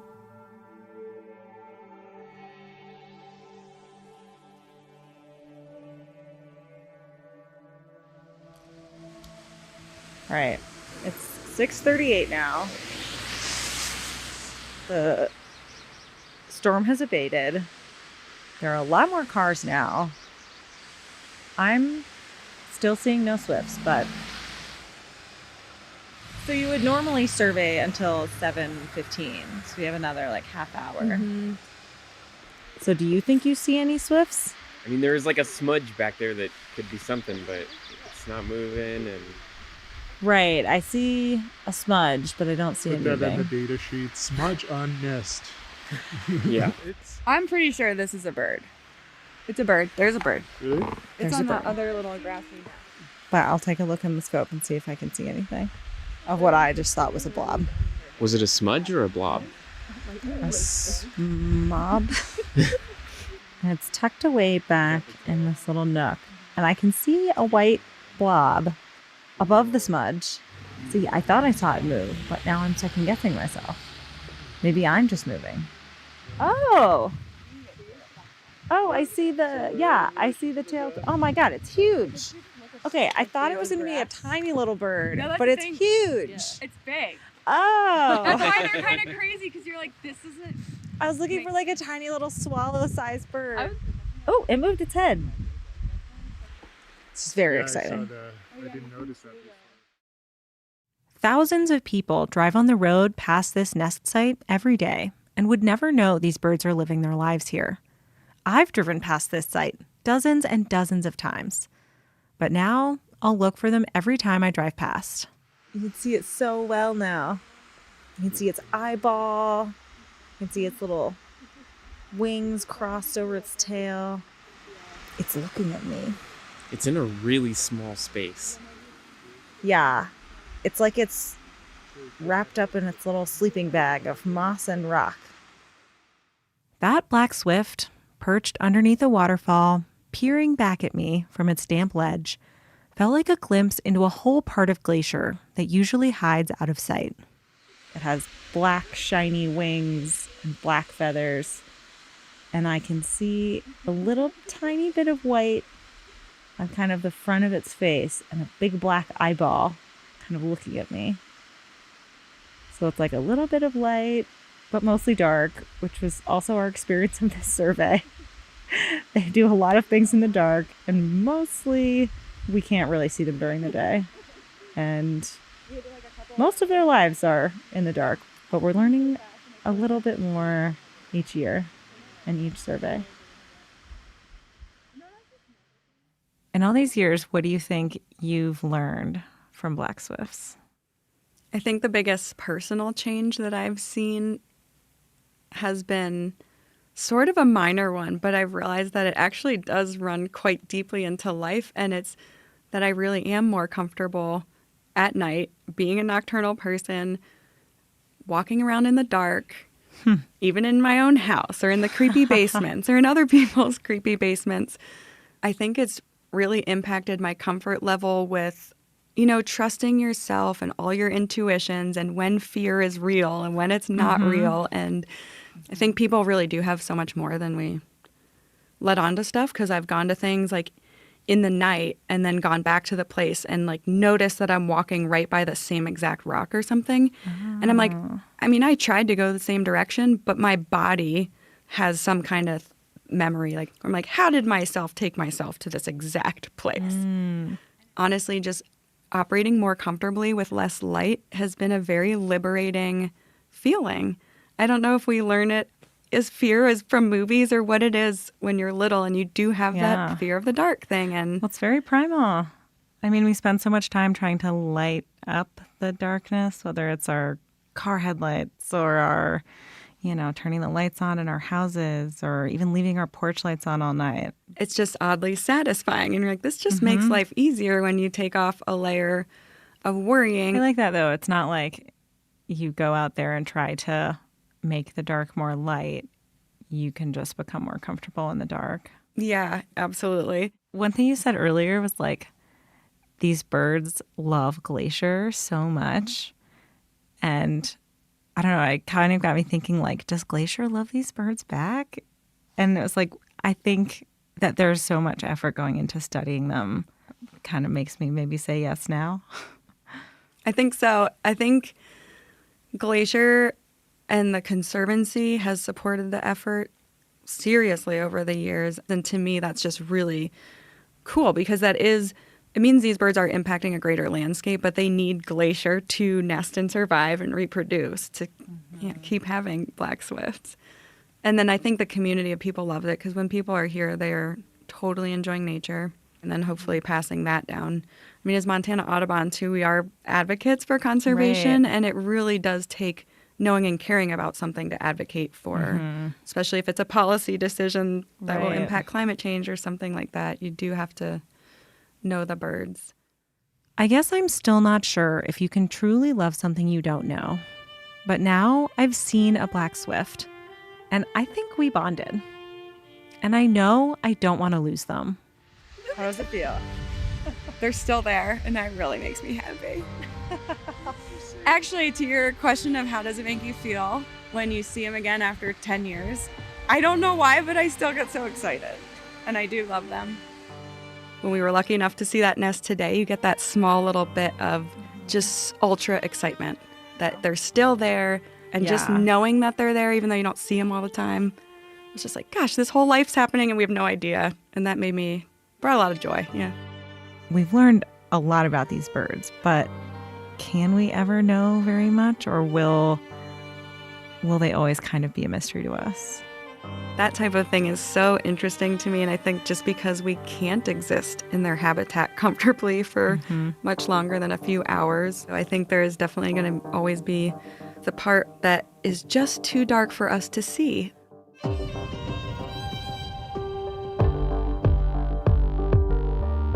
Headwaters is a production of Glacier National Park and is supported by the Glacier National Park Conservancy. We could not make this show without them. You can learn more about what they do at glacier.org. Headwaters is made possible with help from Lacey Kowalski, Melissa Slottick, and so many people throughout the Glacier community, especially the natural and cultural resource teams. We're grateful for all of you. Our music this season is by the brilliant Frank Walm. The show's cover art is by our sweet friend Stella Nall. Check out Frank and Stella's work at the links in our show notes. Special thanks this episode to Amy Seaman and the whole Black Swift team, Montana Audubon, Lisa Bate, and Kaylee Kimball for all the pickles. Besides sharing this episode with a friend who might appreciate it, you can help us out by leaving us a rating and review in your podcast app. Thanks for listening. Hello, Rocky Mountain National Podcast listeners. Our podcast pikas out there. Before we tell you about this week's episode, we have two special events coming up on Tuesday, July 18th that we want to make sure you know about. So Tuesday, July 18th, first we are celebrating the 100th anniversary of the Holsworth Historic Site. And you're going to hear a lot about the Holsworth Historic Site in this week's podcast episode. So stick around, give it a listen. Maybe it'll entice you to come celebrate. The Holsworth Historic Site is located about 8 miles north of Grand Lake on Highway 34 on the west side of Rocky Mountain National Park. From 10:30 a.m. to 4:30 p.m., we will celebrate the history of the Holsworth family with special displays, programs, and games for children. And we'll also be giving guided tours of the site all day. Then starting at 5 p.m., join us for a special campfire program with actual Holsworth family members at the Holsworth Historic Site Campfire Ring. So a full day of celebrations for the 100th anniversary of the Holsworth Historic Site. We are also on Tuesday, July 18th, celebrating World Listening Day. From babbling brooks and thundering waterfalls to bugling elk and singing birds, the natural sounds in this park and all over the world create immersive experiences that are important for visitors, wildlife, and ecosystems.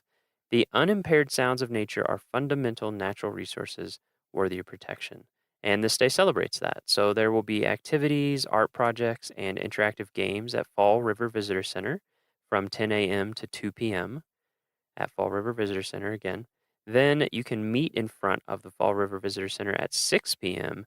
to join Dr. Jacob Job a scientist with the Sounds and Light Ecology team at Colorado State University.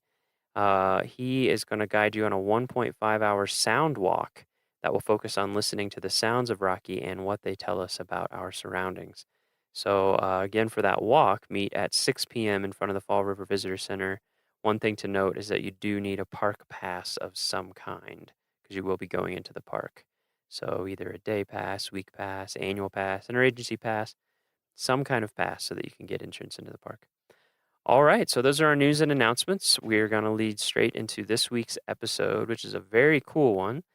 We traveled over Trail Ridge Road to the west side of the park and joined Macy McPherson and Michelle Simmons, our two year-round interpretive rangers on the west side of the park at the Holsworth Historic Site. So we sat out in front of Holsworth.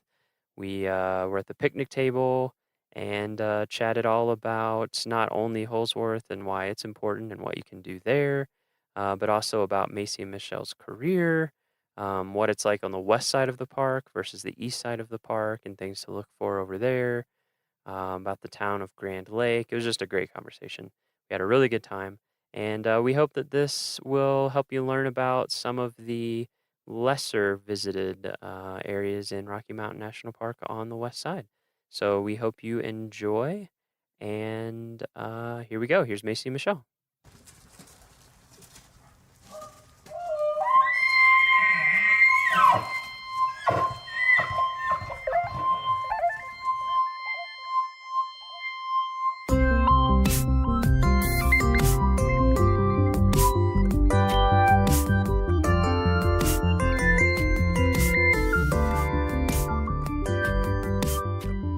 Okay, we are here at Holsworth Historic Site. Is that the full name? Yes, Holsworth Historic Site. With, could you give us your names and your title, what you do at the park? My name is Macy McPherson, and I am one of the interpreters here on the west side of Rocky Mountain National Park. Mm-hmm. And I am Michelle Simmons. I'm the district interpreter here on the west side of the park, so I oversee the kind of the visitor communication education operation here. And Macy is selling herself short because she is actually my right-hand person, the only other permanent interpreter year-round here on the west side of the park, and she is amazing. She also is the lead out here at Holsworth Historic Site, so it's thanks to her and the volunteers she works with that we have this wonderful place open to the public. Mm-hmm. So we have two permanent interpretive rangers on this side of the park. We do. There are two of us that work There are year-round. all two of you. All two of us. Yep. And a number of wonderful seasonals who help us out in the summer, and then again, some of them in the winter with our ski and snowshoe programs and education programs in the schools. But no, thank goodness Macy is here. Goodness Michelle is here. Yeah, and for our podcast listeners who have listened to previous episodes, episode 1, we interviewed Kathy Brazelton on the other side. So, Michelle, you're like the Kathy of this side, the district. In some ways. Kathy is the East District interpreter or East District naturalist. Right. I'm the West District naturalist, and I'm told sometimes known as the Wicked Witch of the East and the Wicked Witch of the West. Wow. So, okay. no comment there. But no comment. Okay. That's funny. All right. So, today I want to talk about west side of the park versus the east side for sure. I'm sure that'll come up, and then also talk about Holsworth, where we are, and we can start with Holsworth Historic Site. So, since that's where we're sitting, could you give us just a real quick overview of what Holsworth is? The Holsworth Historic Site is a homestead that was homesteaded by the Holsworth family, and then it was turned into a dude ranch and a working ranch through 1974. And so today it gives visitors an opportunity to come and see what life was like 100 years ago. This year, the main cabin is 100 years old. It was built in 1917. Centennial. It's a centennial of the Holsworth. Yep, coming up here and homesteading. And we have a lot of family heirlooms here at the site, so visitors actually get to have a one-on-one experience with real artifacts, which you don't get in a lot of places.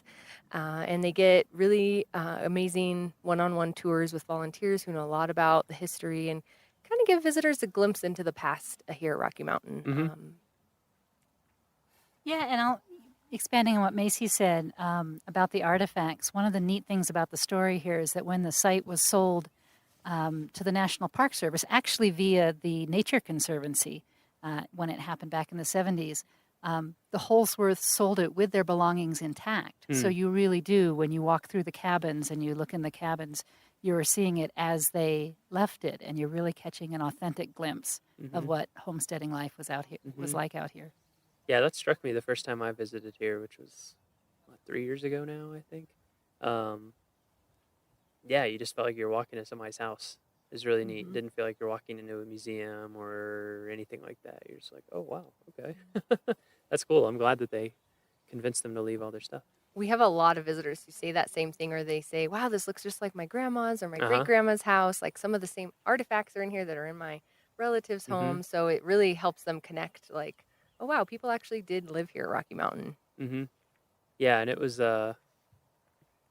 one thing that I enjoyed was all the taxidermy, all the various projects, just because it was like, it just kind of gave you a feel for. Tell them about how that came to be. Yeah. So there are a lot of taxidermy items out here. Yeah, for people who haven't visited, number one, you should come visit. And yeah, it's just like there's an coat incredible racks, lamps. coat racks made with feet of animals, lamps. Exactly. There's all kinds of different types of items, and there's actually a whole taxidermy shop where all of Papa or John Senior Holsworth. He has all of his tools and everything are still here. And one of the reasons why he started taxidermy was because he got in a really bad wagon accident just right at the bottom of the hill here when they first homesteaded up here, and he couldn't really work anymore. And so he went back to school to school long distance. Correspondence courses to Nebraska, and which I'm still puzzled of how you do that in the early 1920s. Stuff here, right?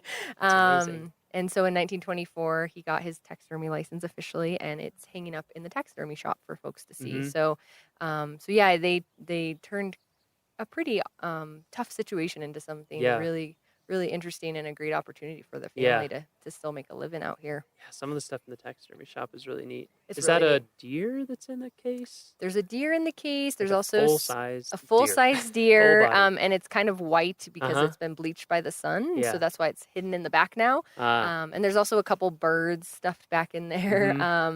And then yes, in the mama cabin, there's a lot of deer and some elk, and then a literal footstool. Yeah. Yep. Which you'd have to see in person to really appreciate. A footstool made out of feet. Yes. Yeah. So they first came here then in 1917, correct? Yes. When they built the first cabin. Yes. So paint the picture. What was homesteading like here in 1917? Yeah, and why did they come here? Yeah, so if you can try to imagine being a family in Denver in 1916 and operating in a saloon, Colorado was one of the first states to pass prohibition. And so this family, the Holsworths, lost one of their main businesses in 1916. And so they had to start all over again. They had a huge change happen to their family and had to figure out what to do, what to do. They were in their early 50s. So they had to really start over in the middle of their lives. And they still had one son at home who was 14, Johnny Jr., and they decided to come up and homestead. John Holsworth Sr., Papa, had homesteaded before in his younger years, but it didn't really work out for him up here in the county. So they decided to try again. And luckily enough for them, there was still homesteaded property available up here on the edge of Rocky Mountain National Park in 1916, which is pretty incredible to think about. So the park was already a national park, but where we are right now was not parkland. And so 1917, they came up here and built a cabin and started working the land, which is what you had to do to homestead. And then really quickly after that, Papa injured himself. So that 14-year-old son, he would have been probably 15 or 16 at the time, had to take on everything, farming, building the cabins, keeping up all the work. They cut ice off a Grand Lake for a living in the winter, but also to keep their food cold. So there's a lot of work year round. Yeah. And so this place was very different, I imagine, back then compared to today. There wasn't a paved road. Fall River Road wasn't open yet, or Trail Ridge Road. Grand Lake was a little community, but there wasn't a lot there. So it's just under 8 miles south of us. So they had to somehow get back and forth to town even in the winter. Seems very remote. Very remote. Very remote. So they were tough. And just hard winters. Very hard winters. Long. up here. When you come out here in the winter nowadays, you're snowshoeing on a good 4 or 5 feet of snow. Yeah. So I can imagine it was pretty incredible back Lasts a then long as time, well. too. I just can't imagine trying to homestead out here. I know. Just like trying to grow food or anything. Well, and indeed, the homesteading part, particularly the ranching and trying to raise cattle or horses, proved to be a real challenge. And like many of the homesteaders in the valley here that made it work, they discovered as the park became more popular that it was far easier to make a living in the recreation industry than it was actually being, relying on ranching and cattle.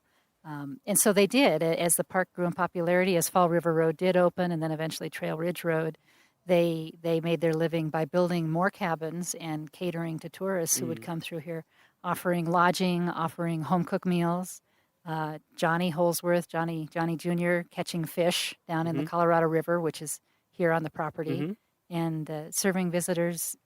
Now we don't do all of that today, but we're still in the business of serving visitors, and that's what's really kept up here in the Kawanichi Valley. Yeah, when did they start making that switch from homesteading to starting to do the It really tourism, happened in the early 1920s. Okay, so they weren't homesteading too long before they were like, okay, we need to do something else here. Yeah, and they actually had a lot of Papa's friends coming up from Denver just to stay here. And Mama or Sophia Holsworth was kind of getting tired of taking care of them all without, getting anything. And That makes Johnny was sense. doing all the work. And so she said, I'm going to start charging people to stay here and cook for them and that sort of thing. And so they built one of the first guest cabins in 1921. And that one you can go in today. It's called Twin One and see kind of what it would have been like to stay here. Little log cabin.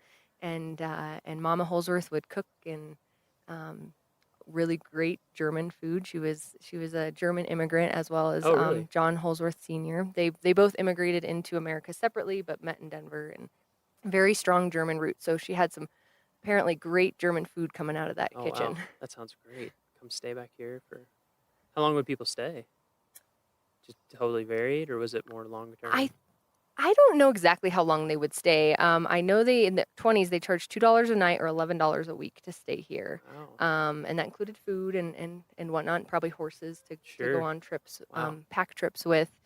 I could handle that. Yeah, I would imagine for how long it probably took to get up here. It probably took in those days, even in a Model T pickup truck or something like that, it would have taken a while to get up here from Denver over Berthoud Pass or over Fall River Road. It would have taken forever. So I'd assume once you got up here, you'd probably stay for a while. Yeah. Which people still do today. A lot of visitors come up to the Grand Lake area, and they don't just come for one day. Usually they're here either camping here in the national park or outside, staying in a little cabin or whatnot for a good few days or a week at a time. Yeah.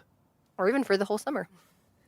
Actually, one of the fun things about how much time people spend, a lot of folks are driving through the valley here and see the sign for Holsworth Historic Site, don't really know anything about it, but stop in.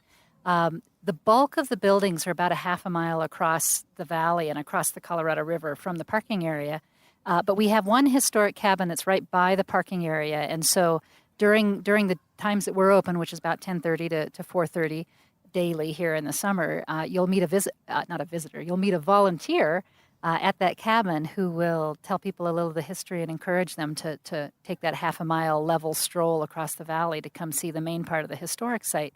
And what often happens is people think, oh, well, we'll trot back there quickly and spend a few minutes and come back. And it is not uncommon to watch people spend 2 hours, 3 hours. They get out here and there's so much to see. And the volunteers who run the site are so knowledgeable and friendly.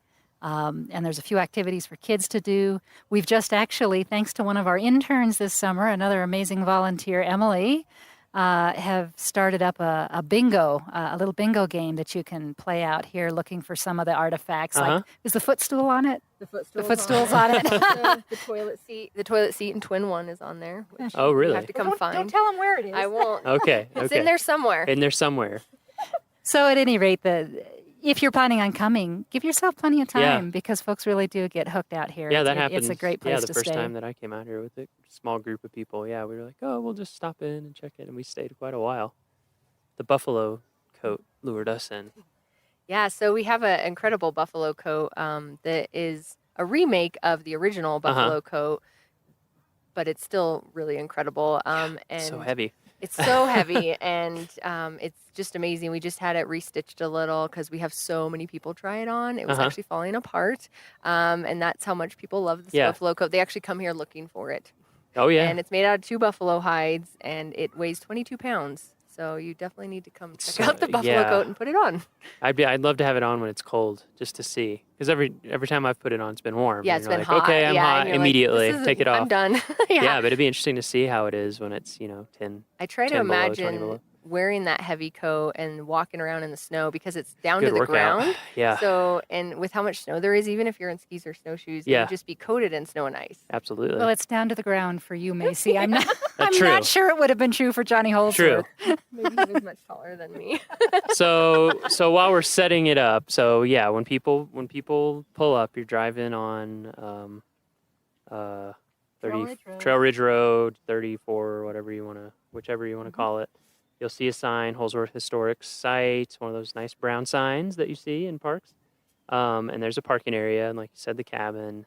There's someone there to talk to. Then you walk about half a mile, and it's a nice walk. It's a great walk. There's some signs that teach you about the area. You can kind of get out in the middle of the valley to get a little bit more of a feel. You walk over the Colorado River. There's often elk or moose Yep. that you see along the way. Elk or moose. And then you get over here, and how many cabins are there total? A lot. It's quite a sight. We're counting. Hang Yeah, on. we're counting right now. Talk amongst yourselves. Yeah. There's a lot.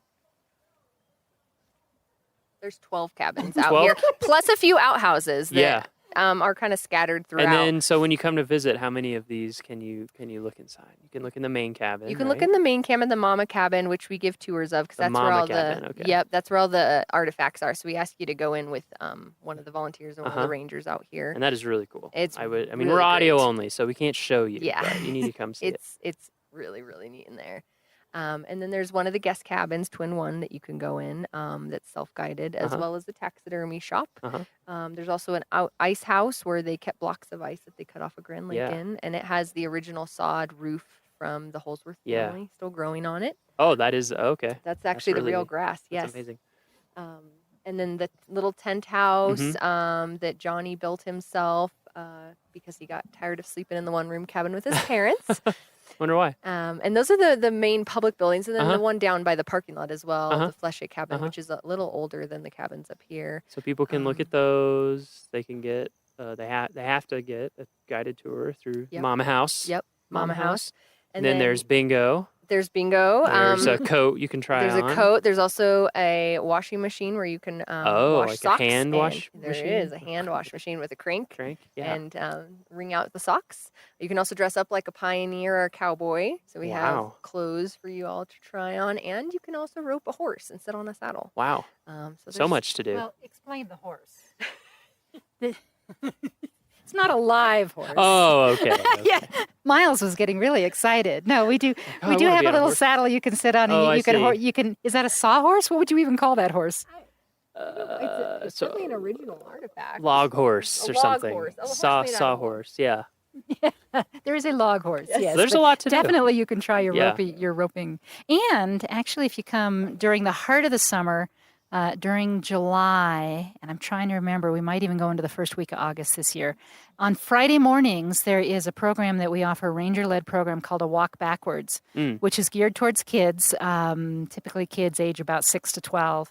And it's by reservation, so you can call the park ahead of time to sign up your kids. 970-627-3471 to make reservations for that. But they actually will dress the kids up in period costumes. That's led by one of our longtime rangers, Barb King, who's amazing with children. So they get to dress up in costume and pretend that they're part of a ranch family.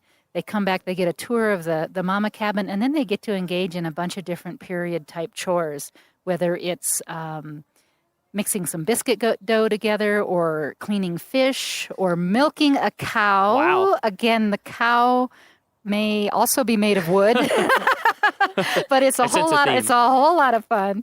And what else? Oh, sewing on buttons, or Wow. Yeah, they making make period dolls. period dolls. They weave a little rug.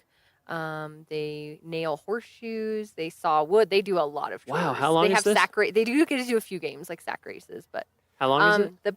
The program is about 2.5 hours. Oh, wow, that's a lot. That's a lot of stuff. Yeah, and it's actually, when you look at our statistics, is one of our most popular programs here on the west side of I the bet. park. Sounds fun. Which is why we ask people to reserve in advance, so that it doesn't get too unwieldy in terms of the numbers. But that's Friday mornings. I'm sure it runs through July. I think it might run through August 4th. But if you access the website Yeah, you that can check Miles our takes online care of, calendar. you Yeah. can check the online calendar. Yeah, when you go to our website, if you look in the upper right-hand corner, there's a little icon, and it says calendar. Click on there. Search, put in the dates when you're going to be here, and it'll show you everything that's going on then. So you can confirm all the details. It's also in the park newspaper. When you come in the park and they hand you the newspaper, look in the middle of that, and it has all of our programming. Ooh, that's right. Yeah. Oh, another program. Yeah, another one of our Oh, yeah, really this one's special neat, too. programs Yeah. that happens out here. Happens on Friday evenings. So Fridays are a big day out at Holsworth Historic Site. But Friday evenings, another one of our rangers who's worked here more than 20 seasons, Harry Cannon, does a program called Old Ranch Campfire. I have to be careful not to say Old Ranger Campfire. Wouldn't want to offend anyone. No, but Come see an old it campfire wouldn't with an offend old Harry. ranger. But he does that in first-person character. Oh, so cool. when you arrive down at the parking lot down at Fleshett Cabin, he greets you as if he were a ranch hand working for Johnny Holsworth at the time that this was an operating dude ranch. And so he will lead you across that path across the valley, telling you tall tales and stories, which are very much in the style of what Johnny Holsworth was famous for. When they had folks staying out here at the ranch, they would have evening campfires, and he was known for his tall tales. So Harry tells those, and they come back here to the site. We have a campfire ring here at Holsworth Historic Site. They gather around, and it's just an old-timey, old-fashioned good time. They sing a lot of songs, campfire songs. Marshmallows are roasted, and more tall tales are told. And it's a really fun, feel-good, family-friendly type program. And again, that goes into early August, I think, on Friday evenings. And again, look at the website for the details on that. But that is not to be missed if you can help it. Wow. A lot of stuff going on over here at Holsworth. I didn't even realize. I mean, I did, but I didn't think of it all at once. On the 18th, Tuesday, July 18th. Yeah, that's a big we're one. Celebrating the 100 years of the Holsworth family homesteading here. So we're going to have, throughout the day, we're going to do our normal tours and have everything accessible. And then we will have some special booths set up and some kids games from Barb's Walk Backwards program. And in the evening, around 5 p.m., we're going to have a campfire with some of the Holsworth family members. They're going to come out and tell some stories and answer our questions. So if you're in the area on July 18th, that would be a great time to stop by the Holsworth Historic Site. Yeah, come on by. We've had a couple hundred. There's that for here, the 100th anniversary of Holsworth. And then not too long ago, we had a centennial celebration here for the whole park. So this wasn't part of, when did the Cowanechee Valley area become part of Rocky Mountain National Park? Well, It's okay. it changed little by little. Slowly, the park accumulated some of the private Just in in-holding parcels? lands Okay. and parcels. Yeah. 1975 is when the Holsworth property, which was almost 800 acres at that point. Oh, wow. I didn't realize it was that big. Yeah, they accumulated a lot of land That's a over lot. the period of them living here. Yeah. And so it was called the Never Summer Ranch at that period. And so the whole Never Summer Ranch was turned over to the National Park Service in 1975. So that was a good chunk of the Cowanechee Valley, but there's still, even today, are a couple in holdings in the valley, and we're still acquiring land here and there. Yeah, didn't one just recently get acquired? And yeah.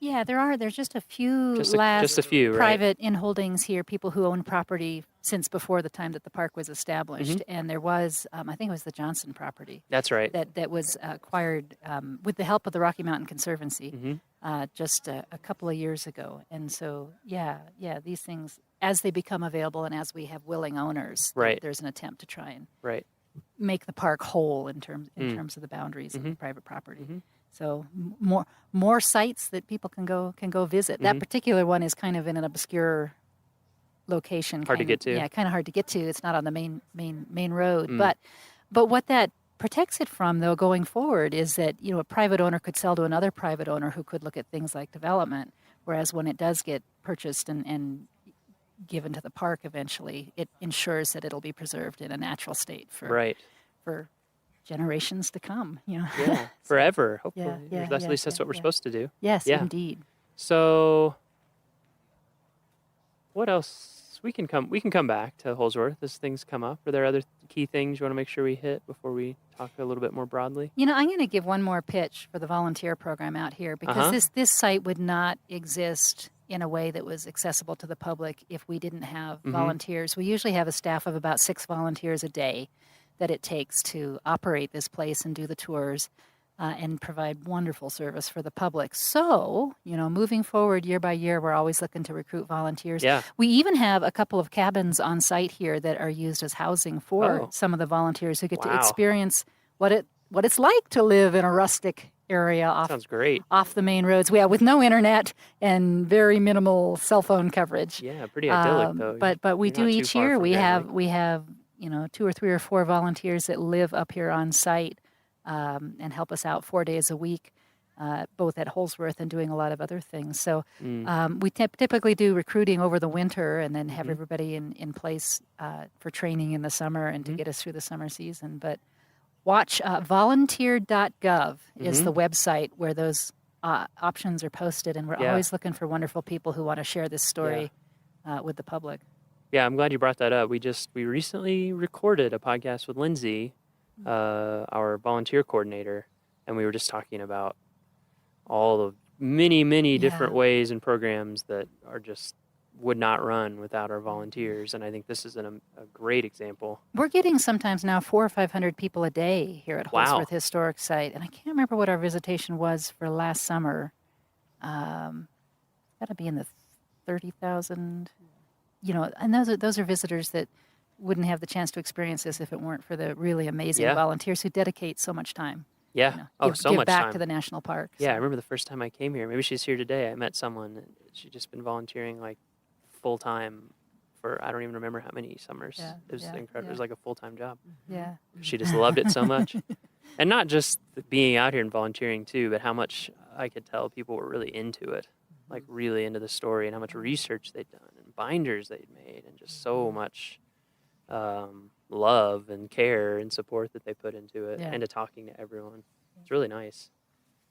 Okay, that's a good thing to cover. So I just want to talk a little bit more about the Kawanichi Valley and the west side of the park, and what do we mean by the west side of the park, and all that sort of stuff. So what do we mean by the west side of the park for our visitors who may not know? Well, of course, the park is divided not exactly halfway, but pretty close by the Continental Divide, by the main range that runs through here with all the high peaks. And so both geographically and logistically, it makes sense for the park to sort of have an East District or East Districts and a West District. During the summer, to get from our visitor center and offices here on the west side of the park to where Miles is over at headquarters is an hour and a half or longer, depending on moose jams. Right. Yep. Exactly. Yep. Up over the top, and the reality is that in this high mountain elevation habitat, that road is closed most of the year. Usually from about mid-October to Memorial Day, weather dependent. Right. And so that time of the year to get from here to there is about 3.5 hours. So there is this geographic kind of separation that makes it logical to have sort of a west side of the park and an east side of the park. It's just practical for that. And so there, it's all one park. We a lot of things you'll find similar, in terms of staff and programming and things side to side. But there's also some differences. Certainly, the Estes Park, the east side of the park, being closer to all the Front Range cities like Denver and Boulder and Fort Collins, bears the brunt of the visitation. 80%. Yeah, right? well, something like that. I think in terms of how people enter, I'm not sure. I think right. That's just In entrance terms of where, entrance that's just station. entrance, So, but a lot of those people, not all of them, but a lot of those people who enter on the east side do come all the way across Trail Ridge Road and come down here. But it is a percentage of them. It's not all of them. And so one of the differences you'll find is that the east side of the park is busier than the west side. Now, in the past few years, the west side is getting busier and busier, and so we're we're finding some of the same challenges with full parking lots and busy visitor centers as the east side. But still, if you want a chance at having fewer people during your visit, the west side would be a good target to come over here and see some of that. We have this wonderful historic site, which is kind of unique in the park. Yeah, for sure. Not that there aren't historic areas over there, but there's not a place like this where you can go on tours through an intact. Yeah, it's usually like something was here, or here's a sign of what it looked like, or something like that. It's not, oh, there's cabins that you can see people's stuff, see their... Another one of the attractions is the headwaters of the Colorado River. Yeah, that's a big one. Which is huge, obviously one of the major rivers in the United States. And it starts from, little rivulets flowing together to form stream up here at the head of the Kawanichi Valley. So it flows through the Kawanichi Valley as it heads. Yeah, that's really cool. Yeah, starts its journey. People, if they come to the park, should learn about it. It's in our brochure and everything. But the Continental Divide, like Michelle was saying, runs right through the middle of the park. And so water that falls on one side of the divide ends up eventually in the Atlantic Ocean, and on the other side ends up in the Pacific. And it's interesting how it takes that big jag here, kind of a big U-turn. Oh, yeah. One of the fun things to do is to have people, when they visit Holsworth Historic Site, be standing out in the valley with these amazing views of the mountains around and say, okay, point to the Continental Divide. And the correct answer is to point in 3 different directions because, the Continental Divide does, following the topography, kind of head up the north side of the Kawanichi Valley, cross over at Laputer Pass, and then come south along the crest of the Never Summer Mountains. And so it's kind of funky to be up here at the head of this valley and be almost surrounded by the Continental Divide. Yeah, it makes a pretty weird turn. Yeah. It's amazing. That's one of my favorite things about here, actually. It's just because if you've been in the West and been to lots of other parts of the Colorado where it's this huge, muddy, raging thing, and you're like, oh, it almost looks like a little creek. It's really neat. Yeah. It's really neat to see where it starts. I haven't hiked all the way up. I should. Yeah. All the way up to the headwaters. One of my favorite little hikes over here that sometimes people overlook because it's a simple little hike is the Coyote Valley River Walk, which is kind of halfway down the valley.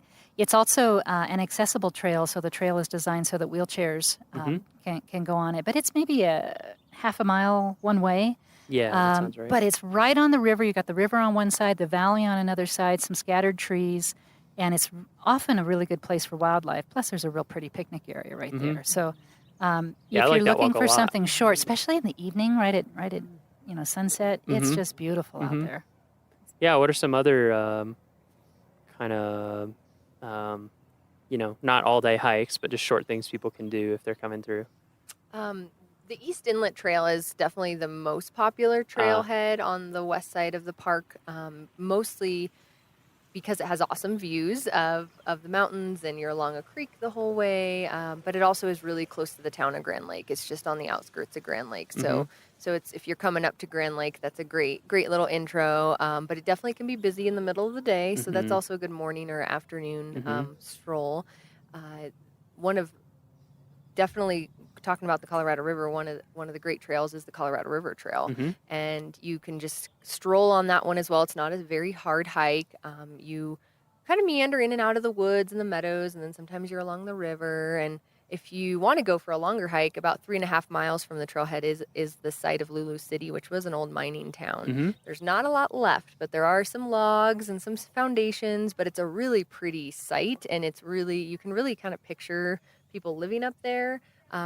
But also it's really remote, so it kind of is puzzling of how they lived up there and how they got back and forth to different places. People did some real wild things to try to mine. They did. And it didn't work out too well here in the valley because there really wasn't any gold or silver, but they did try. They tried. And that is definitely one of the beautiful trails here in the valley. It has some nice older trees on it and not a super steep rocky hike. It's beautiful along the river. And then there's the visitor center, of course. Yep, the Kawanichi Visitor Center, which is right before the Grand Lake entrance, just about a mile from the town of Grand Lake. And we're open during the summer from 8 a.m. to 6 p.m. And we are open year-round. The hours do shorten in the fall, winter, and spring, but we're open every day except for Thanksgiving and Christmas Day. Actually, that's a really good point. The west side of the park is a great place to visit in the winter.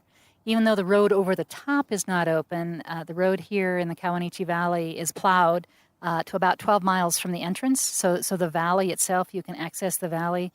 Beautiful place for snowshoeing or cross-country skiing. Yeah, I've heard the cross-country skiing is really Oh, good. yeah. Well, I still part of haven't it is gotten because over here to do that. it's a nice valley, so you have Right. the option of having fairly level, options for skiing. Uh-huh. And we do, in the winter, again, in the heart of the winter, usually from about the very end of December through February to the very beginning of March, we've offered ski and snowshoe programs. Ski programs mostly in January, and the snowshoe programs throughout that whole time on the weekends. Again, by reservation, same phone number. But the ranger that leads those makes a point of tracking routes that don't follow summer trails. So you specifically have the opportunity to get out and that's see great. parts of the valley, see Yeah. parts of the park that are different from what you can easily access in Right. the summer. Right. Because once it's blanketed with snow, you can go just about anywhere. Right. Yeah. And the snow's pretty consistent over here through the Oh, winter, too, we get lots right? of snow. Yeah, which that's something that's definitely different. Snow from, is a reality. Snow, Yeah, snow is a definitely different certainty. from the east side of the park. We yeah, get- what's weather and conditions on we this side usually get compared an to the other side? average of about 150 inches of snow Okay. a winter. So and much more than us. Oh yeah. With the way the storms come from the west Yeah. and bump up It against all the hits on this Continental side. Divide, it drops. We're sometimes known as the better, wetter side. And so, pretty typically throughout most of the winter, you'll have 2 or 3 or more feet of snow on the ground. Mhm. Yeah, That's great. usually by the time you get to late December, early January, Yeah. the skiing and snowshoeing is really good for the next few months. Yeah, because I'm a pretty novice cross-country skier in terms of like steepness skill Yeah. set, and so a lot of times on the east side of the park, I'm kind of like, whoa, man, I don't know, this is kind of beyond me. Yeah, So yeah, No, this is a good place for beginners. Yeah. And it's also, again, even quieter in the winter because without the road open, we don't get the folks that are Sure. coming through the park. And so you'll have a lot of peace and probably a fair amount of solitude if you come in the winter. What about the wind over here compared to the east side? Not so much. Not so much. Not so much. No, Calmer? no. We don't get the winds the way you do. Not that you can't have a windy day Sure, here but- and there, but they're not a regular feature and of the climate. and cooler on this side as well, correct? Yes, that's true. Including in summer too. to some degree. Yeah, do be prepared in the winter for really. Yeah, but the nighttime temperatures are typically below zero. Yeah. 20 below is not uncommon. Yeah. The lowest I've seen it in the 12 years I've been here was minus 44. A little chilly. Yeah, well, yeah, Yep, a little bit. yeah. That's not when I would recommend skiing and snowshoeing. No. But the good news is it's usually sunny. I mean, Right. we obviously get storms, we get the snow, but there's usually beautiful sunny days in between. And when you have sun and it isn't windy Yeah.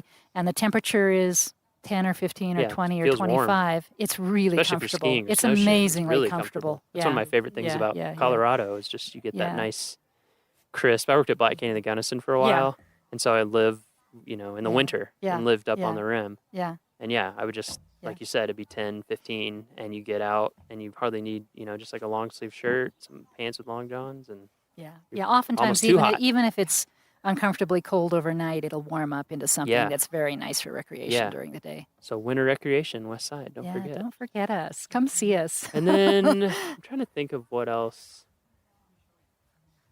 feels different on this side to me. I mean, you have the whole valley set up, which I feel like is and it looks like a valley. I mean, on the Estes side, it's a valley sort of. It's like this circular sort of basin almost, whereas here you really have that feel of This Kawanichi Valley, going back to, we talked about the headwaters of the Colorado River, but back in the last ice age, this was carved by a glacier, the Colorado River Glacier, which extended from the head of the valley, 20 miles? Wow. Maybe more than 20 miles glacier.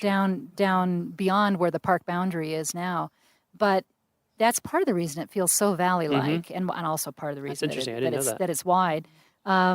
The glacier was 1,500 foot thick, and one of the fun things here is as you stand on the floor of the valley and look up at the sides of the valley, you see these lumpy ridges up and down, and those lumpy ridges are the lateral moraines, the side of the glacier where the debris and the rocks that the glacier was carrying melted out to the side. I've never noticed that. Oh, man, no. So you can get a feeling for just how deep the ice was by looking up above you at the lumpy ridges. Yeah. And then if you head south of the park, as you head south on Highway 34, you drive alongside Shadow Mountain Lake, which is a reservoir adjacent to Grand Lake. But as you drive along Shadow Mountain Lake and get to the southern end of it, there are some lumpy ridges there and some little crescent-shaped islands. And the crescent-shaped islands and the lumpy ridge, actually the lumpy ridge represents kind of the terminal moraine. And as the glacier receded and would pause in its melting, it would build up these little ridges, which are now the islands in Shadow Mountain Lake. So the geology, there's glacier geology on the other side of the park too, but here it's got this really nice, well-defined, it's just so big. Massive Yeah, valley. just massive. Yeah, it almost, well, you worked up in Alaska too. Yeah, and I did. Yeah, it's interesting being back down somewhere where the glaciers are pretty much all gone and being in like a post-glacial landscape. Exactly. And thinking about the two and well, what it would have looked like filled with this huge glacier. Yeah. It's pretty incredible. Yeah. And then the Never Summers as well, which is the range that is really prominent when you're in the Kawanichi Valley. It's to the west of the valley. I think is really neat too because it's all volcanic, correct? Yes, and one of the neat things, actually a couple things that I thought of when you were talking Never Summer Mountains, the Never Summer Range. We're in the Kawanichi Valley. We have the Tanahutu River. Good names. Yes, a lot of the names here, certainly on the west side of the park, and I know some of them on the east side too, but date back to a tour that was taken with a group of Arapaho Indians who mentioned their names that they had for some of these features. So Kawanichi Valley, the term Kawanichi refers to coyote. Tanahutu means big meadow, which we also call Big Meadow. Funny about that. Yeah. Tanahutu River runs through Big Meadow. There's Anahu Creek, which was named after actually a racehorse. The Native Americans would have races here in the valley. And there was a horse that would, to get warm, would back up towards the fire. And the name Anahu means warms himself. Oh, okay. But when you mentioned the Never Summer Mountains, that actually comes from an Arapaho word too, which I'm sure I won't pronounce correctly, but it's along the lines of Nichibichi, and it translates never no summer mountains.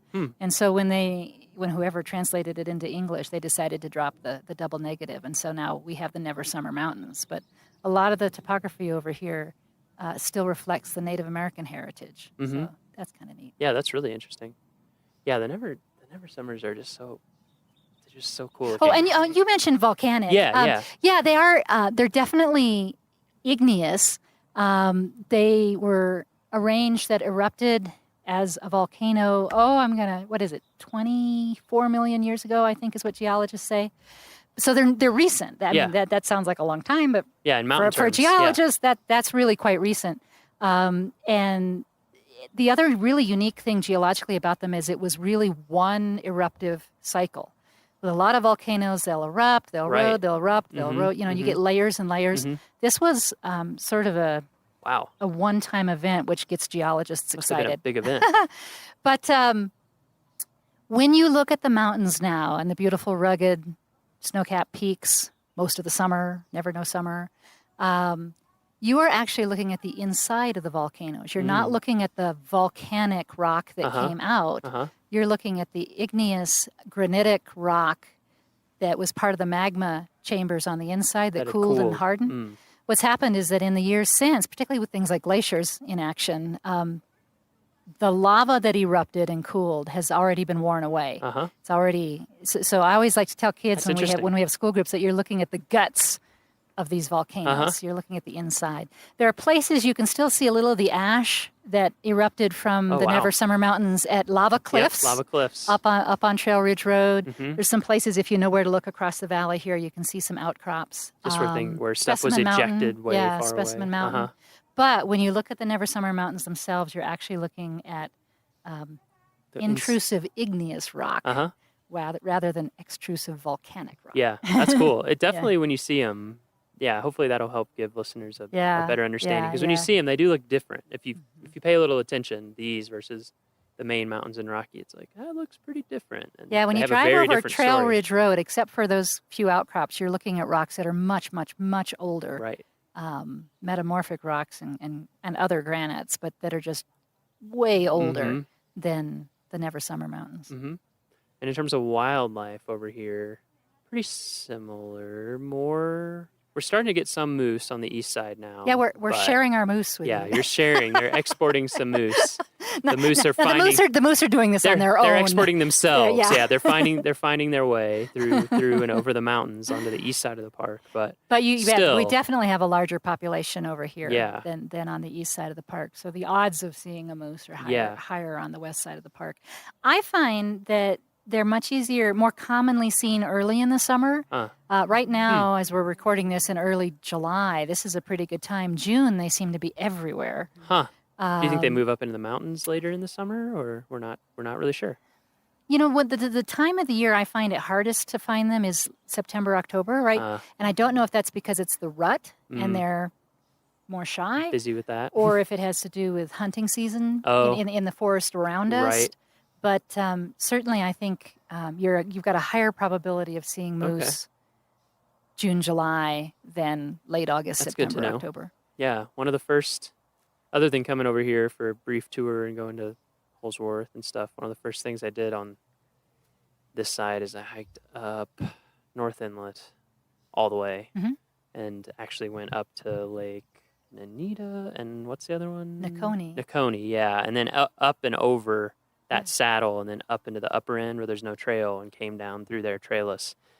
A lot of moose sign. Yeah. Oh, yeah. A lot of moose Yeah, sign yeah, up in there yeah. where there aren't any trails. Yeah.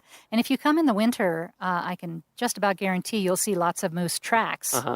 Whether you see moose, Right. you know, maybe not, but you'll definitely see moose tracks. And Moose are sign. amazing. Yeah. I love moose. And of course we have elk over Lots here. of elk over here. I'm trying to think what else. Is there other things that would be unique? We see a lot of river otter signs in the Oh. winter. We don't rarely ever see the That's otters, interesting. but in the winter along the Colorado River, because the river is mostly frozen over, but when you're kind of standing on top of it, you can hear it bubbling underneath you. And there are a lot of river otter tracks and slides where they're sliding down hills, and you can even see holes in the ice where they've broken through into the river. That is very interesting. especially walking out from the parking lot here at Holsworth out here to the cabins in the winter. Cool. Wandering along the river, there are a lot of otter tracks. Wow. But we really actually see the otters any time of the year. I need to come check that out. I would love to see that. That'd be really fun. So, Michelle, you said you've been here 12 years on this side of the park. And Macy, you're a newcomer, right? Yes, I'm a newcomer. I got here in May of 2016, so I've been just over a year. here Okay. at And where were Rocky. you here? Where were you before here? I was at a little park in New Mexico called El Malpais National Monument. A little different than here. A little different. Yeah. What other parks have you worked at? I've also worked at Grand Teton and Glacier as a seasonal. Okay. And then I was permanent at Great Basin and Grand Canyon. Oh, Great Basin. Yeah. Wow. That's cool. Yeah. That's a very cool park. It's a very cool park. Yeah, I have not gotten to go. I've only gotten to work on the map, and Yeah. it made me want to go. It's really neat. There's such low visitation there. They only Right. get like 80,000 visitors a year. So Yeah. it's a real wilderness type of park, but it has some amazing features. Yeah. Bristlecone pines and really cool caves. Yeah. And yeah, it's definitely one not to be missed if you're out in the middle of nowhere, Nevada. Yeah, exactly. Yeah, that's everyone that I know who's worked there or been there. It's like, oh yeah, you definitely. It's a great You got to park. go. It's Yeah. amazing. So how has the west side of Rocky compared so far to other places that you've worked? Well, I've wanted to work on the west side of Rocky for many years. Really? This has been a dream spot for me. What was so- the dream? Why did you want to be over here? Well, first time I came to Rocky, I was 16 with Uh-huh. my family. We were doing a cross-country road trip, and I just remember being up in the Alpine. I think we were up at the Alpine Visitor Center, maybe Farview, and I remember looking down in the valley and just thinking it was just, wow, that's a really beautiful place. And for some reason, as my career went on, I just always wanted to It was come just back in the to back Rocky. of your head, huh? Yep. And yeah, this is definitely one of the most beautiful places I've gotten to work, but also one of the most fun jobs I've ever had. I Yeah? absolutely love it here. It's definitely one of the best places. Yeah. What do you like? What do you like about the work? What makes it so fun? It's very The supervisor. Other than your supervisor. Of course. Of course. That's the Other number than one Michelle. reason. Yeah. Seriously though, like Michelle makes this such a fun place to work, and I think the diversity of the work is what makes it so fun. The seasons are awesome, so you have a really busy summer season, and then the fall and spring are really busy with school programs, like not as many I didn't daily think about that. visitors, but Yeah. yep, we get to do a lot of school programs in the classrooms, but also they do field trips out here. Uh-huh. And then the winter is quiet, but also I feel like I was really active this winter with all of our ski and snowshoe programs and just getting ready for summer and playing in all the snow. It's just such a diverse park in that way, and the job is so diverse. So every day it's something Yeah. different, and then seasonally I do different work. And like right now in the summer I'm out here at Holsworth a lot of the time. So it's just such a neat position because of the diversity of different jobs I get to do. And how do you like living in Grand Lake? Oh, I love it. Yeah? It seems like a great place. I love it. Yeah. What's the year-round population of Grand Lake? Do we? Not many, I would say. I think at Grand Lake year-round maybe 500, but of course that's a lot more in the summer. Sure. There are a lot of second homes, a lot of vacation homes, summer homes up in this area. But year-round, 500. Wow. That's even less than I realized. Yeah. And we have the local communities too of Granby and Winter Park and stuff, Right, and that's- Kremlin. So there are some communities in the county here, so you don't feel too isolated Yeah. in the winter. And plus, people come up to go downhill skiing up in the mountains too, so you run into those folks visiting the park as well. Yeah, and actually, while residents may be in the hundreds, that Grand Lake, like the park, operates on recreation, and so there are lots of visitors still in the wintertime. Oh, who okay. come. Yeah, I was wondering about that. I In wasn't- the forest around us is one of the most amazing snowmobile trail systems, and so that's one of the highlights for folks lot of who come to snowmobiling. Grand Lake. Is a lot of snowmobiling. Of course, there's the activities in the park, the skiing, the snowshoeing, but there are also 3 ski areas. No, more than that. Really? We've got 3 Nordic ski areas. Oh, There's wow. one in Grand Lake, one down in Granby, and then one outside of Fraser, plus a couple of downhill ski resorts, one in Winter Park and one in Granby. And so, yeah, a lot of winter recreation. Huh. So Yeah, so it still there keeps it. It's businesses quiet, are but it open, still restaurants keeps it- are open. Yeah, there's still things to see and do, even though the actual Yeah. year-round live-in population drops quite a bit Right. in the winter. Yeah. Does it become a snowmobile town mostly, or is it mostly still cars? Or just a mix? They actually in Grand Lake don't plow the streets to where they'll melt off because they want to Yeah, it's make better. it snowmobile friendly. Yeah. So I'd say it's both. I mean, vehicles are just fine. Yeah. But you'll see snowmobiles pulled up at the the local restaurant or Mhm. whatever. So And so you've been here for 12 years, Michelle. Where were Yeah. you before? before this, I was at Sitka National Historical Park up in Alaska. Uh-huh. And On an island? On an island off the coast of Off Alaska. the road system? Yeah, it was funny because when they interviewed me for this job here on the west side of the park, they actually flew down the 2 finalists for this position. Wow. Because in part they were worried about the people understanding the remoteness of this You're like, area. And yeah, Good. I was going, you have a road. Yeah. I You can mean you drive can get to here Denver in 2 other hours? places? Yeah. Wow. Yeah, so it was that was kind of fun. Yeah, I no, never this got was to- this was coming to the big city. I never got to go down to Southeast Alaska. I was South- always yeah, up in Alaska was Central. amazing. Yeah. Yeah. How long were you there? We were there about 5 years. In interpretation as well? Yes. Yeah, I worked in the park there. Actually, the last few years I was there, I was the chief of interpretation. Okay. So that's kind of fun. Yeah. To be in charge. Yeah. And then before that was Lake Mead National Recreation Area down Yeah. in the desert. Lake Mead by Boulder Dam and Yeah, Hoover I've been Dam. around there. And before that was Lava Beds National Monument in northeastern California. Oh, yeah. A hidden gem. Yeah. Kind of like Great Basin. Right.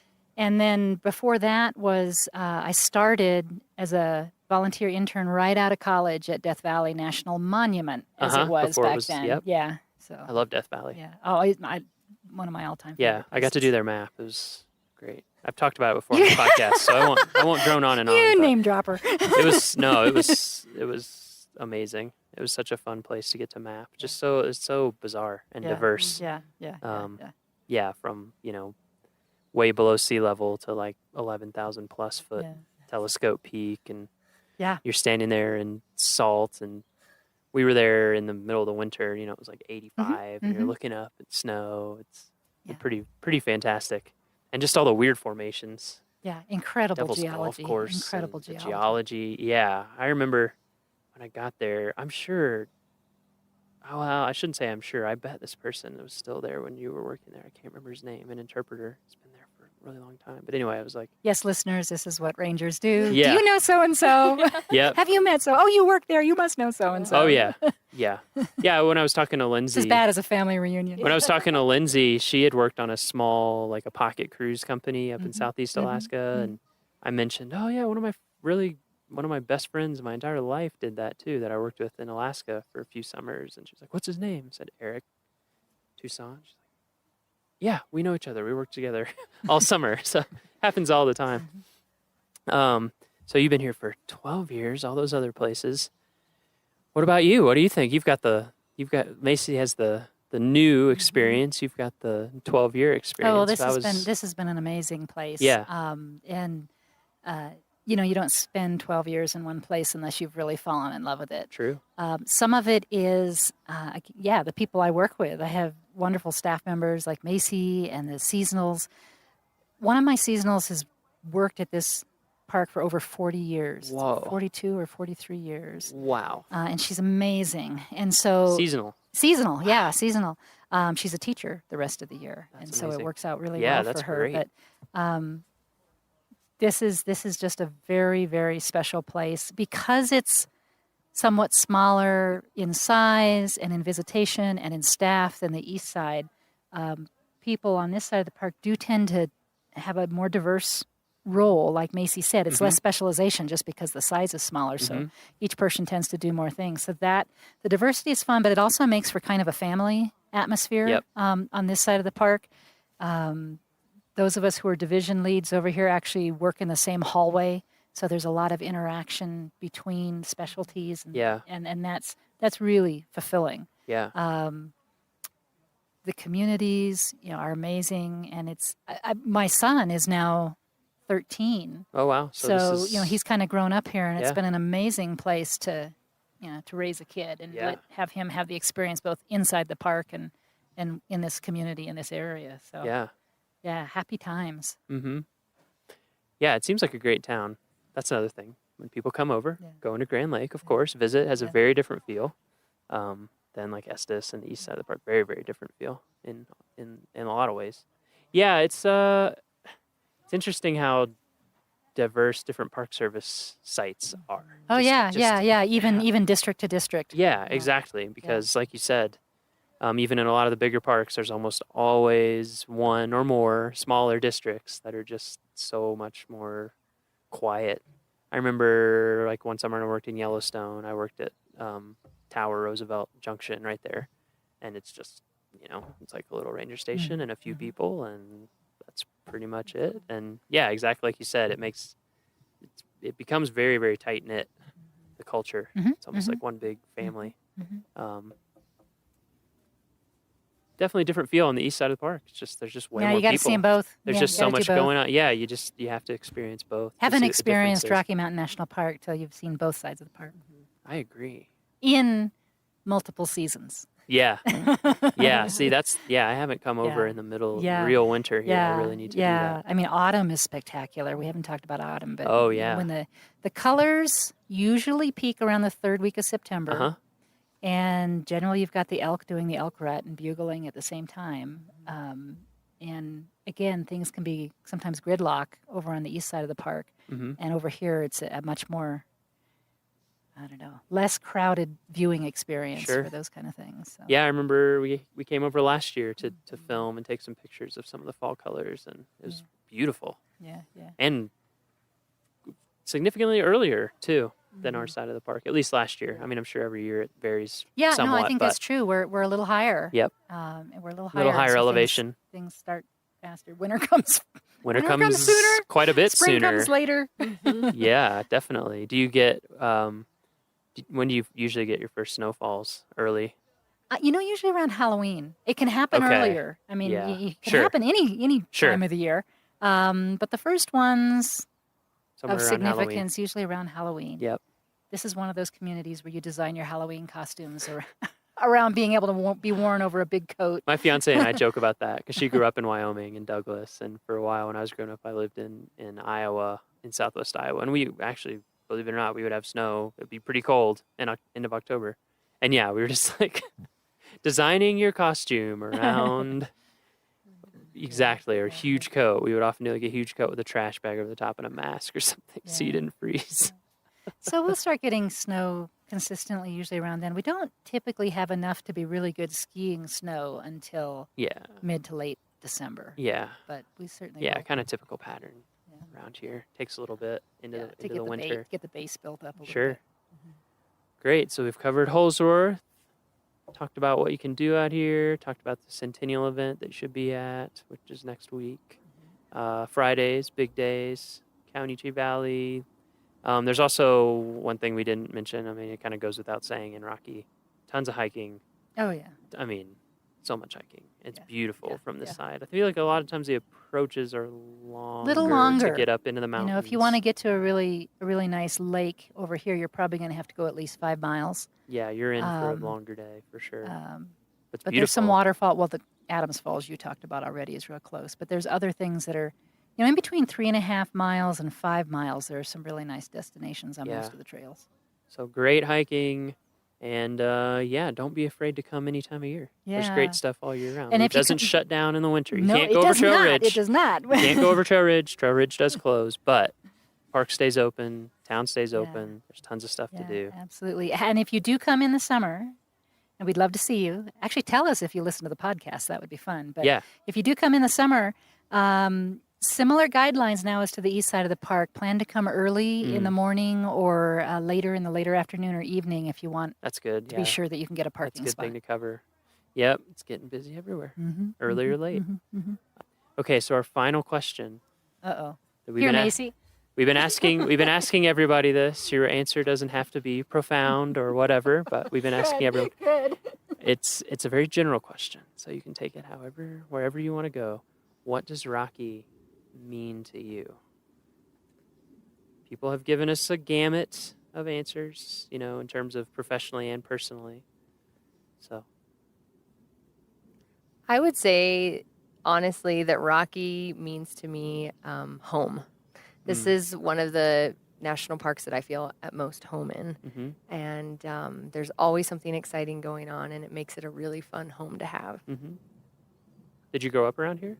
Or were you No, I did you not. came on trips? I just love the Rocky Mountains, and I came on trips. And out of all the national parks I've lived at, this one feels most like home. Oh, that's great. How about you, Michelle? I'm gonna have to wipe away the tears first.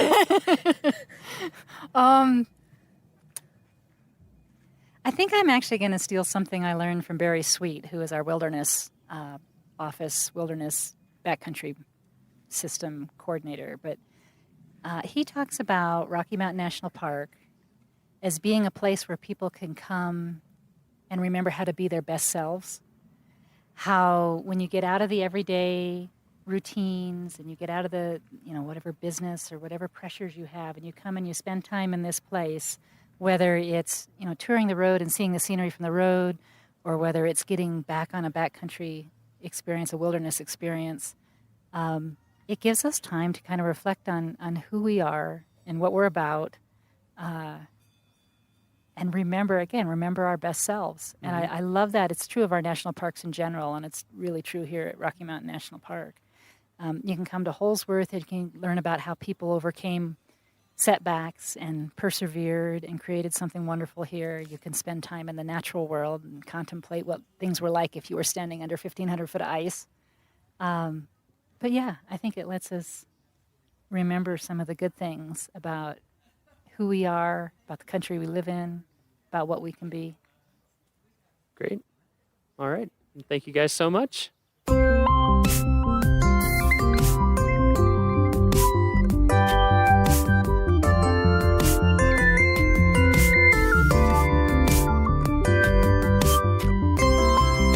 And that's our show. Thank you so much for joining us for yet another episode of the Rocky Mountain National Podcast. Our next episode is going to be released in 2 weeks on Friday, July 28th.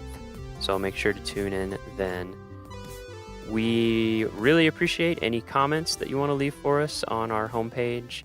And we also appreciate any reviews that you may want to give us in iTunes. Those reviews help other people find us. They get us onto recommended lists. They make us easier to find when people search. And of course, the best thing you can do is spread our podcast through word of mouth. We just had an article in the Estes Park Trail Gazette that you can find online highlighting the podcast and this project. And we're just trying to get it growing and going and in more people's ears and minds. So if you enjoy it and you think you know other people who might, please let them know to subscribe and hear all our episodes. For show notes, transcriptions, and to learn more about our show, visit our homepage at go.nps.gov/rmnpod. That is go.nps.gov/rmnpod. Each episode gets its own post on that page, and you can actually leave comments for each episode. The Rocky Mountain National Podcast is a product of Rocky Mountain National Park, one of 417 units of the National Park Service that preserve America's heritage for all, forever. Thank you so much for joining us again. We hope your next 2 weeks are awesome. We hope ours will be too. And we will see you next time. Bye for now.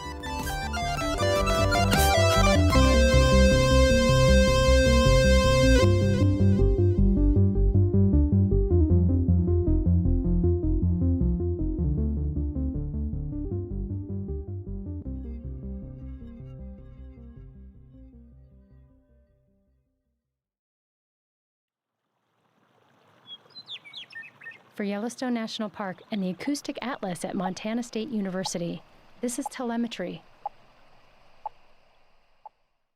It's a cold October morning on Yellowstone Lake.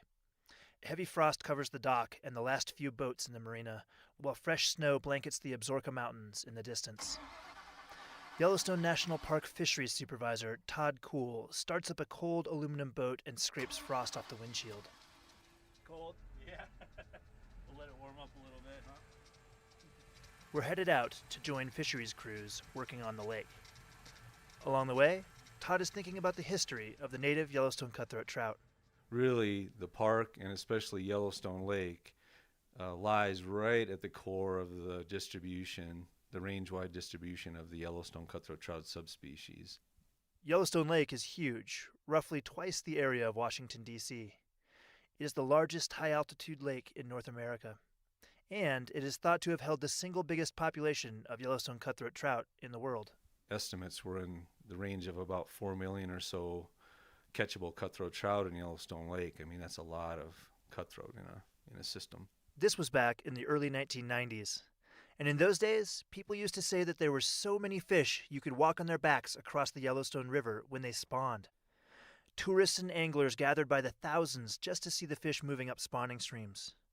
One year, over 300,000 people visited Lahardy Rapids and Fishing Bridge to watch the brightly colored cutthroat trout.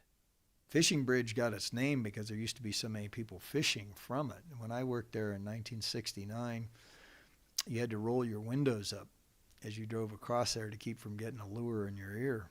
That's Bob Gresswell, research scientist with the U.S. Geological Survey in Bozeman, Montana. Bob has studied Yellowstone cutthroat trout in the park for over 40 years. Well, there would be thousands of cutthroat trout at the mouth of Yellowstone Lake that could be observed during the peak of the migration. Lots of fish everywhere. But then, in just one decade, everything changed. By 2005, cutthroat had practically disappeared from Yellowstone Lake. Biologists estimated that the Yellowstone cutthroat trout population plummeted from over 3 million fish to less than 300,000. Some big new factor had to be causing the decline. Again, Todd Kuhl.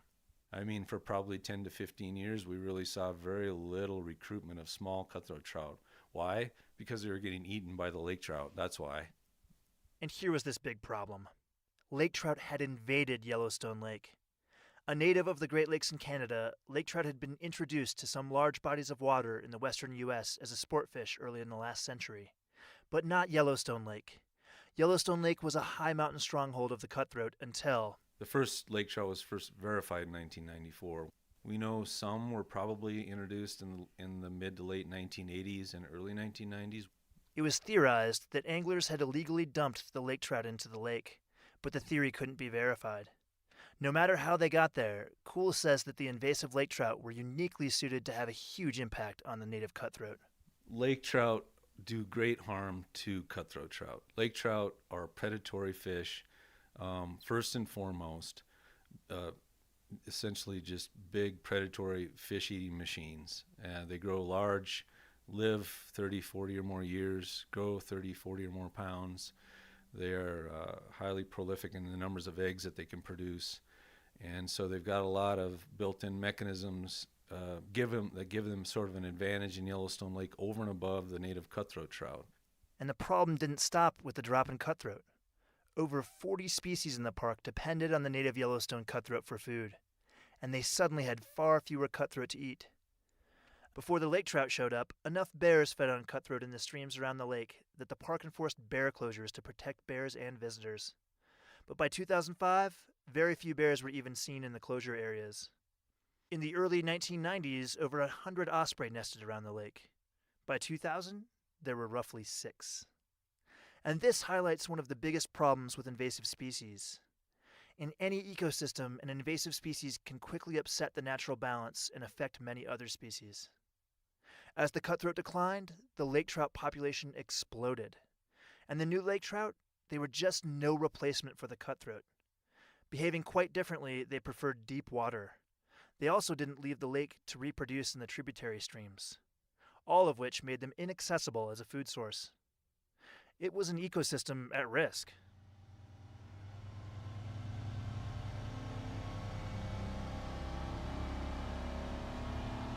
Todd Kuhl drives the workboat out of the Bridge Bay Marina headed towards the southeast arm of the lake, over 15 miles away. So we're lucky that most of the boats are in the same general region of the lake today, so hopefully we won't have to travel too far and wide to see gill netting boats operating today out there. And then the Park Service started controlling the lake trout population soon after they were found in 1994. Taking a page from commercial fishermen, fisheries staff deployed gill netting boats to catch the invasive fish, an effort that still continues today. Currently, the park has somewhere between 30 and 40 miles of nets set in the lake to catch lake trout every day during the fishing season. Buoys mark the locations the nets are set, and then workboats haul the nets full of lake trout up. As the net comes in, the crews pick the fish from the net.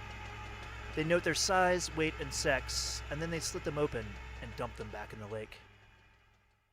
And here is the next big challenge with invasive species. Once installed, it often takes a ton of work to control them.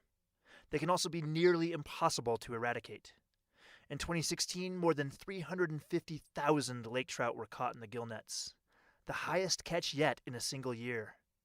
And this is the main effort to save the cutthroat. The effort to catch the invading lake trout until their population crashes. But because of the massive amount of work that effort takes, biologists are also looking at new ways to knock down the lake trout population. In the fall, lake trout group up in large numbers, sometimes thousands of fish, to lay their eggs at specific locations, making both the lake trout and their eggs vulnerable. To find these sites, scientists have implanted radio telemetry tags in some lake trout. And by tracking the fish, they've identified over a dozen lake trout spawning areas in Yellowstone Lake. And then we're doing research on methods to kill the lake trout eggs on these spawning sites. To stop the lake trout at the start, one experimental technique involved shocking the eggs with electricity. Another attempted sucking the eggs up with a small suction mining dredge. But by far the most promising new method is surprisingly simple. Fisheries technician Mike Simientowski stands on the deck of a gill netting boat with a large lake trout in his hands. Got all the lake trout that we just caught in the last couple gangs of net. And so right now we're over one of our dumping sites, and we're taking the lake trout and putting them through this fish grinder here, so that way we know that all the pieces of the fish are sinking all the way down to the bottom. Grinding is used over some sites, while on others whole dead lake trout are being dumped. Laboratory tests show that the decomposing fish carcasses kill the eggs by eating all the oxygen in the water. oxygen that the eggs need to survive. Again, Todd Kuhl. And so we're moving forward pretty quickly with that method because it's so simple, because we're not taking anything foreign from the lake and bringing it in, like some kind of a chemical or something like that.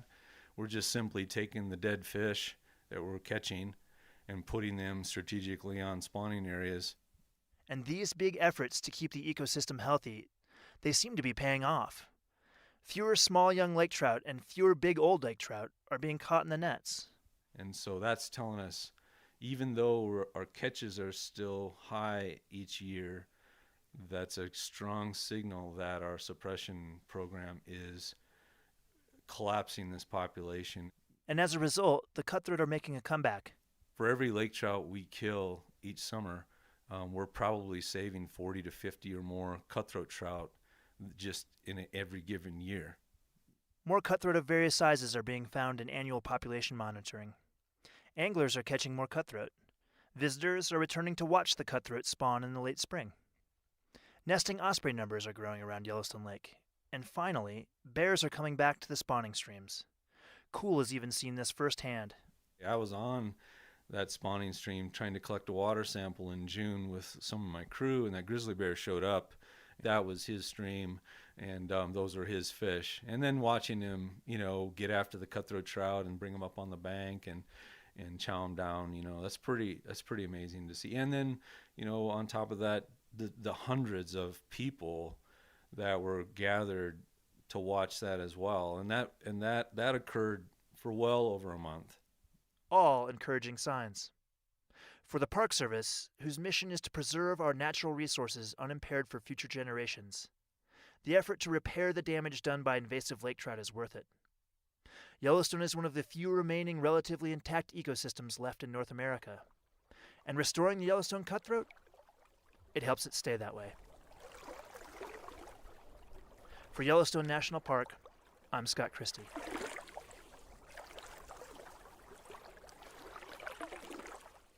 This podcast is supported in part by Yellowstone Forever and the Eyes on Yellowstone program. Eyes on Yellowstone is made possible by Canon USA. This program represents the largest corporate donation for wildlife conservation in the park. This is telemetry.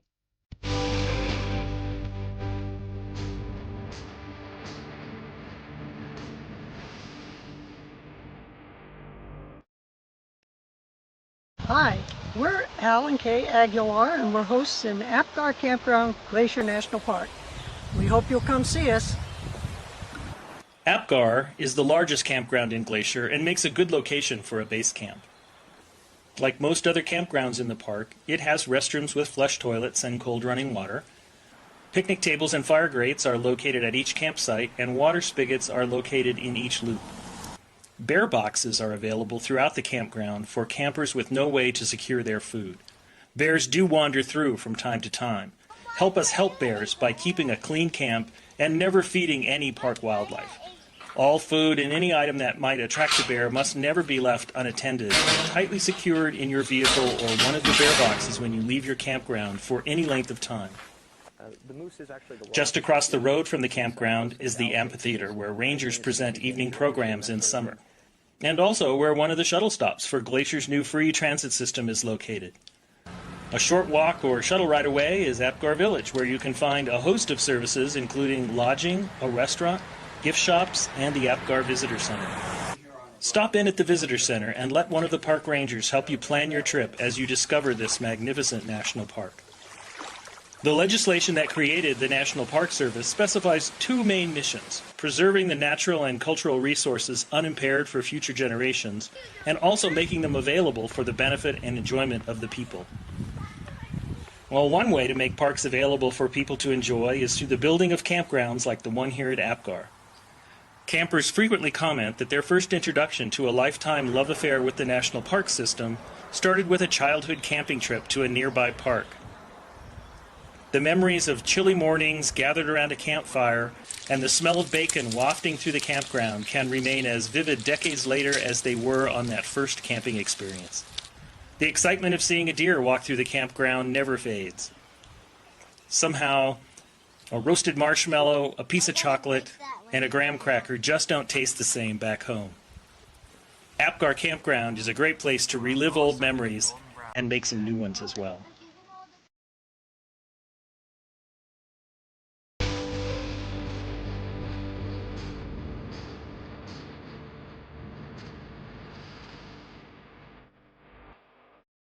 Switchbacks are a common design feature of many mountain roads. Generally, the only way to get up and over a pass is to switch back and forth several times to gain the elevation needed. If the Going to the Sun Road had been built following one design plan, it would have had 15 switchbacks climbing up the head of Logan Creek directly below Logan Pass. Imagine trying to plow that road every spring. Snowplows would continually be pushing snow onto already plowed areas over and over again. Well, in 1924, Frank Kitteridge of the Bureau of Public Roads directed a survey of potential routes over Logan Pass. His team started in September and was able to map out 21 miles before winter closed in. The work was difficult, and men often had to climb 3,000 feet each morning to get to the survey sites. The crews walked along narrow ledges and hung over cliffs by rope to make many of the measurements. The work was extremely challenging and resulted in a 300% turnover in labor in just 3 months. But the survey work did pay off, and in late 1924, National Park Service Director Stephen Mather approved Kitteridge's alternate route. It contained only one switchback and followed McDonald Creek where it turned north before looping back on itself and continuing up the garden wall in one long, continuous path. The current route allows for greater views of the park and blends well into the landscape. The work of Kitteridge and the Bureau of Public Roads resulted in a partnership with the National Park Service to construct roads throughout the national park system. The Bureau of Public Roads became the Federal Highway Administration, and today that partnership still continues.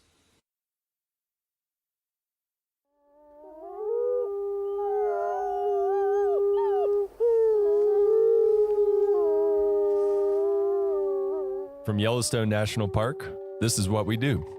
I'm Brett Rayburn. And I'm Jake Frank.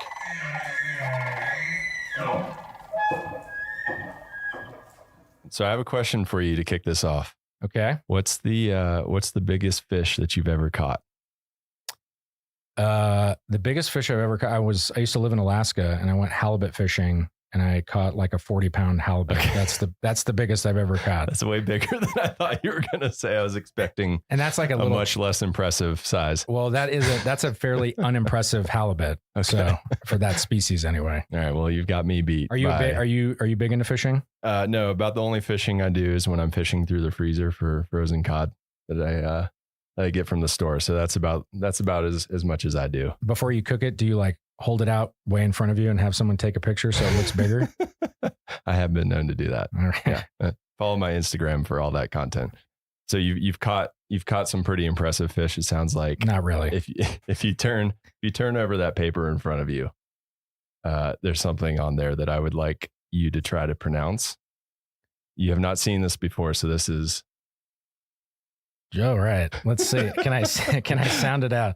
So, Oncorhynchus clarkii lewisii. Was that how I was way off? I actually don't know. This is like one of those trivia questions I don't even know the right answer to. So sure, you did well. All right. That's better than I would have done. But my guess is that this is the binomial name for the Yellowstone cutthroat trout? Yes, that is the scientific name for the West Slope cutthroat trout. The West Slope, not the Yellowstone. Yep. Okay.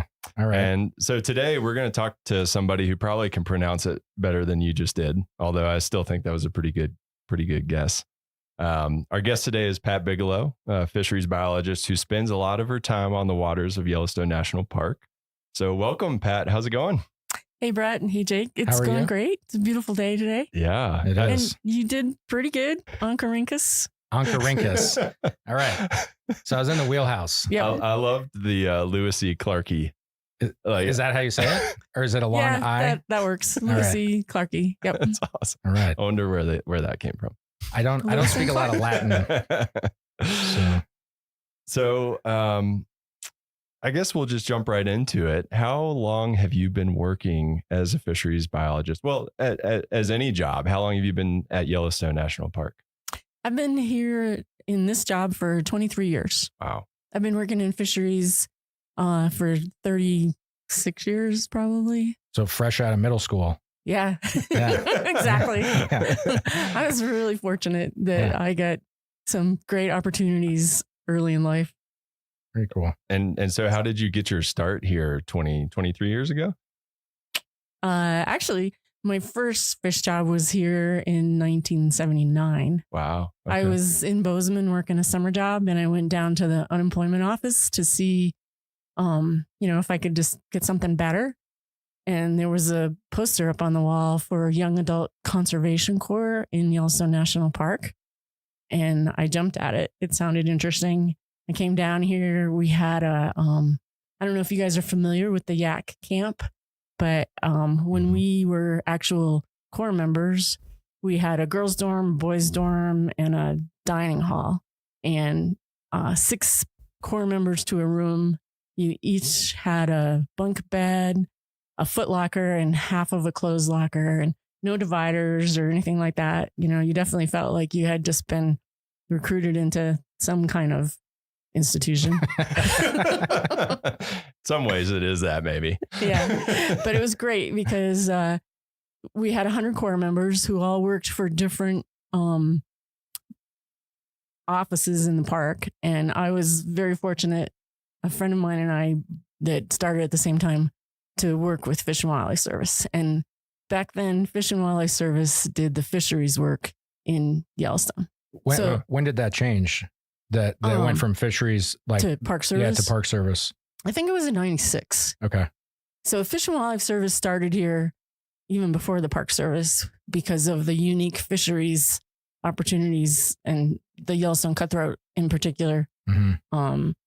And then they established a research station in the 50s. They had a hatchery here early on, early 20s, 30s, into the 50s. And then after that, they kind of went more to a research station.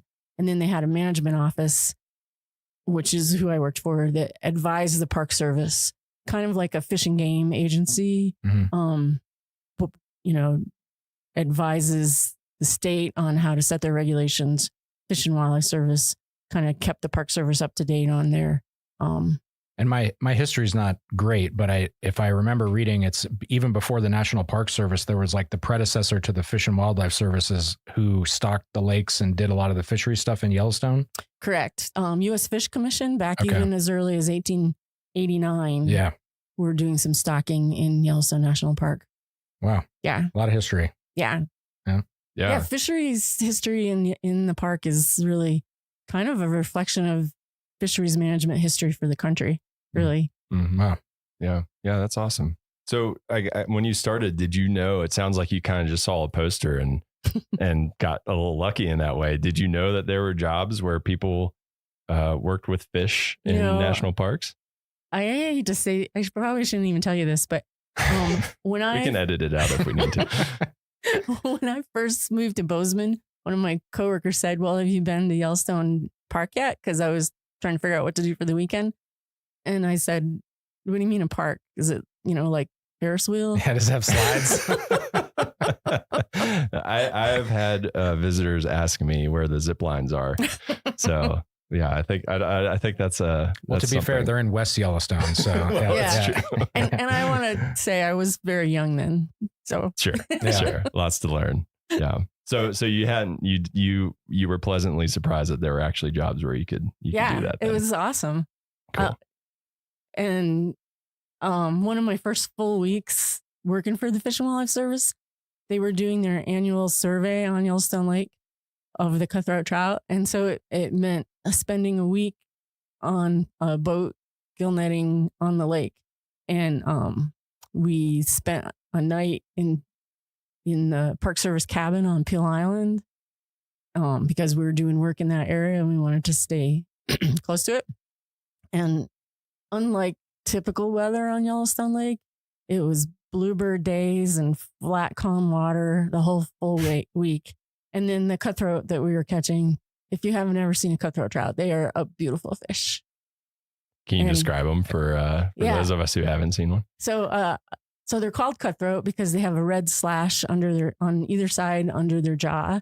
And they, kind of a typical trout. They have the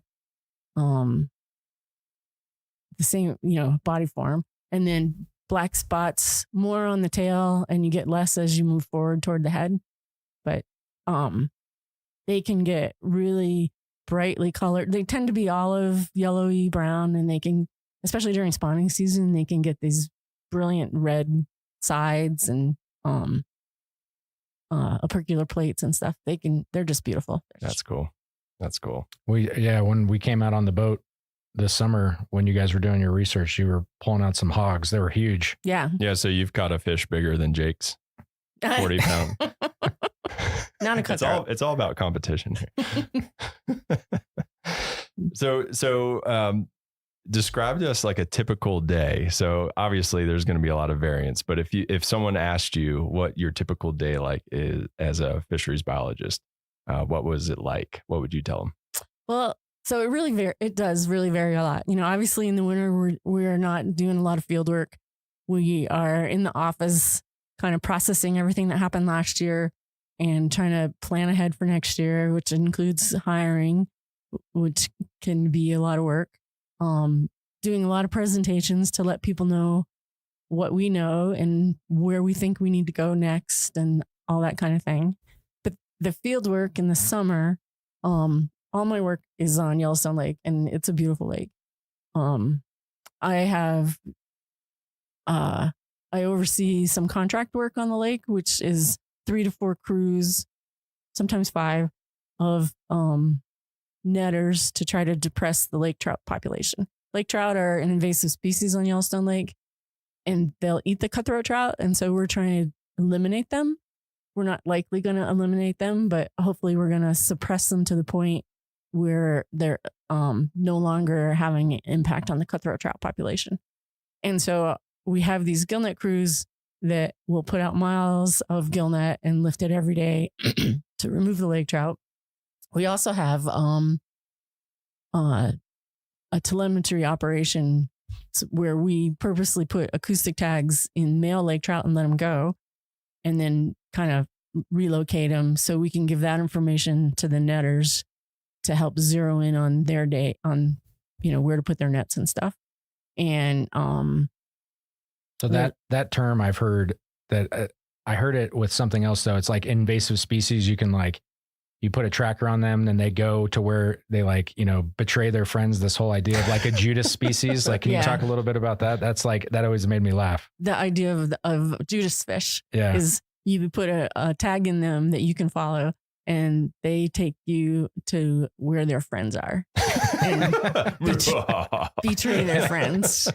And it's not, we pretty much know where all the lake trout habitat is, but they move around a lot, and depending on the time of year and the water temperatures, they'll be at different depths. So a lot of times the Judas fish helps you really zero in on the depths to be fishing at, which also helps you avoid the cutthroat trout if you know exactly what depths the lake trout are at. And so if I'm on a boat where we're doing the tagging, we'll collect lake trout from the netters that are still in really lively condition and do surgery and implant. First, make sure they're males. We don't want to tag the females because they're the ones with the reproductive potential. So we want to make sure we kill all the females, and then implant the tags, make sure the fish recover so that they'll behave normally when we release them and let them go. Or if it's actually tracking the fish, we have 2 hydrophones in the water on either side of the boat, which helps us give a direction to find the fish so we can zero in on their location. And so then you're basically on the lake driving predetermined transects all day until you pick up a fish, and then you zero on that fish, and then you continue on your way. And for the listeners who haven't seen Yellowstone Lake or been to it, it's a huge lake. So that's not an easy task. Yeah. It takes us about 4 days to cover the whole lake. Yeah. Wow. And we don't actually even cover the whole lake because we avoid the really deep habitat because we aren't expecting to see any lake trout out there, and we're not going to set nets there anyway. And then I think good backstory is we talk about lake trout being invasive versus the Yellowstone cutthroat. I mean, I guess is there a reason why we like as managers prefer one over the other? Like why are we trying to get rid of lake trout? So the cutthroat trout, Yellowstone cutthroat trout, like I've said already a couple of times, they're just beautiful, but they are the native species in Yellowstone Lake. Yellowstone Lake is the most important population of Yellowstone cutthroat trout for that species, and just sheer numbers. And they evolved with only one other native species, which is the long-nosed dace that is, gets to maybe 6 inches and is very much along just the shorelines. That's the fish I would catch. So they're just, the cutthroat trout are naive when it comes to larger fish predator, piscivore. And the lake trout are native to the Great Lakes area. And they're also a beautiful fish, but they are a voracious predator. And so you take a really naive fish and then a really excellent predator and put them together, and it's just not good for the cutthroat trout. Mm-hmm. And the lake trout, I think the oldest one on record was 62 years old. Lake trout? Not from Yellowstone, but just species wise. So if we weren't out there taking out the lake trout, nobody else would be either. They reside deeper in the lake. They live longer. They get bigger. They have a lot higher reproductive potential than the cutthroat trout. And if left unchecked, they would decimate the cutthroat trout population. And when you say like no one else would get them, you mean like other predators, right? Like bears and fish or bears and birds and otters and all that kind of stuff. Right. Like birds and otters, most predators tend to target the fish when they're shallow, and the lake trout don't spend much time being shallow. And then when the lake trout get big, they're too big. Like an osprey might try to grab a big fish, and then I haven't seen this personally, but one of my coworkers has seen an osprey grab even a cutthroat that was too big for it, and then it couldn't fly off, and it actually drowned. Oh wow! Because they have a hard time letting go of a fish once they get their talons through it's it. like the monkey with the banana. Yeah. in the barrel situation. But yeah, lake trout. Well, they're impressive in their ability to eat other fish. They can eat a fish. The only thing that stops them is how wide they can get their mouth open, and they can eat a fish 2/3 their own size. Holy moly. Yeah. Can you do that, Jake? No. Yeah. It's like a 150-pound fish. Burrito. That's a big burrito. Yeah. So you obviously know a lot about fish. And so that's an important skill to have as a fisheries biologist. Aside from that, or maybe not even aside from that, what do you think is the most important skill for someone who thinks that that's a really cool job and might be interested in applying for jobs like that?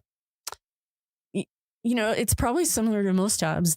I think the most important thing is to have a passion for what you're doing and a positive attitude and be flexible in what you're doing day to day.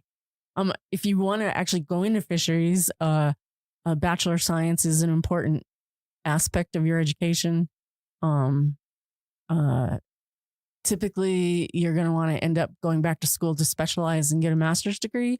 I would highly recommend for anybody thinking that way to get a lot of experience, or as much as you can between your masters, before your masters, and after your bachelor's. It helps you get a better idea of what's available, what kind of work you can be working in, and gives you really good skills. So then when you do go back to get your master's degree, you are a better candidate because you're not learning everything all at once. Oh, that's great advice. And you probably want to go out on a boat and make sure you don't get seasick, right? Because do people get seasick on the lake? They have, yeah. Yeah, I'd imagine it gets choppy. Yeah, and That'd be tough. We have had a few volunteers come out from different places, even other fisheries biologists that come out, and they're really excited to give you a hand and be helpful. And then they're looking for the horizon. Yeah, then they're a liability. I've been there before. Well, and a quick follow up with the masters. Does it matter if you're specializing? Like, say if somebody's like, my goal is to work in Yellowstone. Do they need to get a master's related to the species that are here? Or can you, if you happen to be, say, getting your master's in some other fish species, does that qualify you? Like, can you learn what you need to on the job, or does it really help to focus in on the like the actual species that you'll be studying in the park that you want to end up in? I think the broader the education you have, the better. And you can focus in when you get to the particular job. Because the other thing is, even though Yellowstone might be your goal, that might not be your next step. Gotcha. So yeah, that's be good prepared. advice. And then also, it's good to think outside of the box sometimes too. And if you have more familiarity with other habitats, other species and stuff, that, you can bring in maybe a new perspective that somehow is different than what people have thought of before. Mm-hmm. Cool. Yeah. Well, and it sounds like your typical day is pretty cool, especially in the summer when you're out on a boat. What is your favorite part about your job? You can probably tell I love Yellowstone Lake. So being on the lake is awesome. But I think the most rewarding, well, two things are most rewarding, but one is I work with amazing people, and being able to sit down with a coworker and talk about strategies and, how things are going, what happened over here, how we can pull that together, how we can best use our crews, and to just keep making things move forward is super rewarding. But then also taking somebody, like we typically have student volunteers every summer, and they typically don't have much for experience. So taking somebody who really knows nothing about what we're doing and bringing them through a season and seeing them increase their skills and increase their confidence and get more sure about what they want to do and be excited about protecting the resource. That's pretty awesome. But then the other part is actually seeing the work that we're doing make a definite impact on protecting Yellowstone Park's resources. That's really rewarding as well. Yeah. Well, and we'll let you slide, even though you gave us 3 favorites. Yeah, we said one, but we got 3. It's okay. That's your one mulligan for this podcast. Okay. Oops. So with that, this is the hard question. What is the toughest part about your job? That's a really good question too. You can get frustrated with,